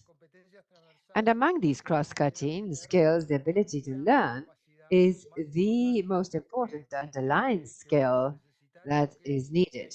Because if there's something that is for sure, and that is to maintain valid, we will have to continue learning throughout life. And supposedly our formal education should give us that, but as I said at the start, there are people that for different reasons has not done that. Well, I would leave it at that. That's my first intervention. Well, thank you very much, Pablo. And what I did not remind everyone is that for each round of questions, we would have approximately 5 minutes for each intervention. And so we will be keeping to the time assigned to us. So, Gabriela, what is your view coming from the cluster CR Biomed regarding these gaps? Well, first of all, I would like to thank CAF-ECLAC for the invitation, and especially Adrian Rodriguez and Jose Manuel Salazar, with whom we have worked together on clusters some years back with the IDB. And well, speaking of bionics, I would like to bring you to another dimension. The dimension is this. As an international consultant, I have worked for projects of the European Commission, IDB, ECLAC, UNDP, and each one of these in Costa Rica with a different actor or beneficiary, either government or academia or an association, a private association. But always my consultancies have ended up being monotonous because I say that to develop the ecosystem of one sector of technology, you need integration among the multiple aspects to make it attractive for enterprises and attract foreign investment. You need to show that this is truly dynamic because that is how you compete in the rest of the world. And so all beneficiaries said, but well, I don't have to do that. Great. And 10 years back, I said, that's enough. If it is no one's job, I will do it. And I'm going to bring all of you together so that we do it together. That was 10 years ago. And it was pro bono for 7 years. Five mean areas means entrepreneurs, industry, financial sector, academia, and the government. These today, fortunately, already work on their own and together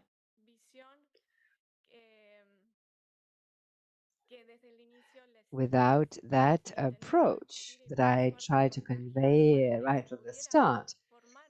the idea was to form that cohesive core and continue on their own. That is not always possible. Let me say that the first 3 years basically were a matter of uh, few merging interests and values, and thereon have a solid ground on which to continue working. And then I was able to move on to a second stage of what I have seen throughout my 30 years of profession in Latin America. The intersection between science and business is not given by the universities, and the entrepreneur feels alone. And that is why in the cluster, I was allowed to move aside and create a business academy, which is basically a platform, free of charge tools for the scientists, the staff member, the entrepreneur understand the same language regarding valuing life sciences. If you have a biotechnology lab and you need strategy on how to manage your intellectual uh, power, you need to also learn how to compare the degree of innovation of your project and ensure the rationale and gain an additional half point, and so convey these two agencies that are able to finance and to show that you are truly doing an innovation. All of these intersections are not available at universities, and it is what specifically for life sciences we have brought together in bio managers or bio gerentes in Spanish. This is a Latin American reality. We've just started in Costa Rica and we're now expanding to others because they're all Spanish speakers. That's another thing. Business is in English. Masters in this, they're available in the developed countries, but there's none of this in Spanish and far less with a practical approach. Very little in writing, a lot of visibility, and many cases and exercises accompanied by the asynchronic side with workshops, exercises with the teams that are formed. So, from the viewpoint of clusters, this is how we identified an absolute need for everyone to integrate or everyone technological developments that lead to innovation. And also, hands up, so you have what is done by the public sector, which is very interesting. At the INA, the National Learning Institute, that does work at a more operator level, or multinational enterprises that come to do maquila in Costa Rica, they have a fluid interaction via the Investment Attraction Agency with INA in order to schedule the training for these industries that are setting up. Just to give you a general overview. Thank you, Gabriela, for this first intervention, and now recognize Janet Escudero to add her view. Yes, thank you. And once again, I thank you for the invitation, Marcos in particular. I would like to tell you of the digital talent experience in response to this question. Already in Chile in 2017, it was estimated that 2 million Chileans or Chilean jobs were low productivity jobs, highly repetitive, and a high percentage in retail and services, easily replaceable by software and hardware. And the economic transformation that we saw in the pandemic just speeded it up. So imagine in this process that we are embarked and where reskilling and upskilling became a priority to achieve a labor force that is in tune with the demands of employers that had to adapt their business model and also survive the technological eruption that has not yet ended. We're still very much involved, and we will be so for a long time to come. Well, surviving this, to have people with a mix of skills that are new and that they did not have before, and these employers needed. Ahí la obligación de desarrollar And as from there, we developed a wide-ranging experience. That is the genesis of digital talent, and as mentioned by our Minister of Finance last year, during the presentation during Chile Day in 2023, held in London, the digital economy is a central vector for us in order to recover a sustainable and robust growth and also to achieve quality employment. In countries such as Finland, Denmark, or Singapore, they have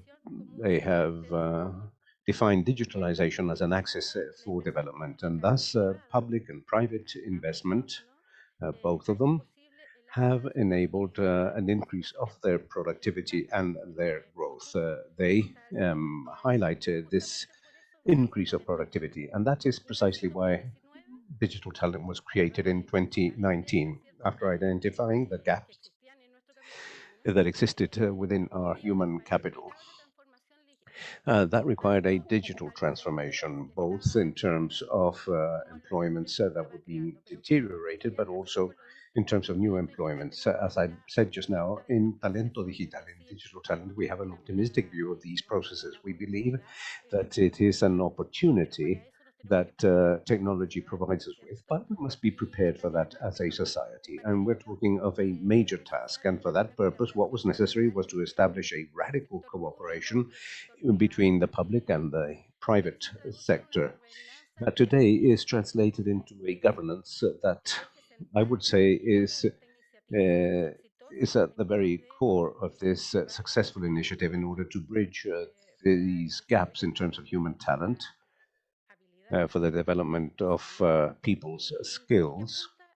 And that points towards productivity and also points towards the creation or direct foreign direct investment. And for that reason, Talento Digital is an articulation, a public-private partnership. We have a governance that involves the participation of ministries, Corfo, Sense, the private sector via SOFOFA, the most important trades, the Confederation of Trade and Production. We have INDEC Chile, the National Training Service, and so on. As you can see, we have a governance that is complex, but at the same time necessary. Complex in terms of the coordination, but we will share a single purpose, and for that reason, we have been one of the most successful initiatives as a public policy in our country. I would like to say that one of the fundamental pillars is this collaboration that enables us to incorporate and to become a bridge between the need for talent and the training, the supply of training, and the ability to be included in the labor market. Thank you, Janet. We will now offer the floor in the opposite order. The next issue has a lot to do with what you had already said related to governance. I don't know whether you would like to supplement that. They're talking not only about governance, as you have said, but perhaps mentioning a good practice that you would like to highlight. Well, this can be evidenced in our 5-year existence. It has been an effective way of developing labor insertion in our country, but via a successful and very fruitful alliance. When I mention the robustness of this public-private partnership, that implies that all stakeholders adhere to the same objective. And we have just received the Aboni award for innovation in education in Chile because this is an innovation. We challenge the convictions that everyone had. We invited all these public and private entities to become much more flexible and to adapt despite the limitations. We're talking of the state, and therefore this is an important issue. And to find creative solutions to this, which implied the transformation of reality. That leads us to develop different things. And through that, we have been able to have an initiative uh, in our entity with more than 2,500 scholarships, which is very significant, and that provides a different solution to what we have been doing before, a very creative solution. And I would like to say that Talento Digital, via radical collaboration, has been able to achieve that.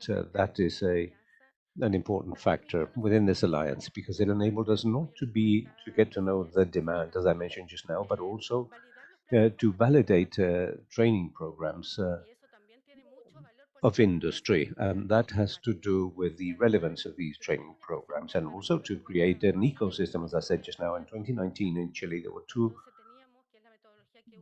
Gurkas, which is the methodology used by Taller de Talento Digital, and we had to create an ecosystem. Uh,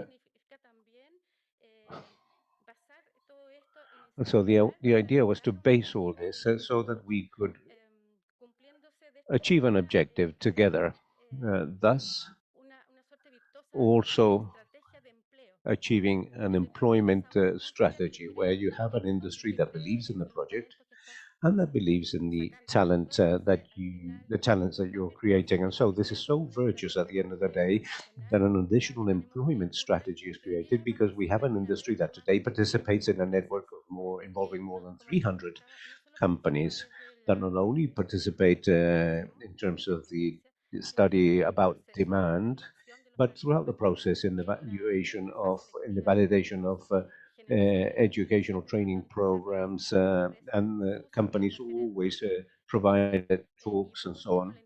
And finally, labor intermediation, and therefore this has enabled an employment strategy. Talento Digital, I always say, is not only a training initiative, but an initiative dealing with employment and productivity. Thank you very much.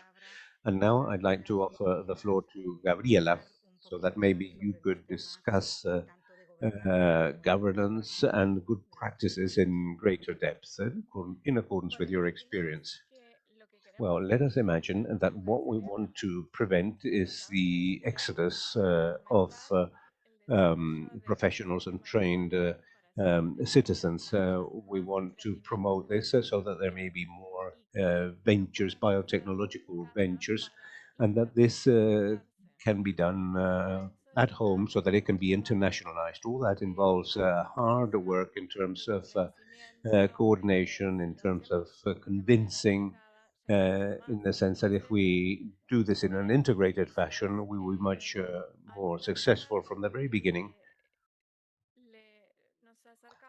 We approach Procomer, which is the agency to promote exports in our country and also to attract foreign investment. It is a state entity, and they have been very successful in their task. They're number one in the world, I think, and they have been so in the past 3, 4, or 5 years consecutively. And but they were not understanding our language in the sense that we do not invoice. We do not contribute. Whilst a company is in the R&D stage, it obviously is not going to be able to invoice, and what is generated in terms of value is knowledge, and that is what was going to be exported in inverted commas. So this way, this type of dialogue was necessary in several state organizations. We had to learn to exert political influence so that they could deal with the biotechnology sector as a kind of micro SME and so that it could have gain access to non-reimbursable funds as other companies can, despite the fact that they could not invoice. Now, that type of relationship was built with different organizations, and that led to this ecosystem of dialogue of wanting to contribute in order to develop this sector in Costa Rica. So, what was important was to realize that the creation of the cluster is led by the private sector, but comprised of public sector entities by academia, because they are at the basis of this sector: knowledge, uh, financing, and the private sector. Um, this enabled a co-creation to promote public policies for this sector. That because otherwise it was difficult to view this as from different segments, from the public or from the public sphere independently. So there was significant non-financial contribution, a contribution of willingness, I would say, that expands possibilities and that provides this with continuity, even if there are changes in administration, because it is governments that wish to develop aggregate value in the sectors for the country. And Costa Rica is indeed changing from being a nation that attracts investment for maquila to have a spillage effect in the economy when it comes to aggregate value. Another interesting information that I feel is important to share with you, and which is a different dimension. Nobody receives a salary in the cluster.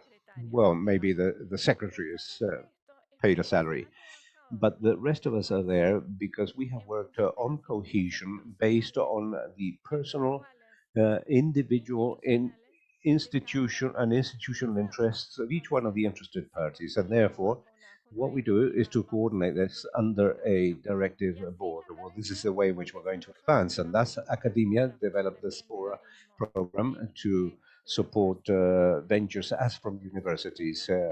Biogerentes was also created in order to train and provide management and business skills. And here we also find the projects for the production linkages, because there are different people that get organized in commissions and wish to promote this. Thank you very much. And now we offer the floor. We go back to a public institution such as INEFOP. Thank you, Pablo. You have referred to the issue of tripartite committees, of the tripartite commissions for professional training, and undoubtedly, many of the scenarios that appear in terms of coordination and dynamism include a common element, which is that tripartite idea, uh, which is shared by Interfor and by the ILO. And the idea is to have that tripartite aspect with a dynamic development in order to face up to the challenges. Well, undoubtedly, the challenge of aligning this tripartite idea, and in general terms, the co-governance of an institution with efficiency in execution is a complex challenge, because one thing is a co-government and a different thing is co-management. And this is much more complex, the latter. And I would say that a good practice would be to avoid that.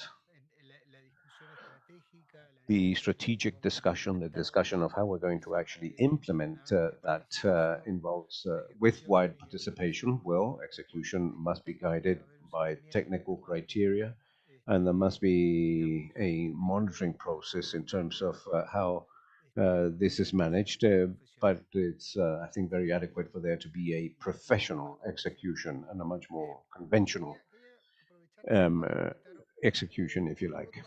I would also like to refer to a different issue that I believe is very close to this aspect, and I link up here with what was discussed during the previous panel, and that refers to how we are able to coordinate sectorial initiatives linked to the development of talent.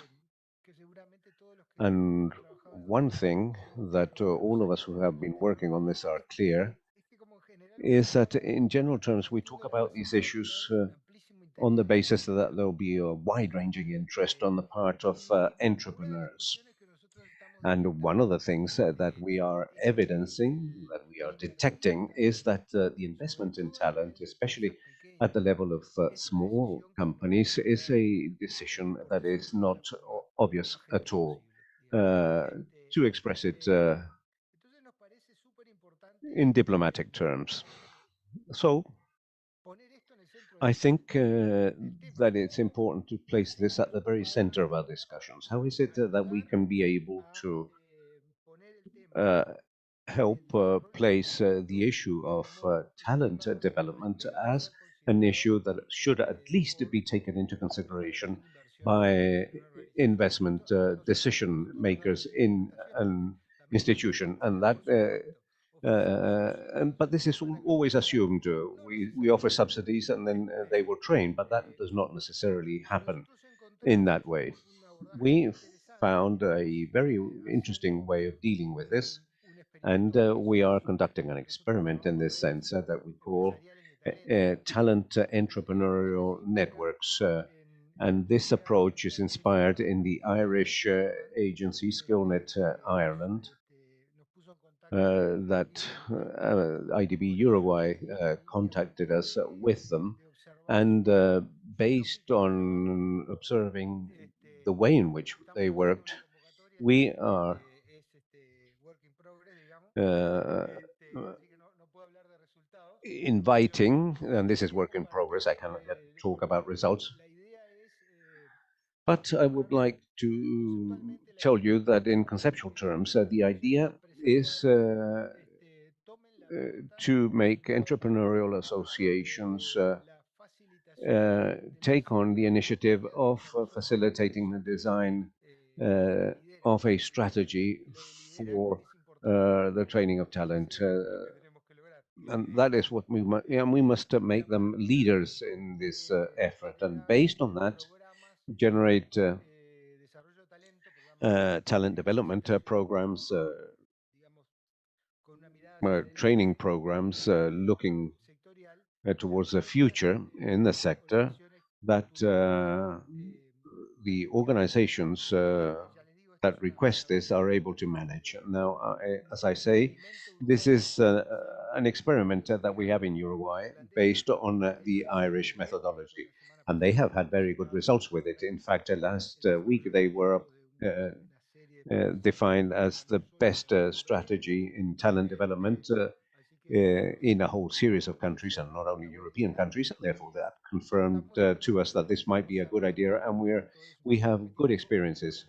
We are concluding this application program for these talent entrepreneurial networks, which obviously implies decentralizing the governance of this whole process in an entrepreneurial association that generates a board and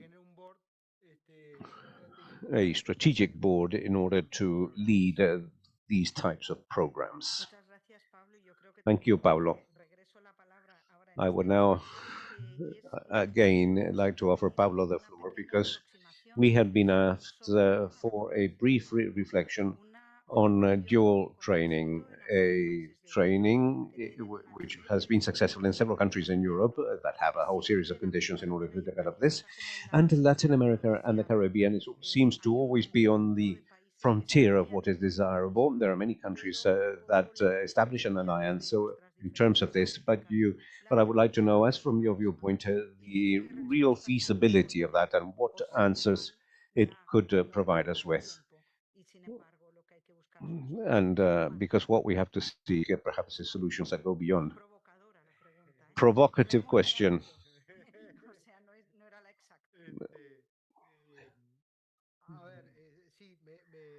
Let's see.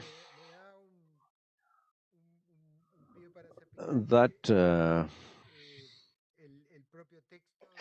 the text itself mentions that the relevance of training in countries such as Germany, Austria, and Switzerland leads us to say that, well, probably when we are similar to those three countries, this will work far better. No funcionan. The problem is not that it doesn't work in our countries, but the scale to which it reaches, and that is linked to the amount of mm, of available learning positions for or scholarships.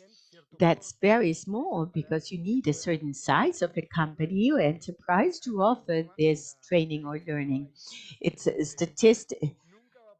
statistics. I mean, we at the institute train 50,000 persons per year. A small country, we have 3 million inhabitants. Can never aspire to. I mean, it would be so wonderful to have 10% or 5% of those people to be trained in dual modality. Today, it's unthinkable. We are happy because we are reaching out to 200 people, but it involves a one-to-one work with each one of the enterprises. We have 130 companies or enterprises, and that involves 2 or 3 places or positions per company. They're not that big. In most of cases, they are middle size. So that amount is not very high. And it's wonderful as a way to approach the subject of transition between from education to jobs or work. It's challenging. And what we try to do is to try to incorporate some of the ruling ideas of dual um, training in other areas. We were talking with a Chilean colleague in uh, in connection with bootcamps and the approach to dual training. All that can contribute for the experience of the trainee be as similar as possible to what is reality of the labor world, and all that can support for the persons that are being trained, especially when they are young in their first job experience, may be evaluated at that point because of their potential employer goes in the dual direction, and that's excellent. Uruguay has a program that is in its 12th anniversary, but this time it was only for the state before, and this time it's for private companies. It says study and work. It is internships for those young boys or girls that will not stop studying, but they will be working, and the pay is, or I mean, remuneration is by the state. It used to be open only for public companies. Today, there have been uh, other companies, and uh, and that's precisely. It's a program that the World Bank evaluated, and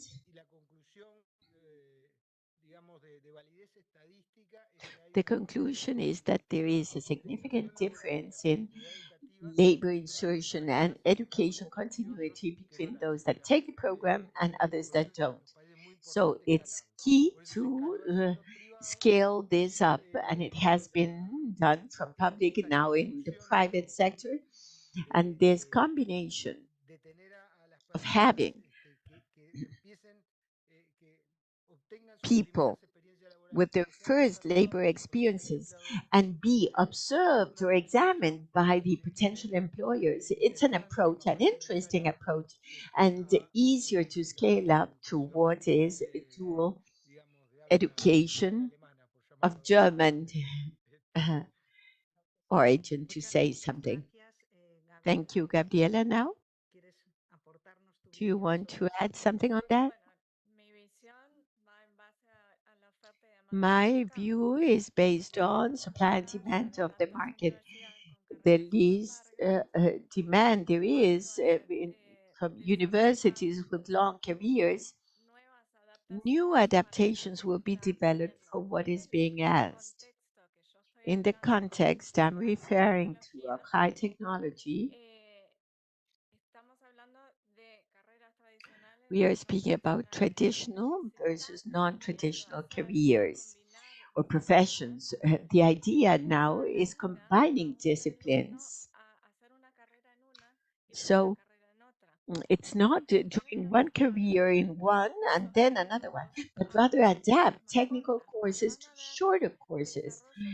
There will be developments from biology and cybernetics, from nanotechnology with aeronautics, with microbiomas, with robotics. It's going to be different from what we here are used to planning and thinking about. And the example was given by Oliver today. If his daughter says, uh, why won't I don't want to work 8 hours. I want to work only 4. The demand of the youth today is different from the supply we are offering. If we are planning in those terms, evidently they will be close to that. Why wait for that and rather start anticipating and doing a dynamic things? My last or assistant is a biotechnologist that is graduating now. And in his last year, he was taking cybersecurity. I mean, what is that? Why is that related? We don't know it today, but they do know. And the world is heading that way. So, obviously, there are traditional medical medicine careers or, that will be segmented as necessary. But there are other careers. Maybe medicine at some day will can be divided with the contribution of AI. There's a whole context that will be replacing certain specializations of medicine or in trainings that are so tedious and sometimes so long. Because all of us that went to the university, I completed 3 careers. And what do I take from each? The experience I had out of the university, outside the university. So I invested 6, 8 years in classrooms receiving only and not producing. So that we don't have any more time for that.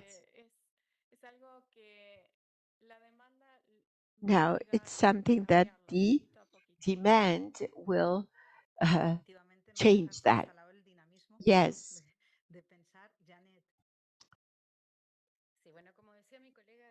As my colleague from Uruguay was saying, in fact, there are several similarities with what we do in bootcamp training in digital talents.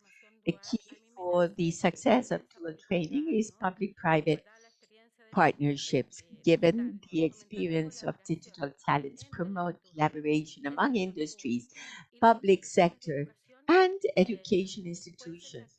That can be the key for the success of dual training, but also because we've also experienced that in digital talent, to be more mindful of the success or the benefits of dual training as well as of the bootcamp.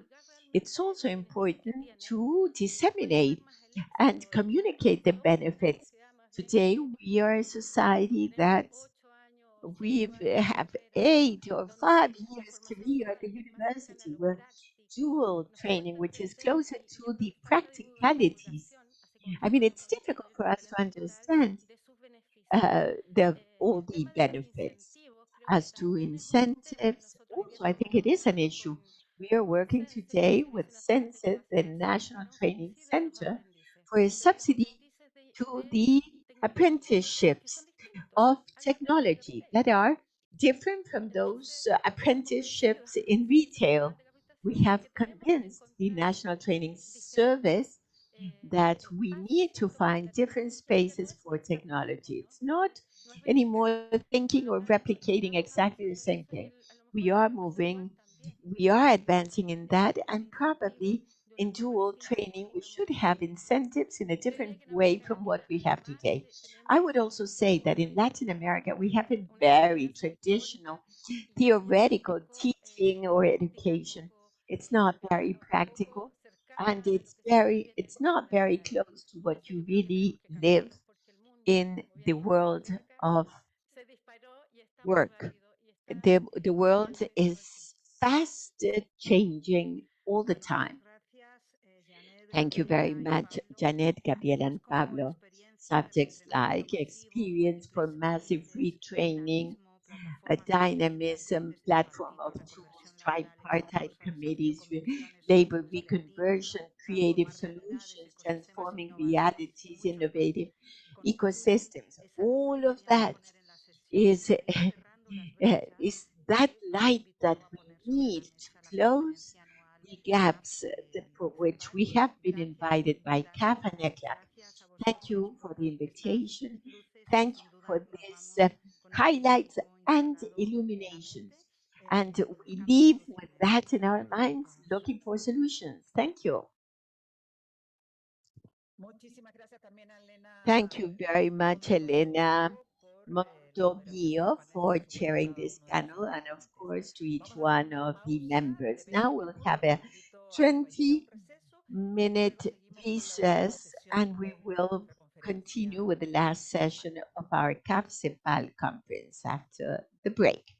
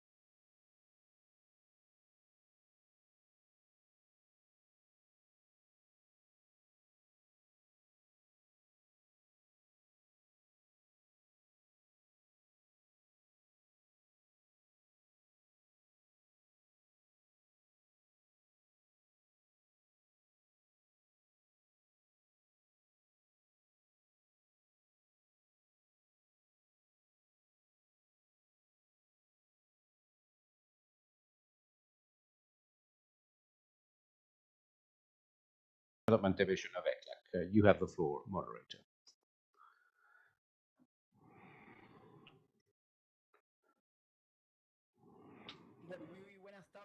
Good afternoon to all those that are present in this room, and likewise to all that are connected online. We have had a very good online participation and via the social media that reveals the interest in our region for these productive development policy issues, the challenges and the need to escalate and improve these efforts. We have an interesting task ahead of us with my friend and colleague Jorge Arbache, Vice President for the private sector of CAF, in terms of beginning to exchange some initial ideas around an agenda to im improve the work that CAF and ECLAC have been doing in terms of productive development policies.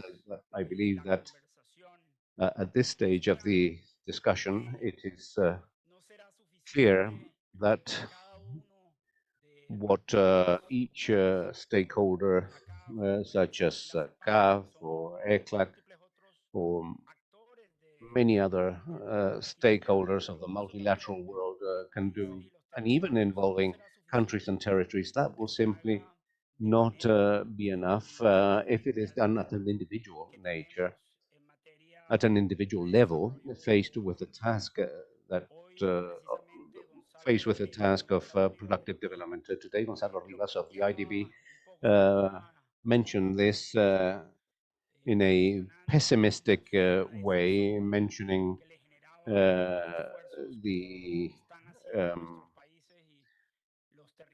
uh, problems in terms of what countries and territories are doing with regards to productive development, given the major challenges, coordination challenges, and also given the institutional capabilities. And thus, again, it will be fundamental to determine how we may collaborate so that we can work on efforts that seek to minimize redundancies and maximize synergies uh, in terms of what CAF and ECLAC can do together around these aspects. And we have some slides in order to begin these discussions. I'll offer the floor shortly to Jorge so that he can comment and supplement some of the elements that we have prepared for today. But in order to push ahead, we wanted to highlight, maybe you can help us with the slides. We wanted to highlight this possibility of working more on this joint CAF-ECLAC agenda with regards to productive development policies by highlighting the coincidence of visions and the supplementary nature of the capabilities that both CAF and ECLAC have, so that we can begin to work on a joint agenda for productive development. And in that sense, I would like to mention that to a large extent, we share the diagnosis that we face. And in that sense, the need to enhance growth in Latin America and the Caribbean. This has been repeated on several occasions. Our region faces a structural problem with slow growth, primarily resulting from a productivity that has become stagnated and has even diminished over the past decades. And so, in that sense, in addition to that basic diagnosis, that basic initial diagnosis, with the CAFA, we also share the same purposes, which is at the end of the day to achieve a development model that is more productive, more inclusive, and more sustainable. As from ECLAC, we always insist on the issue that we are working for a more productive, more inclusive, and a more sustainable future. And we insist that it will be difficult for our region to deal with those other challenges related to development, such as the reduction of poverty, the reduction of inequality, and the reduction of informality, the creation of decent employment, and even dealing with issues or challenges related to climate change. If we do not uh, establish as a priority the challenge of implicit in a decreasing and stagnated productivity. Based on those common purposes that we share, CAF, shared by CAF and ECLAC, we also have shared visions in terms of what we understand when it comes to productive development policies. And we share that these policies imply dealing with this challenge with a comprehensive and converging vision of different areas of action. Indeed, as from ECLAC, we have insisted that we understand those productive development policies as a whole series of interventions, instruments, and we speak in general terms of efforts, both horizontal and vertical efforts. In other words, specific efforts focusing on certain sectors and some strategic promoters defined by countries and by territories, so that we may achieve the sophistication, diversification, and create that virtuous structural change that will lead us to an improvement of productivity. And those efforts, both horizontal and vertical, Jorge, at the end of the day, are materialized in various dimensions so that we will have to coordinate within the framework of this policy. We say that we have to work on efforts involving science, technology, and innovation, so that when we talk of CPI, leading with science, technology, and improvement, how we change that into more productivity gains, how we're able to bring together technological extensions so that our companies, especially um, medium and small sized enterprises, can benefit from that. And so we need to escalate those efforts.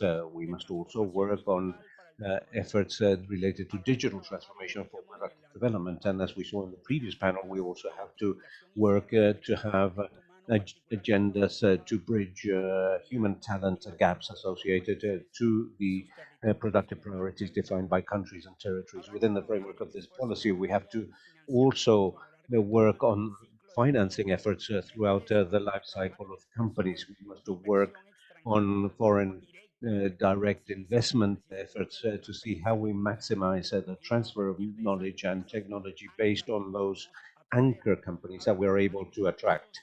We will have to work on regulatory uh, aspects in terms of quality aspects related to quality infrastructure and methodologies that at the end of the day can lead to failures in coordination in order to improve the productivity of sectors within these policies. We must also work on internationalization efforts, working on specific agendas, enabling these efforts to become or to be expressed in international markets. And so, with that comprehensive vision, as for MECLAC, we have also insisted that it is fundamental to see how we are able to combine those various ingredients in those different fronts, so to speak. And in that sense,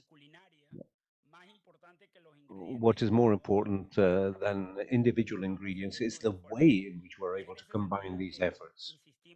And that is why we insist upon the key role of understanding these policies as collaborative processes between the public, private sector, civil society, academia, and different state levels. Today, we spoke about the need to bring together the efforts that are made as from the national level that are important efforts under that top-down approach, but also how we're able to bring together those national level policies to efforts that are bottom up and that take into consideration the specificities of territories and of the productive matrix at a sub-national level. In addition, and I believe that we also share this with Jorge, is the need to work on strategic agendas, on sectors that are promoters, that are strategic in this sense. The Executive Secretary already mentioned that this morning. But as from ECLAC, we have been insisting on a portfolio of sectors that act as promoters, and not for that to become an exhaustive list or a list that every country must bet on in all territories, but rather a list that is a reference and that should be useful for our countries and our territories as a reference when it comes to prioritizing within the framework of these productive development policies, and also sectors where we find a great potential in terms of productivity gains within our.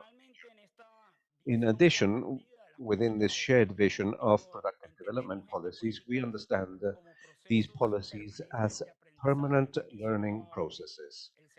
The Executive Secretary of ECLAC already mentioned this approach of experimentalist type of governance, understanding these productive development efforts as repeatable efforts, both of collective identification and of collective implementation of solutions for those bottlenecks in terms of productivity.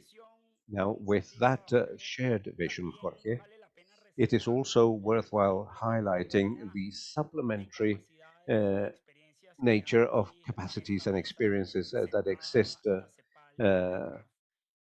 here. Uh, Involving CAF and ECLAC, highlighting the technical capabilities that both entities have, the ability to foster dialogues involving the different stakeholders of the public sector, private sector, academia, civil society, and also the ability to inject financial resources so that we can work on projects that trigger these results within this frame agenda of this productive development agenda. Now, having said that, and in a very summarized fashion, we mentioned three lines associated to the major purpose of a CAF-ECLAC joint agenda when it comes to productive development, so that we may be able to escalate and improve these productive development policies. In that sense, the slide doesn't seem to be moving, but our purpose is that the work between CAF and ECLAC must be guided to a large extent in bringing to the fore the task undertaken by governments in the region when it comes to productive development policies. And when we speak about governments, we're not only referring to national governments, but also to subnational governments, and the understanding that bringing these policies to the territories is absolutely fundamental. And secondly, the possibility, Jorge, of creating dialogues, exchanges, and agenda coordination when it comes to productive development. I believe that what has happened today is a first exercise of many that we must hold from now on uh, at a political level and also at a technical level, and also even between entrepreneurs when it comes to productive development. Thirdly, and in something which is very important, and that is the ability to contribute to capacity building and the strengthening of capacities of national and subnational governments in the design, formulation, and also in the implementation of these development policies. Now, in aligned with those three aspects, we have dared, as from ECLAC, and this is something that we have discussed with Jorge and with CAF, some potential actions that we might be able to develop over the next weeks, months, and years in this new agenda of collaboration between our entities when it comes to productive development. And in that sense, and aligned with what has been mentioned, we feel that there is a possibility to organize new discussion events at different levels about the status of productive development policies in the region, and also in order to contrast the practices and experiences where what becomes evident is a heterogeneity in the practice and in the realities being implemented by our countries in their territories when it comes to productive development. Secondly, our executive secretary referred to it this morning, but some months ago in December, we launched a platform of cluster initiatives and others of productive territorial collaboration in order to make visible those initiatives that today are existing throughout the whole of our region, but not only make them evident, but also how do we strengthen those initiatives and they become spearheads of the productive development policies in different countries. We see major space for work for CAF and ECLAC, and also the projects, actions, and contents that we could work within the framework of that platform.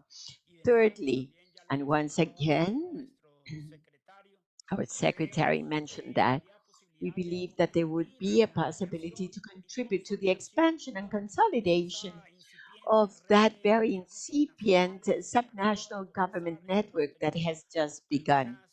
We've had some meetings now, and in those meetings, we were able to verify something that was only hypothetical, but now confirmed, and that is the enormous appetite from the territories, local players, in order to take in their own hands their productive development guides. Therefore, the subnational territories have expressed interest to strengthen this network, not only to work in exchanging good and bad practices on these subjects, but also to work in projects that will help us and even promote regional integration in all these topics. Fourthly, already Jorge was saying that there is a possibility to conduct joint technical assistance when the conditions and terms are appropriate to national, subnational governments on productive development. We are already envisioning and facing a sort of excessive demand for the capacities we have, insofar as technical assistance for countries and territories in order to accompany them in the design and implementation of these efforts. Thus, we see major possibilities of synergy to jointly undertake these technical assistance. In addition to the above,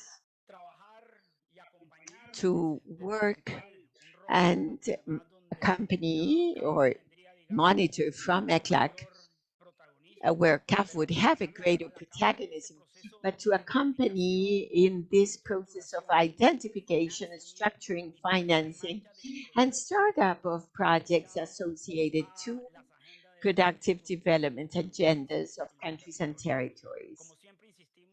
We insist here in ECLAC, we are not interested for this to stay on paper in words and narratives.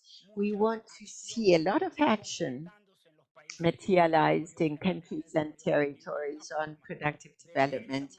And a way to see that in the productive development is that this will finish in projects that will support the strategic agendas of productive development in our countries and territories.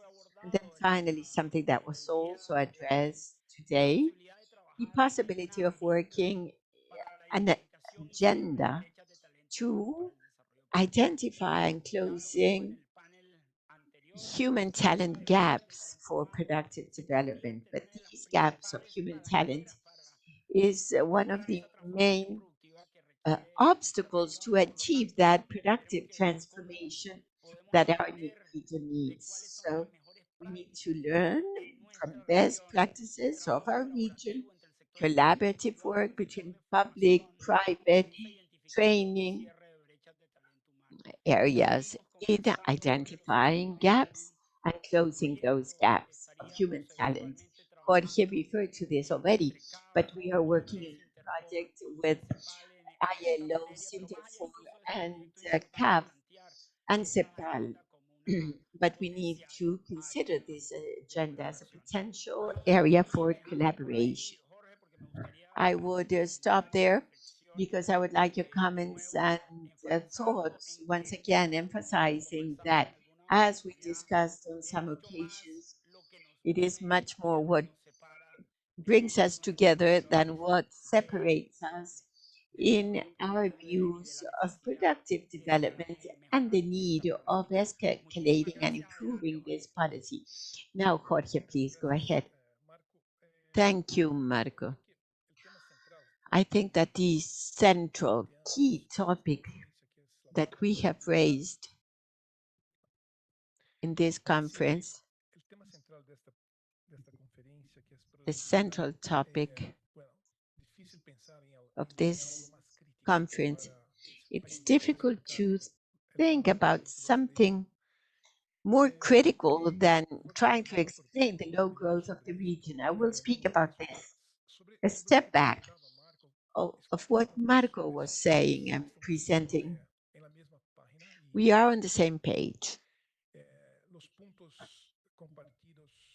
The shared items are highly promising, and we see a CAF-CEPAL important agenda for coming years.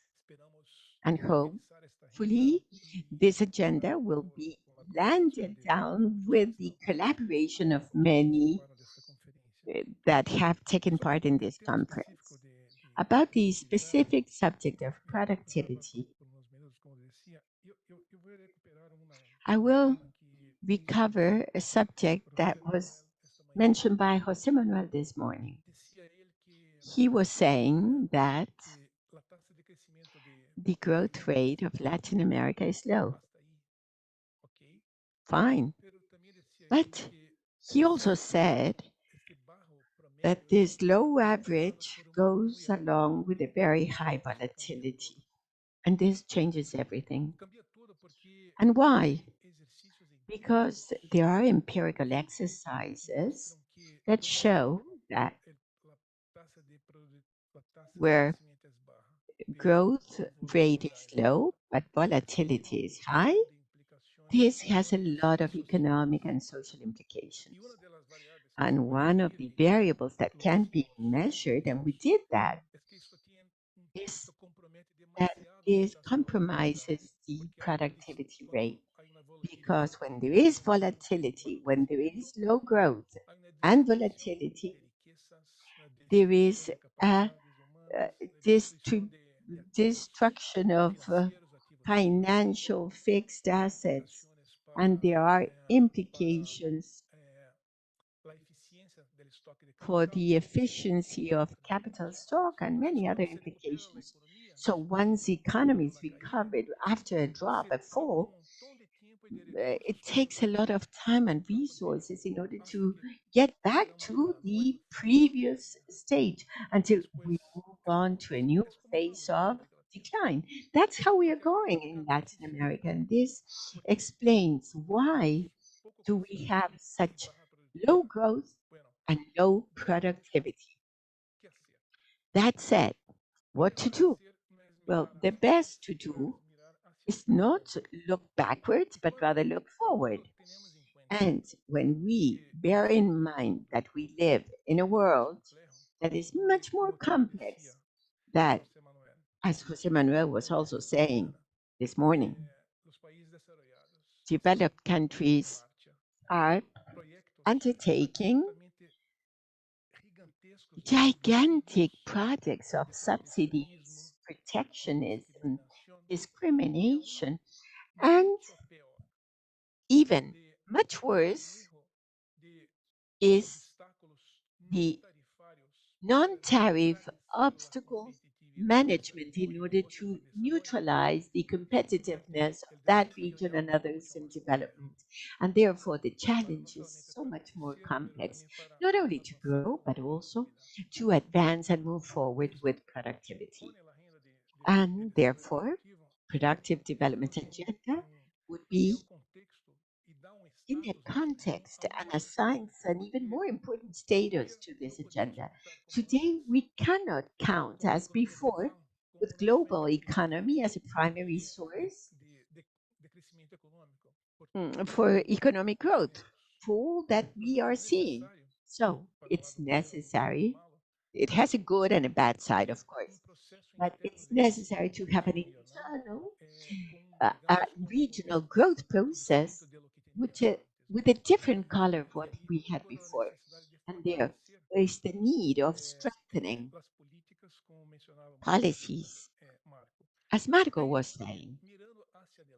And looking forward, the evident questions are then where to head to, where to go, how. We need to compete.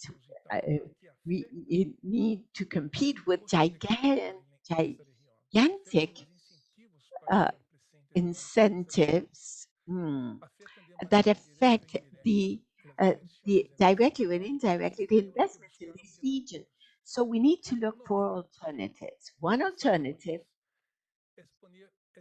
is to focus on demand. Where's the future demand? One road, almost for certain. There are others, but is to see what is going to happen with the climate change agenda. What type of demand will emerge from this?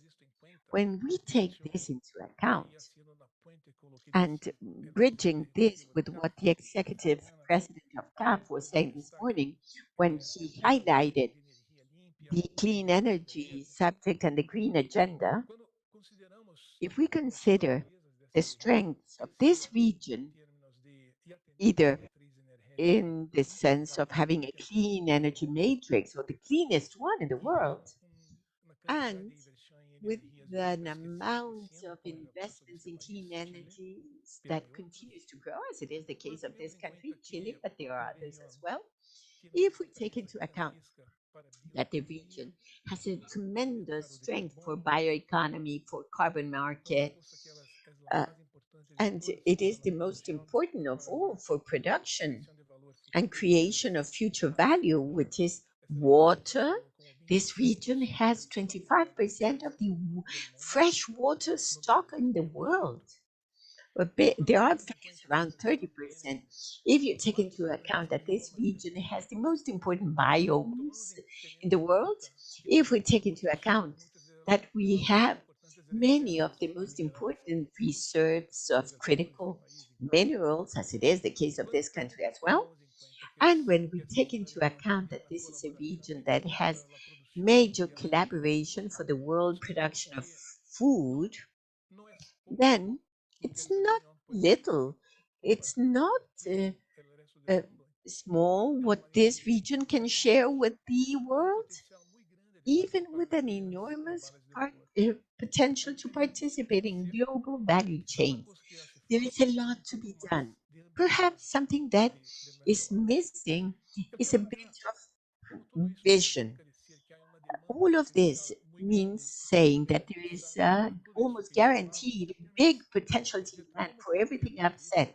So, how to turn all of this into business, taking into account the different strengths of each one of their countries? I think that is one road. A different road, we are speaking about comparative and competitive advantages, reducing the capital cost. And that is the risk perception. These are two key topics for this agenda of productive development. Another fundamental topic on how to promote and drive productive development is the combination of interests and public and private, national and international capital. That is also a way to mitigate risks and reduce costs and create microeconomic incentives with shared interest agendas. Another important topic, I think, and with this somewhat closing this part, Marco, is to see how, in what way can we, CEPAL, CAF, the other development banks, multilateral ones, national and subnational development banks, what can we do in a much more complex context like this? And through this, that all of this is highly virtuous.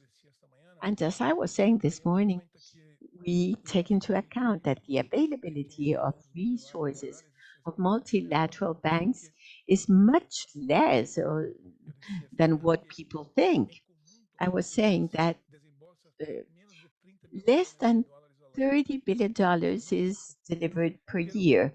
Uh, that is very little, but much can be done with this 30 billion directly or indirectly, mobilizing courses and providing additionality to operations, considering the subject of impact and all of this, with the view that it is possible to work with that seed concept vision and that vision of the future, and also bearing in mind the combination of interests where the private sector enters as an important part, even in the governance of these processes. It's very difficult to think that we will succeed with a productive development process if the private sector is merely a passenger, needs to drive as well. Otherwise, we won't get too far. And that is even truer in countries where in the region they are going through enormous fiscal crisis. And that said, what we have is a great, yeah, I think the region is much better placed, positioned in order to develop or to really implement a productive development policy. Because if we think about the strengths of the region, many other strengths, and therefore the context is favorable, much better than 30, 50 years back. But the issue here is how are we going to forecast all of this? How are we going to handle and manage all of this to obtain the benefits and share the benefits instead of looking for magic solutions? Solutions are there, you're well known. Now, how to wrap all this up in an open decision with an open view, non excluding, and that all of this will be worth the while if we achieve the poverty reduction, the inequality, so as to obtain solutions, then insecurity, solutions for insecurity, reduction of democracy, and all of these uh, benefits and strengths of the region to really succeed. Thank you very much, Jorge. Before opening the space for the public, for the audience, I would like to highlight another coincidence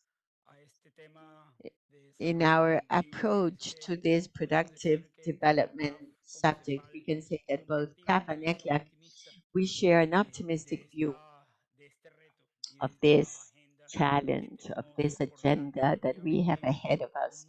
In fact, there is a new context with this return of productive development policies at world level. And totally we agree in that the region at this point is much better off to leverage and take advantage. And there, the role of CAF and CEPAL will be key in order precisely to guide all those efforts in a much better way. Having said that, we would like to open for a conversation with the public here present in the light of the elements that have been submitted. We would like to respond, answer questions or comments on the about it, the elements we have touched on. How can we strengthen those first elements that we have put on the table, CAF and CEPAL, in order to work with these productive development elements? The floor is yours, and only if you raise your hands, you can raise your questions or comments.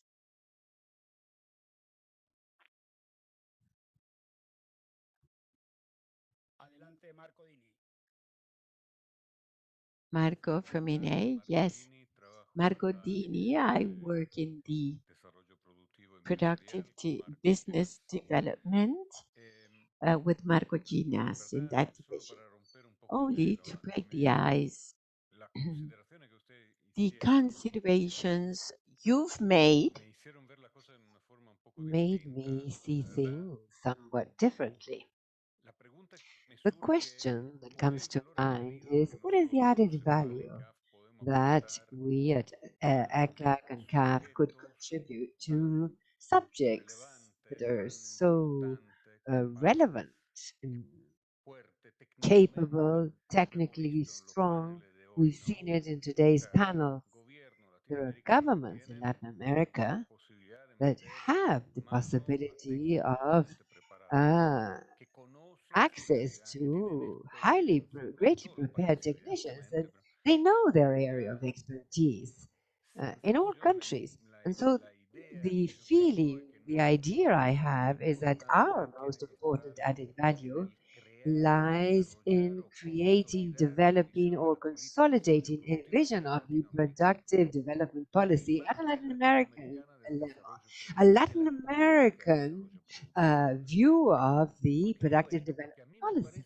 And I say this because my feeling so far is, if there is a weak point in the actors, even those most technically prepared with whom we constantly interact, and I say this based on practical experience, often they are precisely looking at their own reality. And so what we need is a vision of the whole Latin American custom of working together, of exchanging experiences. And I think that this has to do with the space that we are creating here. We're doing it, in fact. The only thing is that now I see it more clearly. I think it is interesting to take a look from this point of view, what Marco was saying now. What does it mean to create a constant space for a high level meeting at Latin American level among the policy makers with regard to productive development, and which implies consolidating and adding strength to this meeting of subnational governments that we have started to create? What does it mean to have a cluster platform? It means creating instances, instruments, platforms, occasions to generate a Latin America dimension for people to look to their side, for people to learn that they're not working alone. A lot of the issues and the difficulties that they come up again have been resolved by a neighbor, or at least the neighbor is facing it same as you would do at home. And so this space, I think, is very important. Now, tremendous challenge. And we too also have an issue with bandwidth. It's not just the Latin American governments. As Michael was saying, technical assistance, the demand for technical assistance exceeds us. And so this means that one, we need to focus, and as Jorge has just said, let's focus on the agenda, the environmental agenda, the environmental transformation. I think that this is a challenge that in itself would be sufficient in order to guide our future efforts. And second, work together. So that is what is occurring here. I think that that is an essential step. We are working together, yes, but at some point it is declaratory. But now we need to put it into practice. We need to learn how to work together. And I believe that one, for example, the issue of technical assistance, we could have pilots. Let's try it. Let's do in one, two, three, four regions of Latin America. And two, I think it is essential to do research. Well, here I am surrounded by several colleagues, and we are researching all the time, writing down everything we can, but it is not sufficient. We need to research more. We need to understand more. We need to build databases. We need to look at things in greater depth together with consolidating the tools that we're building. Now, if we take a look from the Latin American viewpoint, we take a look at here and listening to people here, it sort of sheds light on the way ahead. Thank you, Marco. Maybe we could hear other reactions. Oliver Torres, Francisco. Thank you. I think that what has just started here is this dialogue is very important and it strengthens this community territorial um, community of connection, articulation, as they call it in Spanish. And it makes clear that we need to continue discussing uh, this at a national level, the sort of efforts for productive development. And I'm sure, I know that this is an effort in itself, but we will have to see how to strengthen this, institutionalize this, or as was done at the OAS at some point. The group on subnational competitiveness, which was the GTEx in the US, and that unfortunately, as time passed, it dwindled and extinguished, and depending on who was leading the OAS with Juan Carlos Montoya, it stopped existing. We need to find mechanisms to strengthen this area initiative of the Commission to review territorial productive policies. And I would invite ECLAC to make an effort for this community to continue to strengthen it at the subnational government level, and as Guillermo said, at the sub-national level and municipalities. I think there's a lot there that could be of great use in front of the table. And the other thing is to continue to discuss this with a more cross-cutting and inclusive approach, not do it by silos. At the moment, we speak of the development policy or the productive one or the educational one, and each one but everyone, at the end of the day, if synchronized, become a productive development agenda or territorial competitiveness agenda. So I would not see all this isolated. I cannot see a productive development policy without a higher education. Uh, Productive development, and I think that they need to be linked together to make all this more competitive and productive. And this will help us to take a different look at the growth rates, and where some years we see one approach, one view, and the next year we see another, and we're never able to address systematically. And so that's another challenge. And according to Marco, I think we will have to review some regional, subnational pilots to see what is happening with that joint collaboration. I would join this and put Chihuahua as a sort of guinea pig to do something similar. Thank you. Well, thank you very much, Oliver. And now I recognize Guillermo Acosta, Secretary for Economy of the province of Córdoba. Go ahead. Yes, good afternoon, and thank you, Marcos. And continuing with what Oliver was saying of having a pilot, I think that we should put your name down on the list. So Córdoba, please. And also, there's a lot of work for the development banks because when you put these regional development policies through clusters, productive development, the same executive panels in Peru, depending on the theme that you're addressing, and you choose the tools or the instruments, well, a lot of the solutions have to do with integrating, as we were saying, the private sector, but also there is a demand for the public sector, and it has to do with public goods. that must be contributed for the solutions to appear. And so I don't know how it is in other countries, but in the case of Argentina, access to multilaterals depends on the permit that the national government gives. And so today, there is no direct funding about the multilaterals for Argentine provinces, far less for the cities. And so this is something that we bring here to discuss this with the development banks. Thank you. Thank you, Guillermo. Saul Pineda, go ahead.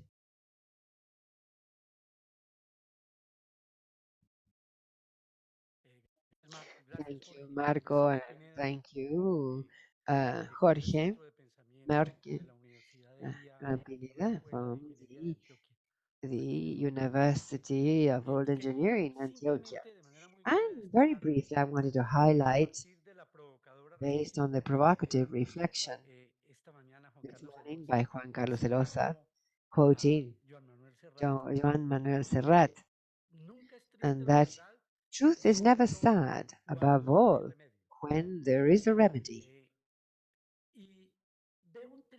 And I see three lines for optimism that, from the academic viewpoint, we must take a look at when we do research into skepticism. The first, on hearing the Vice Minister for Business Development of Colombia, Celaya Gallo, I thought that it was very important these exercises, as done today, highlighted something that was evident in your presentation. When a country, despite the pauses, stop and goes, in productive development policy in the long term, despite that, they're able to, from one government with an emphasis going on to another government with a new emphasis that we all know well, despite that, they give continuity to policies that are unarguable, that cannot be disputed, because they have an impact. And so we're talking about a long-term productive development policy that beyond the doctrinary changes in the approach persists over time. And that must be made visible so as to not fall into that skepticism. But when we also have an opportunity to take a look at experience, such as those that were assessed here, and I won't mention them because each one at a territorial level, we learned a lot, especially from the viewpoint of multi-level governance that at the territorial level acquires even a greater meaning from the viewpoint of the productive development strategies. And so today I believe that this must be made visible, and especially it is necessary to put them in perspective of the CAF-ECLAC agenda that has been coming since the past, but will may be made visible here.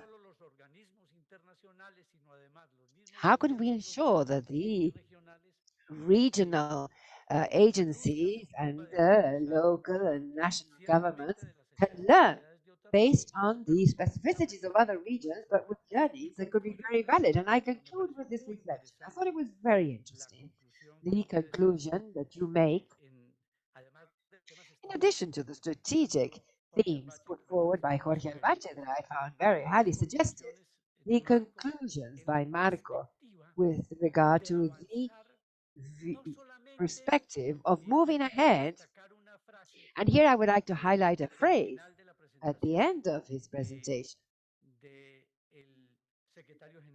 by the ECLAC Secretary General, Jose Manuel Salazar, and that I thought was a very good closure, a very good beginning, but also a very good closing of the meeting, because he is inviting us to, based on the good ideas produced by ECLAC and CAF, we may also get to the financing of specific projects for productive development in countries and territories.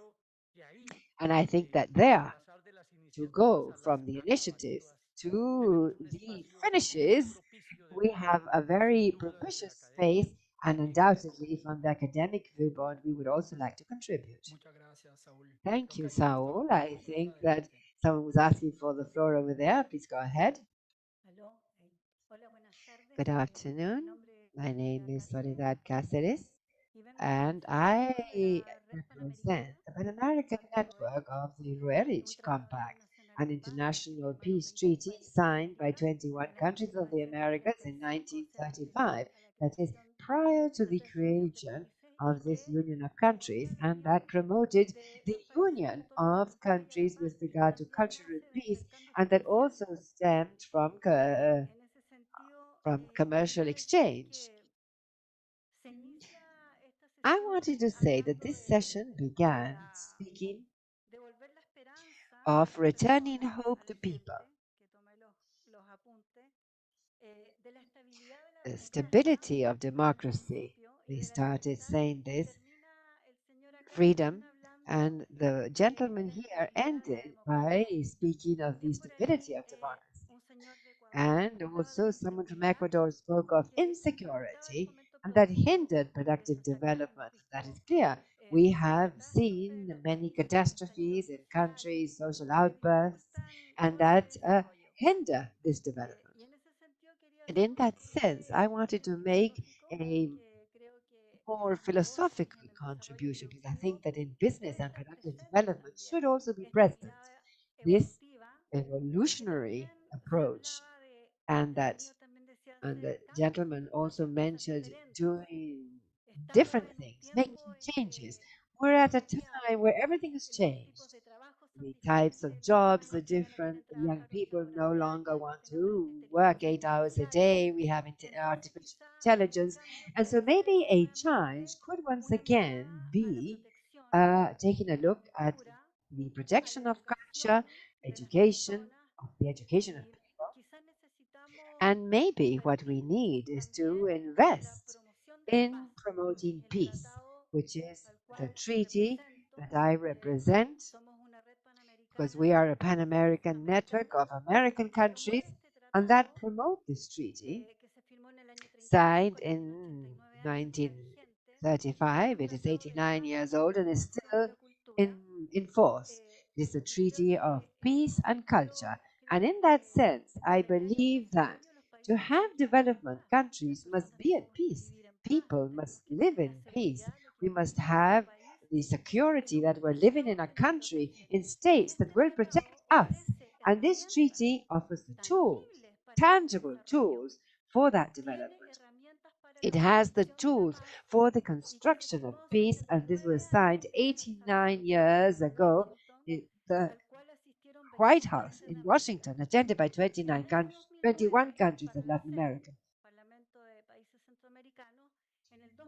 In 2009, Parlacen sent out a circular to resume the principles and agreements signed in the Rarich Compact. And so that is what I would like to say, and hopefully these principles were picked up on, and that we should invest in the protection of democracy. And as he said, we have a tools. We don't need to reinvent gunpowder. And in Ecuador, they said that we must respect the values of international law. And this treaty that is in force, international law of Latin American countries, is a treaty that has legally constituted organizations in the entire world, all continents, but signed only by 21 Latin American countries. And so the contribution would be hopefully there were investment resources given to make the treaty known, and that has a symbol of protection for the countries of America. And you have the Red Cross of Culture that would help greatly in situations of danger. The treaty determines that this symbol protects all institutions, all artistic, scientific, and spiritual institutions. If we have a symbol and if we have ordinances regarding protection of all artistic, cultural, and educational institutions, schools, and universities, we would be sure that we're living in states at peace, because that is what the treaty promotes, the protection of these places together with the protection of the people who work in all of these scientific places, educational places, cultural, artistic. and promote, of course, peace. This promotes the development of the equilibrium of societies, the harmony of societies. And so, in that sense, well, that is the contribution. Hopefully, contributing in these policies that are valid, they are enforced, and that speak of the protection of all these institutions that would give people security. And in that way, of course, we would have a far more productive development, same as in our home. If the if everyone is fighting at the home, it's not easy for the mother and the dad to produce at ease. The same as in a company. If in a company you do not have good labor relations and people are fighting, gossiping, the company will not develop productively. And same thing happens with states. If we're able to care for a harmony in the countries, we will have a better productive development. Thank you. Thank you, Soledad. I don't know if there is any other intervention. Dr. Fernando Vargas, go ahead. Una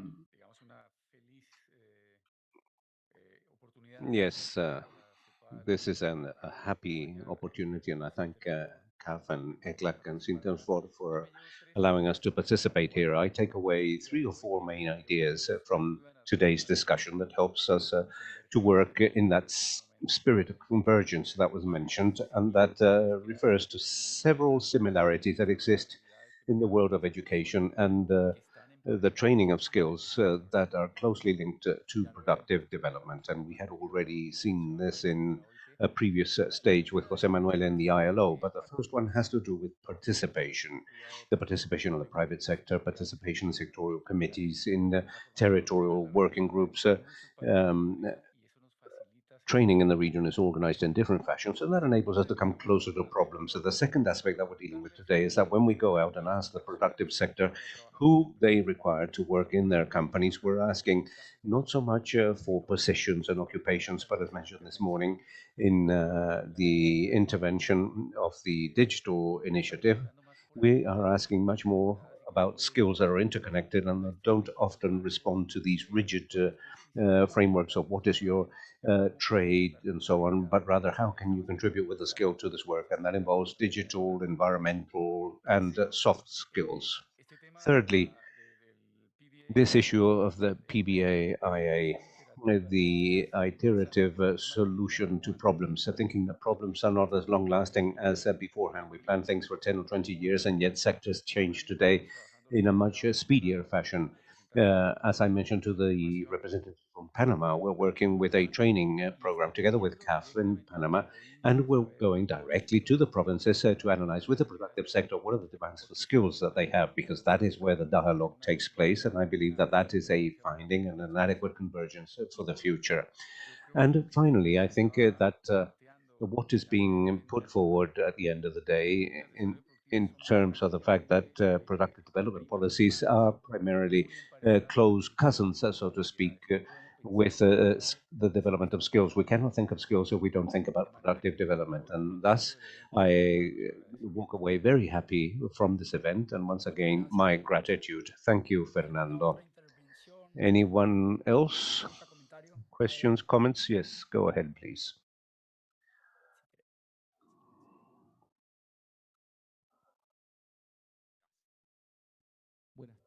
Good afternoon. Thank you very much for enabling me to participate in this event. My name is Orlando de la Vega.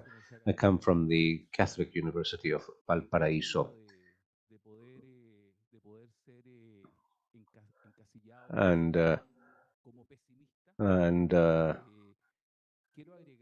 even if I'm classified as pessimistic, I would like to convey a vision that was shared by the lady from the Peace Institution.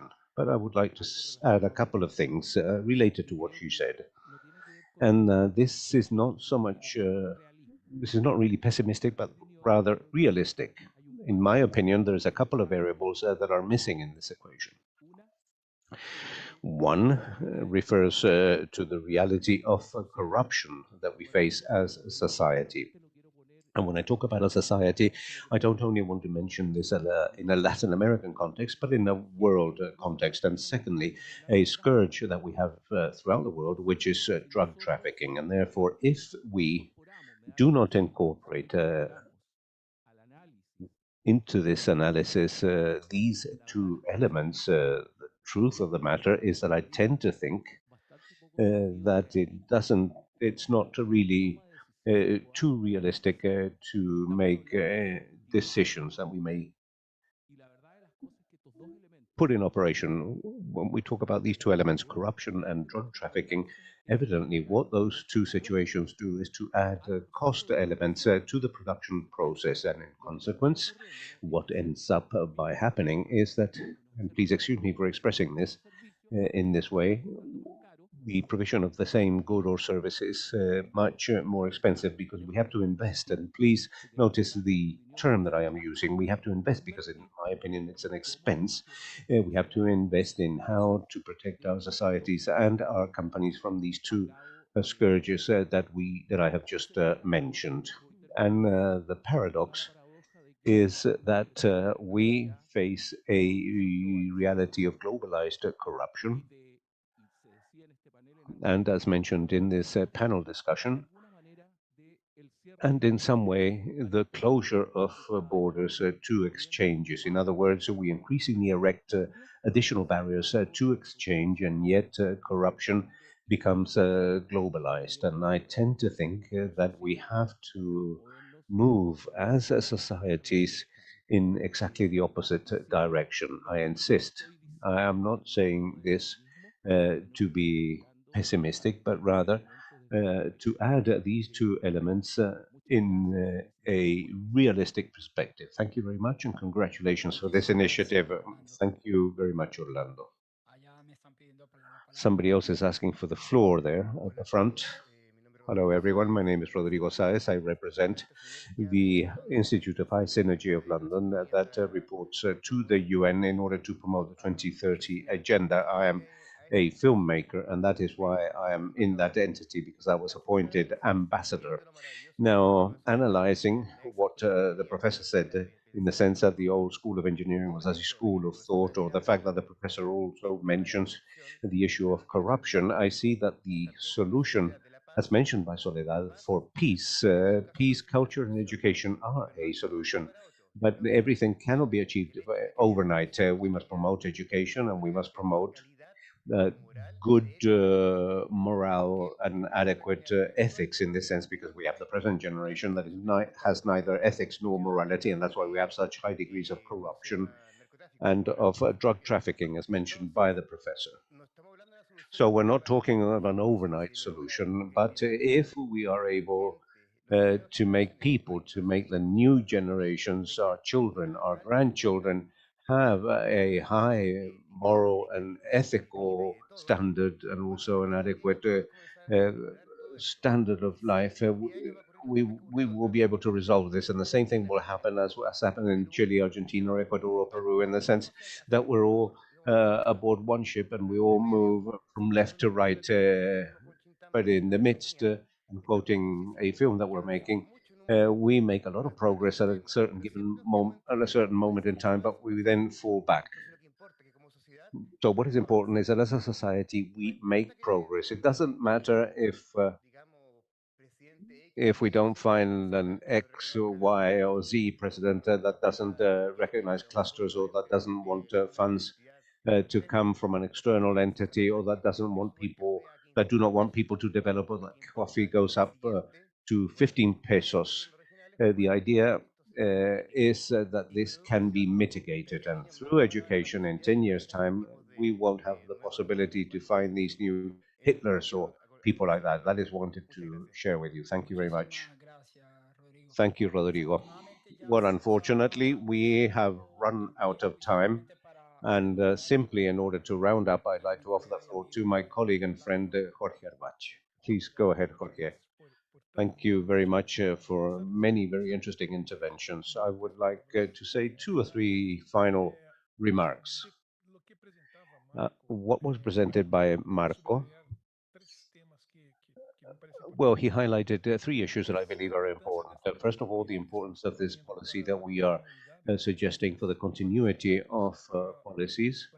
Secondly, for the confidence of policymakers who are considering developing productive development policies and the coordination. The second point has to do with well, if we're talking about productive development policies, well, the importance of government is still critical, especially in terms of infrastructure, public services, and risk-related issues. And the third and last point is financing.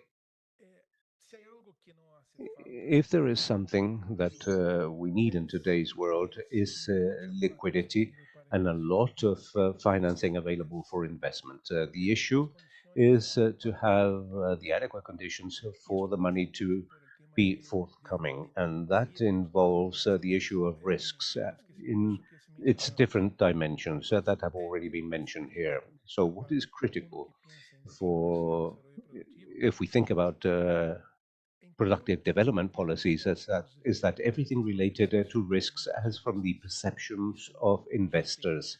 And this involves many aspects. So we must also look at the glass which is half full, in the sense that in relative terms, not in absolute terms, but in relative terms, Latin America is less risky because developed countries today uh, experience more risks for different reasons. So the critical point here is to look at the agenda of risks because this has many implications for the perceptions, for decision making, and for the relative course of capital, which is critical here. And we must have a very business oriented approach. That is critical. And finally, I would like to thank everyone for so many questions, for so many interventions during this panel. Thank you, Jorge. In order to round up, and this was already mentioned by President Petro last week within the framework of the fourth meeting of the Conference of Science, Innovations and ITCs. And Rubén Blades also mentions this in one of his famous songs. And he says, the future of Latin America and the Caribbean is not does not involve imitating the path of others, but rather of finding its own way ahead, especially when it comes to productive development. We don't really have the possibility of imitating what the great powers are doing in terms of subsidies and fiscal loans that are very generous, because we simply lack that fiscal space. So we will have to deal with that task of finding our own way ahead in terms of productive development policies. And that is why, as from ECLAC, we are putting forward a new vision of these productive development policies that represent the characteristics of our region. I think that we have taken a whole series of steps in that direction. Today was an important milestone in that direction.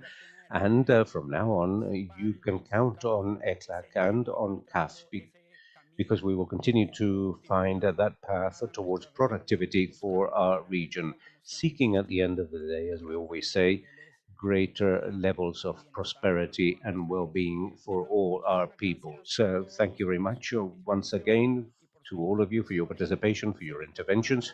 And we now move on to the closure of this important event. Thank you. Muchísimas gracias a ustedes.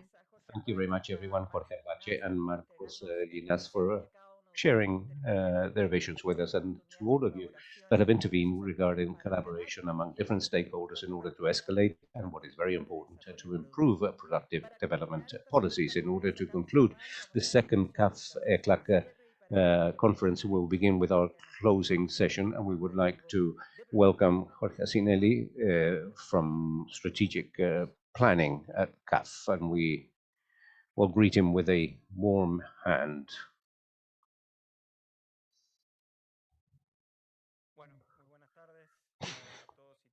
Good afternoon, everyone. During this closing ceremony, together with Jose Manuel, it's a great pleasure to reach the end, and I would especially like to thank all of you that have stayed to this, to participate in this last discussion moderated by Jorge and Marco that was indeed very interesting. The questions, the reflections. I would also like to thank all those that participated in this marvelous event. The ECLAC teams, the CAF teams.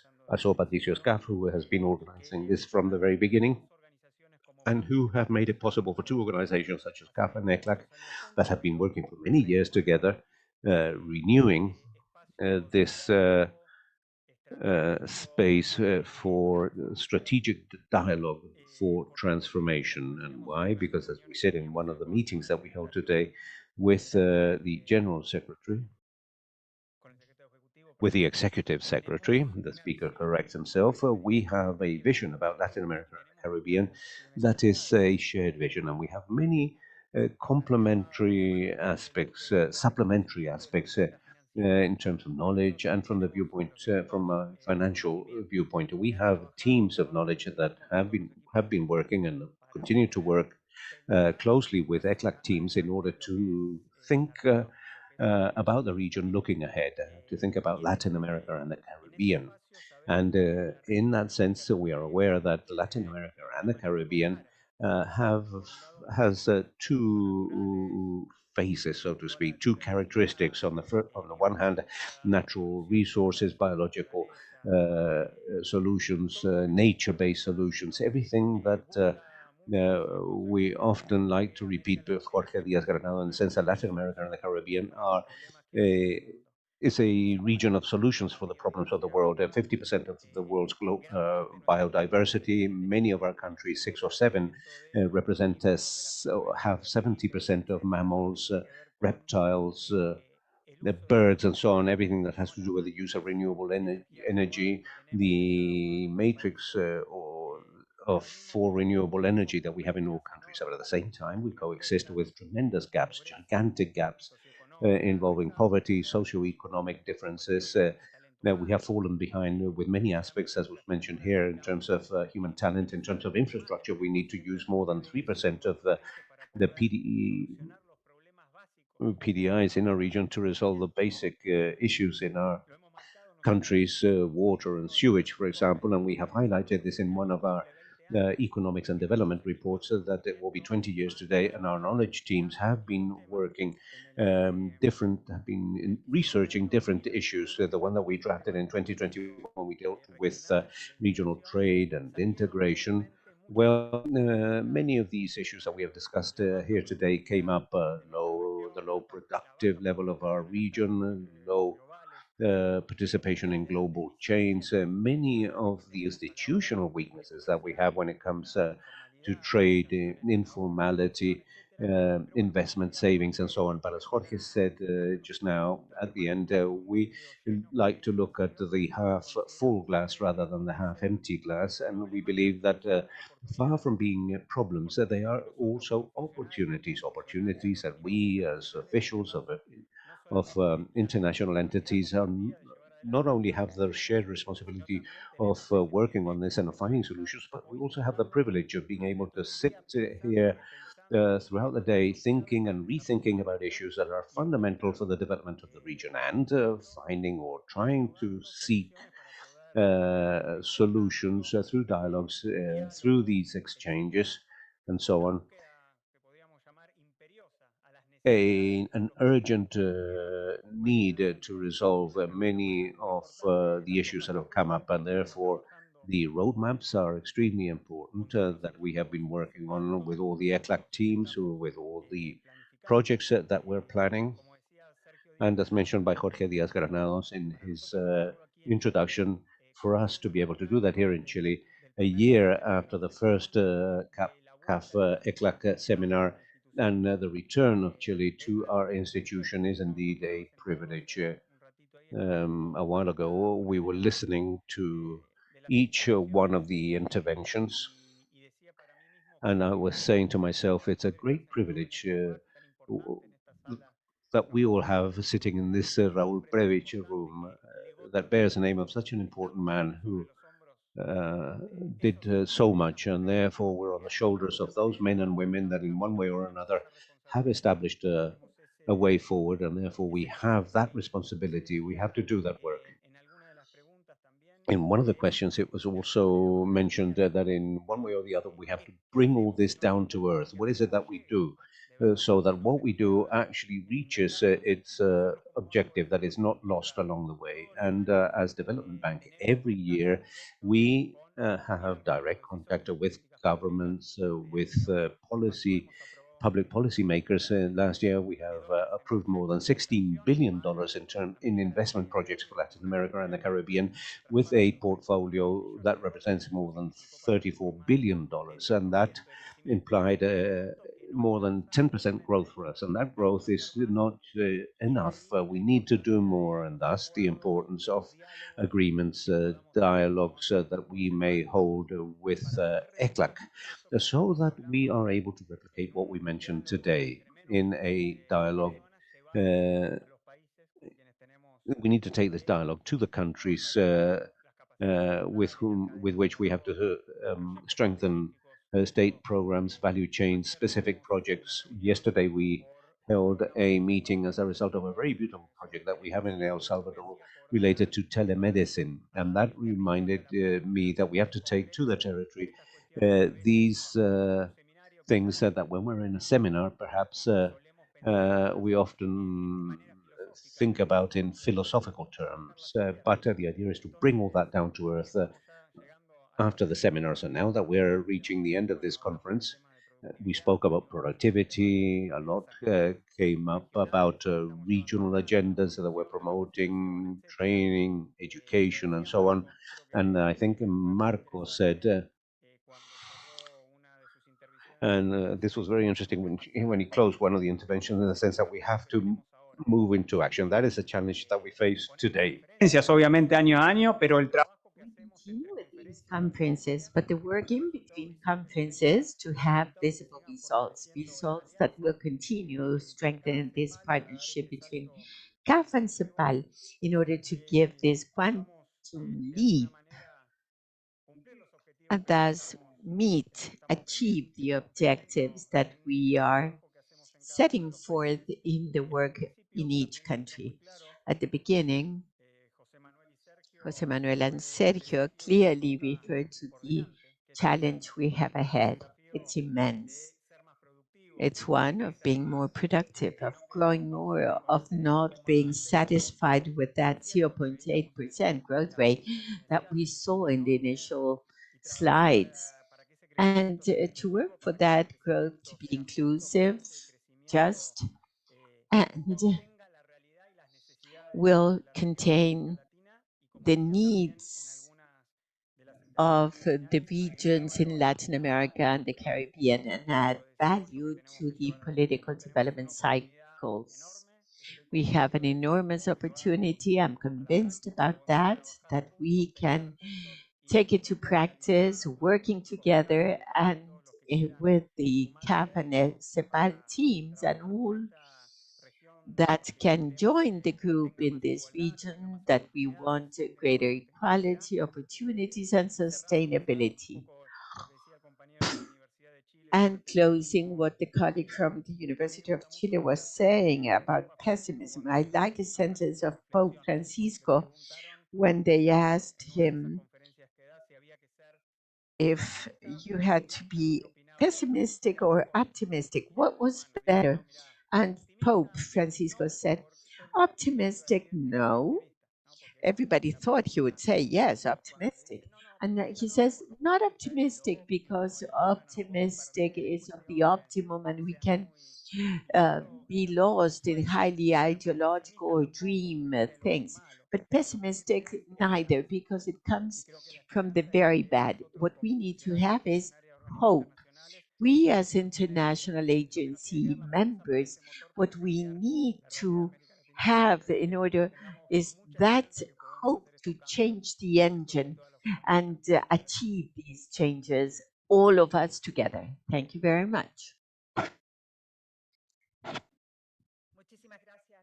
Thank you, Vice President Sinelli, for these remarks. And now I recognize Jose Manuel Salazar Chirinax, Executive Secretary of CAF-ECLAC. Sépalo.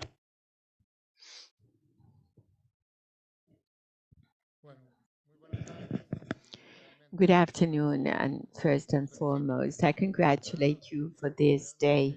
It truly, in this last dialogue or two panels, I think conversations and interventions show the commitment, the vision, and hope. I come out of this meeting more optimistic than what I was at the beginning of the day. Now, this, as we said at the opening session, this is a fundamental topic. It is one of the 3 or 4 key traps of Latin America today, not only of low growth, but low capacity to grow. We understand that growth in itself is not everything. You need to measure it correctly. But growth, after all, you need to have because it's the way of creating employment, having a more inclusive growth, a development pattern with greater opportunities, and because the dream and aspiration is to move to the category of being developed or more developed countries, and that calls for growth. And a growth under the new paradigm of green growth, sustainability, planet friendly, circular economy, and all the rest. But then it's even more important to have this concept, new concept of what a growth process is and the characteristics it needs to have.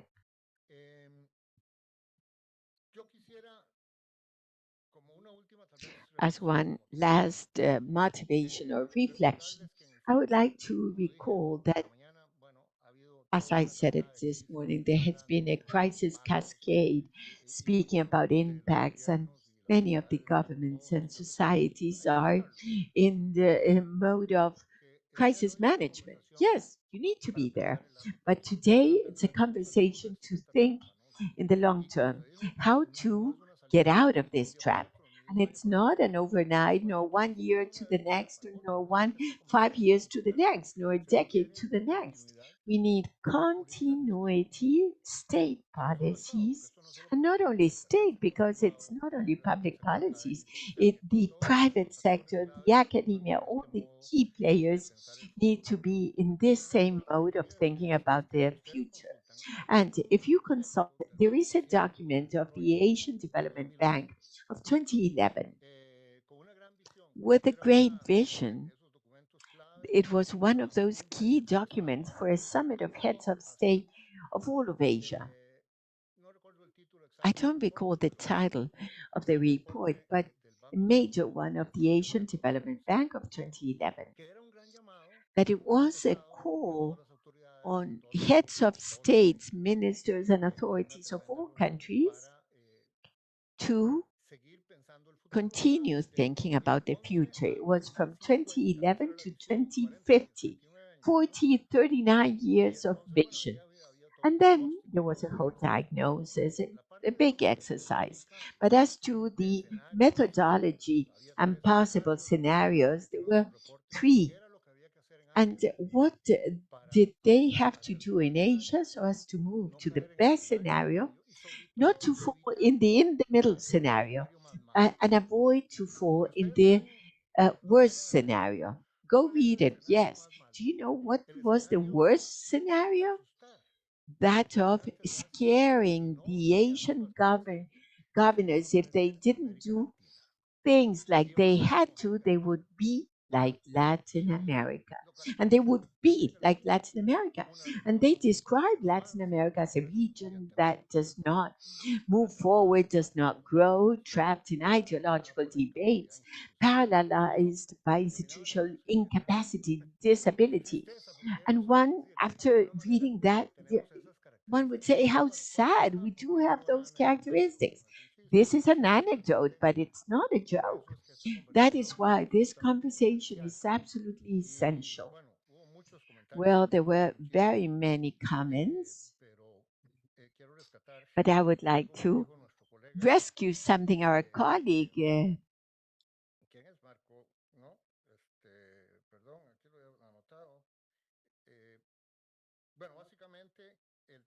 who said Marco Dean. Yes, are you here?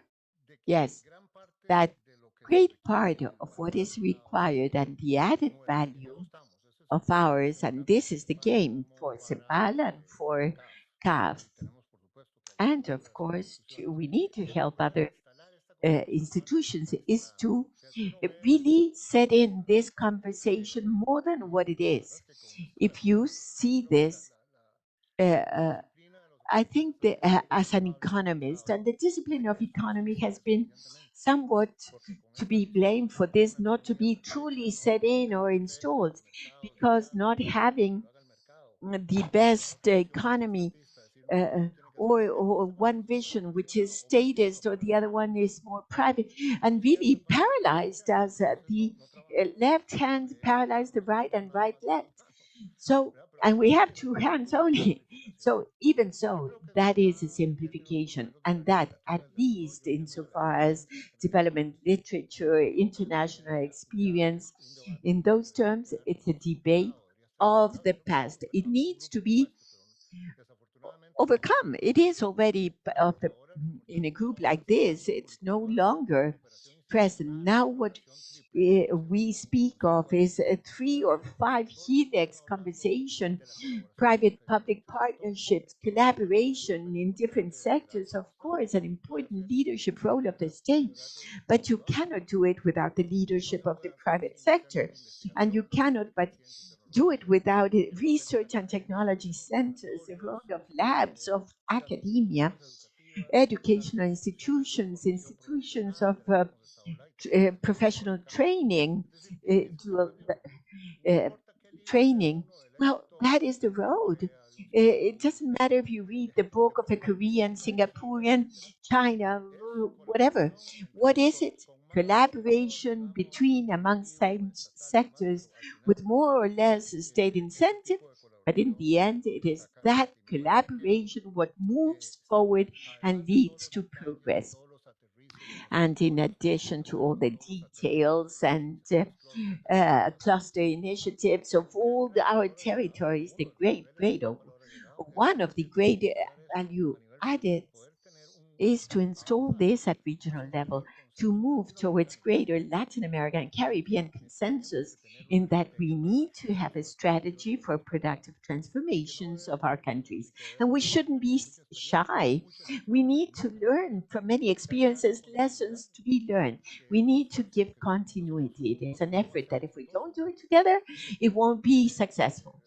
And it has a pillar on financing, yes, one of human resources, another pillar of cluster initiatives, a vision top down for territories, a very important role for the state, an important role for development banks and international agencies. And if we are not convinced in this world that that is so, now that the United States is trying to do a catching up with China, at least in certain sectors.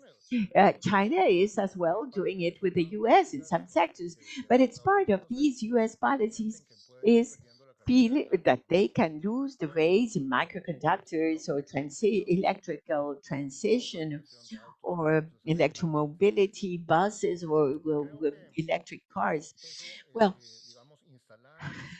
to install and have that space and have ever more people convinced.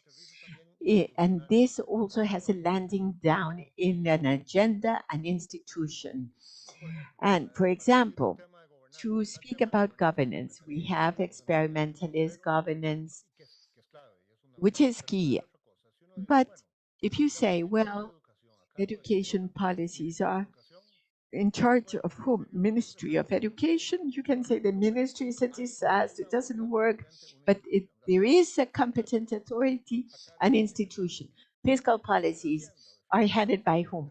Managed by whom? Ministry of Finance. Maybe there is a fiscal problem, but there is one that is responsible. Health policies. Yes, there is a Ministry of Public Health and a system of hospitals, public hospitals, plus other things. And so you can point out a couple of things, but when we speak about productive development policies, what do we find? An archipelago of institutions truly all of this fragmented, scattered, divided. Now, the conclusion of this diagnosis is not that we need to have this super production ministry. That would be pointless because the productive sector is very, very broad, and each product, agricultural product, is the whole world, the world of banana, of coffee, of cacao. Uh, so many things. And what about industries and services? But I paint this picture in order to suggest that there is a lot of thinking to be done, a strengthening of institutions in order to have development policies. Not only what to do, what's the combination, coordination, but how to achieve that coordination, articulation, multi-tier, multi-level, if it is federal, central government, territory, sub-region, and cluster initiatives as a way of attracting all for the cluster, for that group of value chains. And when I say it's public, private, local institutions, but in a relevant way. All of these are new forms of thinking, and to the extent that we talk and understand that, one will be able to have more optimism or hope about the future that can be built together. So, many things have been said. I think the subject of dialogue of this or normalizing the making it normal, powerful, strong conversation. And with that, we can raise funds and identify investment opportunities because clusters is one of the way of generating investment portfolios in a very effective, efficient manner. In ECLAC, you've heard Marco explain this. We are doing several things: the network of local governments, the platform and portal of cluster initiatives, several dialogues with different agencies as private sector, and the cherry of the pie, something that keeps me very enthusiastic and stressful for Marco, is that we are publishing a new flagship that will begin this year, that is panorama of productive development policies in Latin America and the Caribbean. We have a panorama, an outlook of Latin American economies, the fiscal outlook, the prospects of foreign trade and foreign direct investment. But we didn't have until now in this outlook one in the total one of publications of different agencies and outlook of productive development policies. We have already one in the open that is to be out hopefully in August. To, and the idea is to continue as part of this effort of uh, positioning this key conversation and as broadly as possible in the conversation of public policies, development of collaboration in the region. Well, with this, I conclude. Thank you very much. And I conclude with the following. I cannot but be very happy and satisfied with this strengthened partnership we have with CAF. It is an impressive institution, you know it well, has a tremendous flexibility, enormous presence, growth of its loan portfolio. It is financial, yes, indeed, but it is a think tank as well with impressive reports and diagnoses. So, very, very enthusiastic and excited about strengthening this collaboration. And thank you very much. And have a good trip back home, those who need to go back home. Thank you very much, Secretary Salazar Chirinac. With your words, we are closing this CAF-CEPAL conference on behalf of CAF, Development Bank of Latin America and the Caribbean, and ECLAC. We want to thank all those who have been with us face to face in the room and those that have joined through the online. If you see again some of these sessions, you'll find them already recorded in the webpage of this event, caf.com, or in our YouTube channel. Good afternoon, and now enjoy a cocktail that will be in the foyer of this room. Good afternoon, everyone.